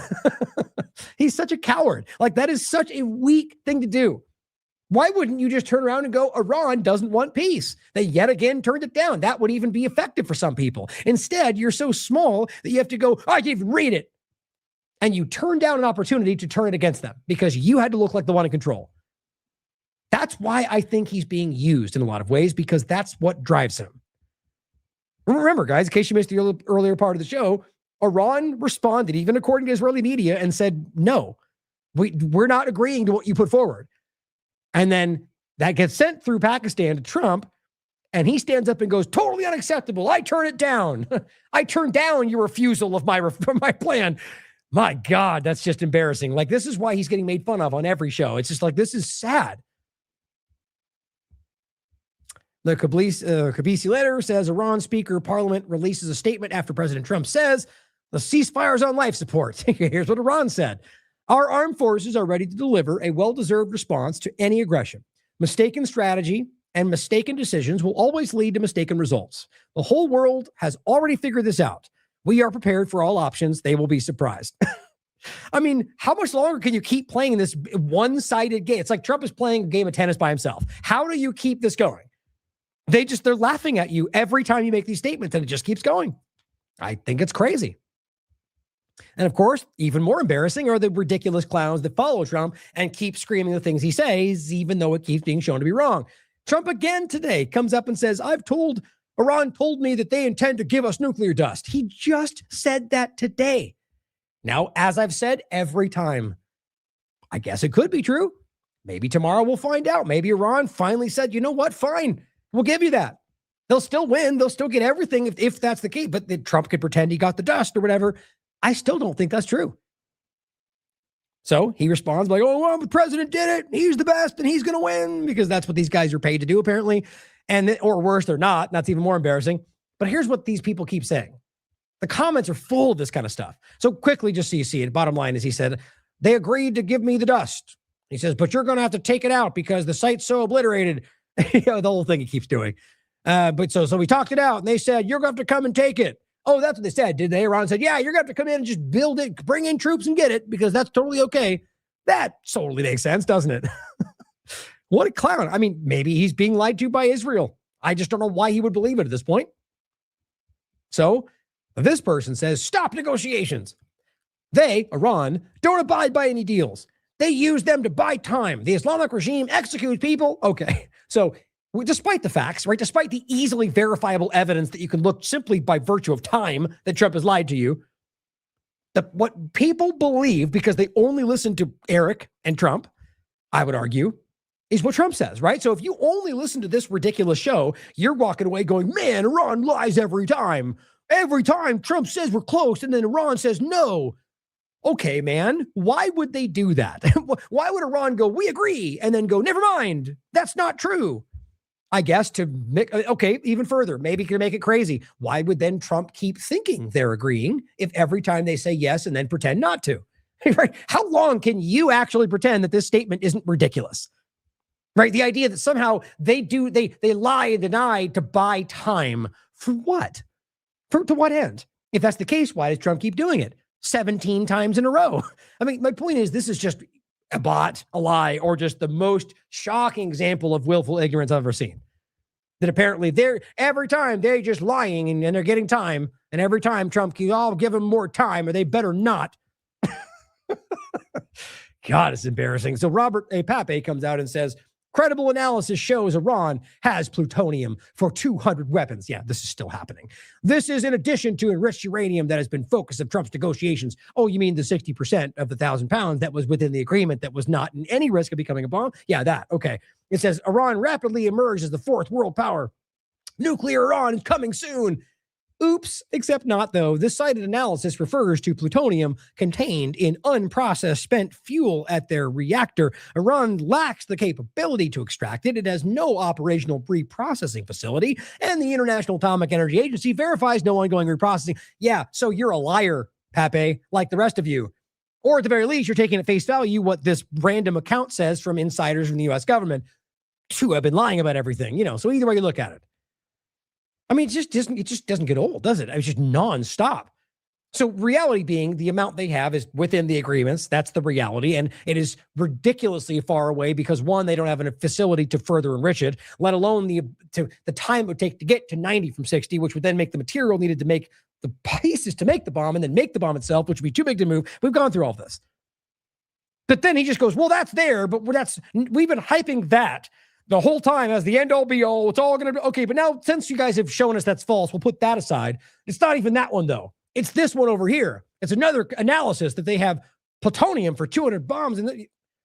Okay, well, then why would you need to make the news story if the other one was just you get it, because it's a mission creep narrative kind of thing.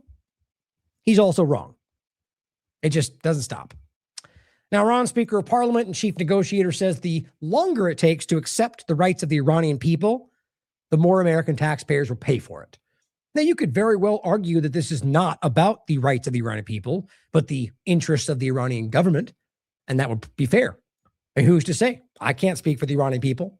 If anybody could, it would probably be the government that would represent them. I would argue that no government ever really does that. They don't represent people. They represent their interests, that they may align with people. My point, though, is that outside of that, we have no understanding, or rather right to speak on behalf of the intentions of the Iranian people. So all that aside, the point is that if this keeps going, you, America, will pay for it. Taxes, gas prices, which we already see, which they already promised wouldn't happen. And so all Iran is saying directly to you is you stop them from doing what we all know is illegal, what everyone can see is their fault, what they keep lying about, or this is only going to get worse. And that will be their fault. Seems pretty simple. Now, just to quickly go through these, because these are all just examples to end, I just want to make sure you saw about Lebanon and Gaza and the West Bank. Sarah Abdallah, same thing. They're using white phosphorus because they've done that 1,000 times in every location they've ever been involved in. I can literally just type white, and it immediately comes up from 2023. Israel, white phosphorus used in Gaza, Lebanon. It's not new, guys. It's been documented 1,000 times over. It just doesn't matter, at least to the people that have ability to stop them. And so, yet again, in Lebanon, currently using white phosphorus to bomb civilian locations, because that's what Israel does. I showed you earlier, BBC News has the uncanny ability to ignore the idea of what a ceasefire is and claim that no matter what Israel does, somehow the ceasefire continues. They strike Beirut, middle of a civilian location, but, ceasefire. Same thing over here, because, kills children, but, it just says, is that going to violate a ceasefire? Is that possible? Susan Abu Allah points out, during the ceasefire, in quotes, as she writes, the colonial Jewish supremacist entity destroyed 140,000 acres of Lebanese farmland, roughly the size of Chicago, killed over 1.8 million poultry, livestock. This is the same thing they do everywhere. This is what they did in Gaza. It's what they're destroying a civilization for their interests. Number 3, destroyed irrigation networks and other facilities used for food. Number 4, they uprooted tens of thousands of acres of fruit trees, especially banana and olive. 5, displaced nearly 80% of Lebanese farmers in the south. Number 6, destroyed more than 29,000 beehives. 7, destroyed aquaculture, more than 2,000 tons of fish. They're destroying Lebanon's ability to feed itself. Sound familiar? Should. So far, they've killed 2,727 people, wounded almost 8,500. Nothing new, guys. It's been going on a long time. Hopefully we can actually stop it this time as they continue to destroy another civilization and your U.S. government funds it. Drop site news. Israel's killed 51 people in Lebanon just in the last 24 hours. That post was from the day before. That's current. Every day, every single day, murdering innocent civilians all across Lebanon. Rania Kulik points out the Israeli Army's chief of staff confirmed that military operations continue on the northern front. And Israel, their commander, on the 10th of May said, quote, there is no ceasefire in Lebanon. Except there is, though, they keep telling us. Not a joke.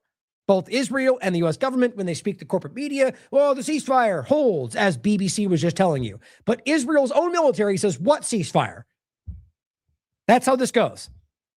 And, the same thing that violates the Iranian conversation. Yeah, that's the same point. It's very clear they don't care.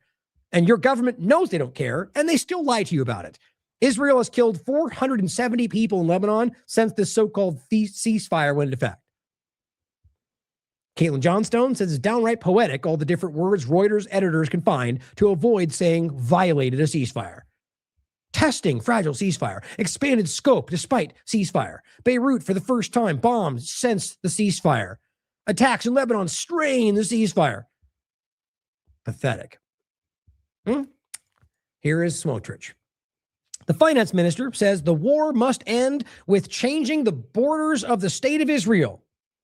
In Gaza, Lebanon, Syria, and of course the West Bank. Right, all the things we keep telling you. Of course, we get called racist for pointing out because it's totally not true. But here's Smotrich literally telling you that it's happening. What a racist, right? Apparently. This is the Greater Israel Project, just like the Greater North American Project. It's all part of the same conversation, guys. Arsal Rod says this seems important, so naturally legacy media ignores it.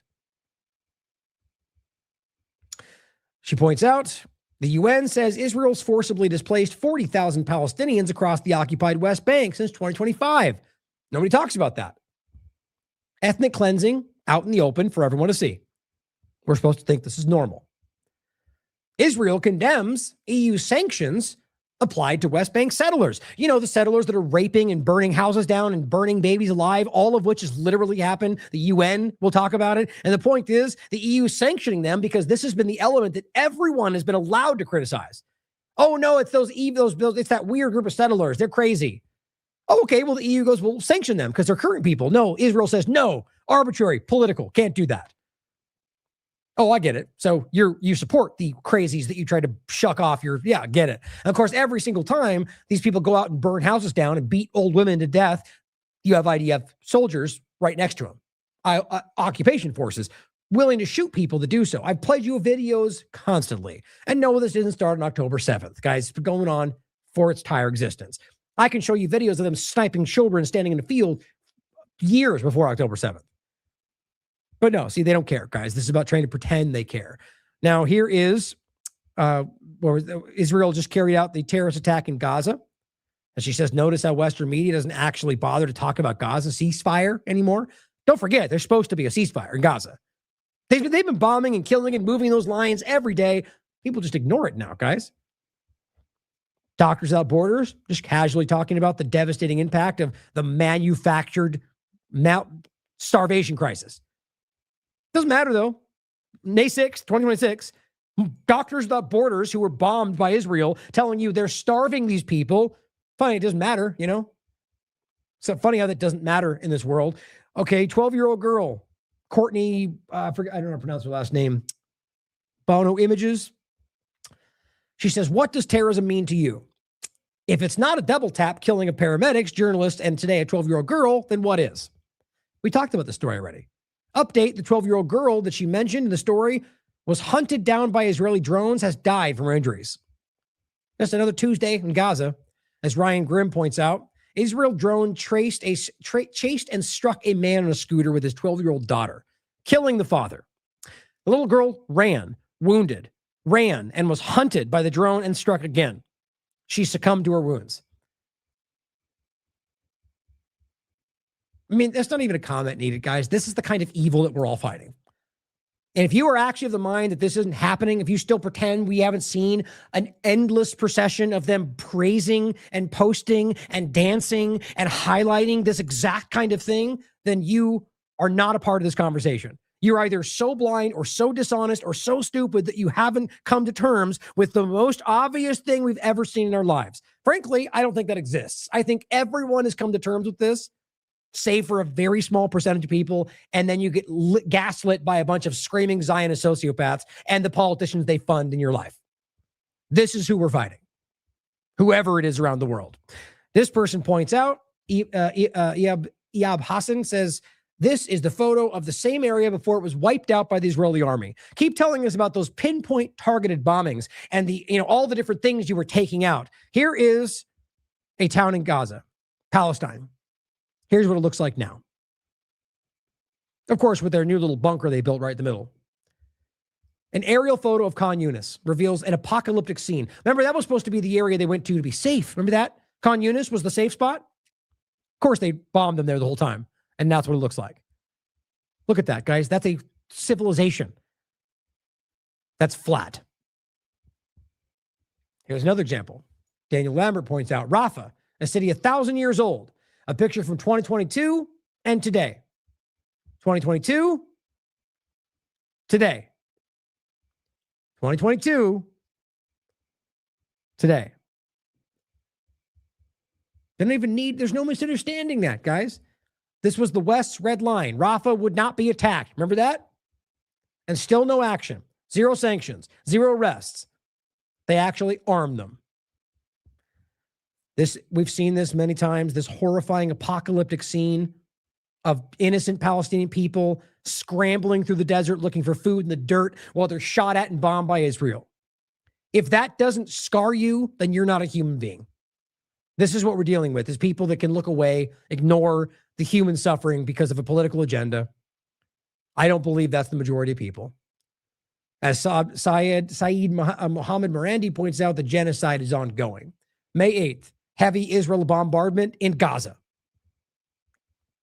Yeah, ceasefire. Of course, Israel comes out on the 10th and says, today, on International Mother's Day, we celebrate the women whose love shapes families, communities, and generations, and whatever disgusting thing they said after that. Of course, 2 mothers killed each hour in Gaza conflict, according to UN. Yeah, keep telling us, Israel, how you care about women and mothers as you kill 2 mothers every hour in Gaza. That's not a joke. The amount of children, it's Cradle Rise, 30 U.S. lawmakers demand transparency on Israel's nuclear arsenal. Now, I'm going to keep an eye on this. I doubt this. I've got a sense this is just almost a deflection. The idea, guys, is that everyone in the world knows that Israel's got nuclear weapons. They're the only country in the world that literally has a thing called nuclear ambiguity. And they just get allowed, and they're the ones telling you Iran can't have the thing that we pretend we don't have. Everyone knows it. He's actually casually admitted it by accident like 4 times that I've seen. And so now you got U.S. members of Congress going, hey, we demand that we acknowledge this. And it's just probably not going to happen. But just think about what it shows you. I don't think those congressmen are even in our interest. Like, it's probably just for their own benefit. Either way, at the end of the day, even with that acknowledgement, this is still going to be pushed back on. That's what I think anyway. But it shows you a schism between power structures that see Zionism control versus not. That's what I would see to a degree. Jasper Nathaniel points out to this report that came out from the UN, what's going on in Gaza and elsewhere because of Israel. The thread with some of the most unspeakably depraved acts of rape and sexual assault by Israelis against Palestinians, detailed in this piece. New York Times, the silence that meets the rape of Palestinians. Think about all that we were told about the rape of people in Gaza. All the arguments of October 7th, every one of them were false in regard to the rape of anybody. Every one of them. And if you still don't know that, I'm telling you, you're choosing to ignore that.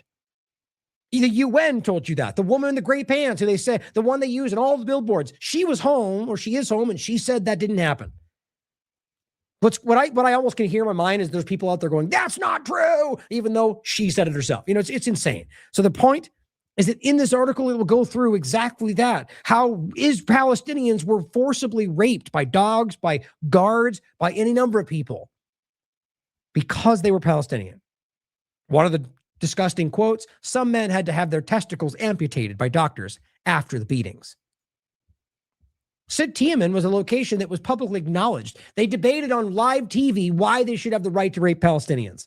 And yet we still had a debate about what we're dealing with. As she writes, Asha writes, the genocide has not ended. It's just stopped trending.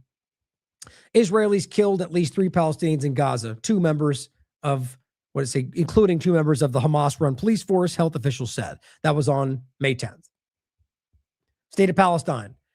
Israel ethnically cleanses anything and anyone Palestinian, even the dead. Reuters. Israeli settlers, the ones they just stopped the EU from sanctioning, forced Palestinian family to exhume their father's body from a freshly dug grave in the occupied West Bank, claiming the cemetery land as part of their settlement. Yeah, you know, the settlement that was Palestinian that they stole, because that's what this is about. This is what we're dealing with. This is evil. Evil. But apparently that's what Hegseth is fighting Armageddon for. Israel. Now, Tamir writes to end, one of the most horrifying things happening in Gaza right now, something the world barely knows about, is that we are now trapped inside an area no larger than 133 square kilometers out of Gaza's original 336 square kilometers. More than 2 million people are crowded into this tiny, suffocating space, creating one of the highest population densities in the world, literally. Now, it's a lot less than that if we understand what's actually happened. But the point is highlighting that these people have been pressed into the smallest, tiniest area for, you know, the entire, I mean, first of all, the civilization we're talking about was crammed into Gaza in the first place, in an open air prison and kept there. And the point is now we've watched these people get passed around to a smaller and smaller area. And these are the people they were supposed to be fighting for. Did we forget that? It's about the Hamas evil terrorists. We want to save the Palestinians. Well, they're still saving them over there with bombs and rape and torture, just like they were saving them before. It's just important to understand what we're actually fighting, to understand who we're actually fighting here. And it's not just about Israel or Zionism alone. It's about anybody that believes that's acceptable, whether you're Jewish or Muslim or Christian or whatever it is, guys. All of that kind of fanaticism is the enemy of this conversation. And the problem is you have the same fanatics who are saying just that kind of fanatic, just the ones that believe in that version.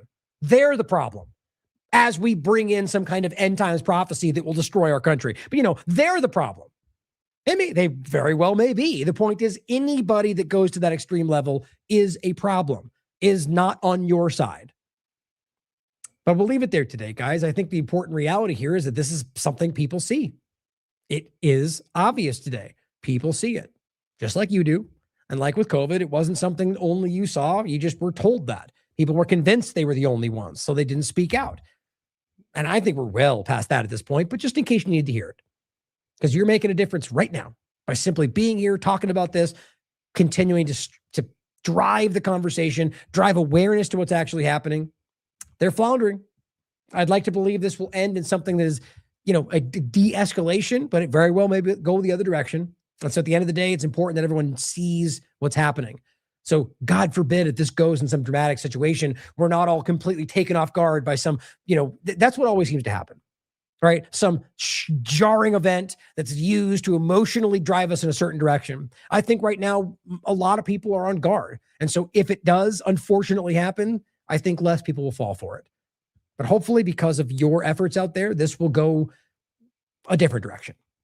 And they will try again. And they will try again. And we'll be here ready to call it out. Thank you for tuning in today, guys. I love you all. If you want to support this platform, down below, there's plenty of links to do so. We put this out for free because we believe in the work. If it matters to you, if you find value in it, let us know what it's worth to you. I love you all. As always, question everything. Come to your own conclusions. Stay vigilant.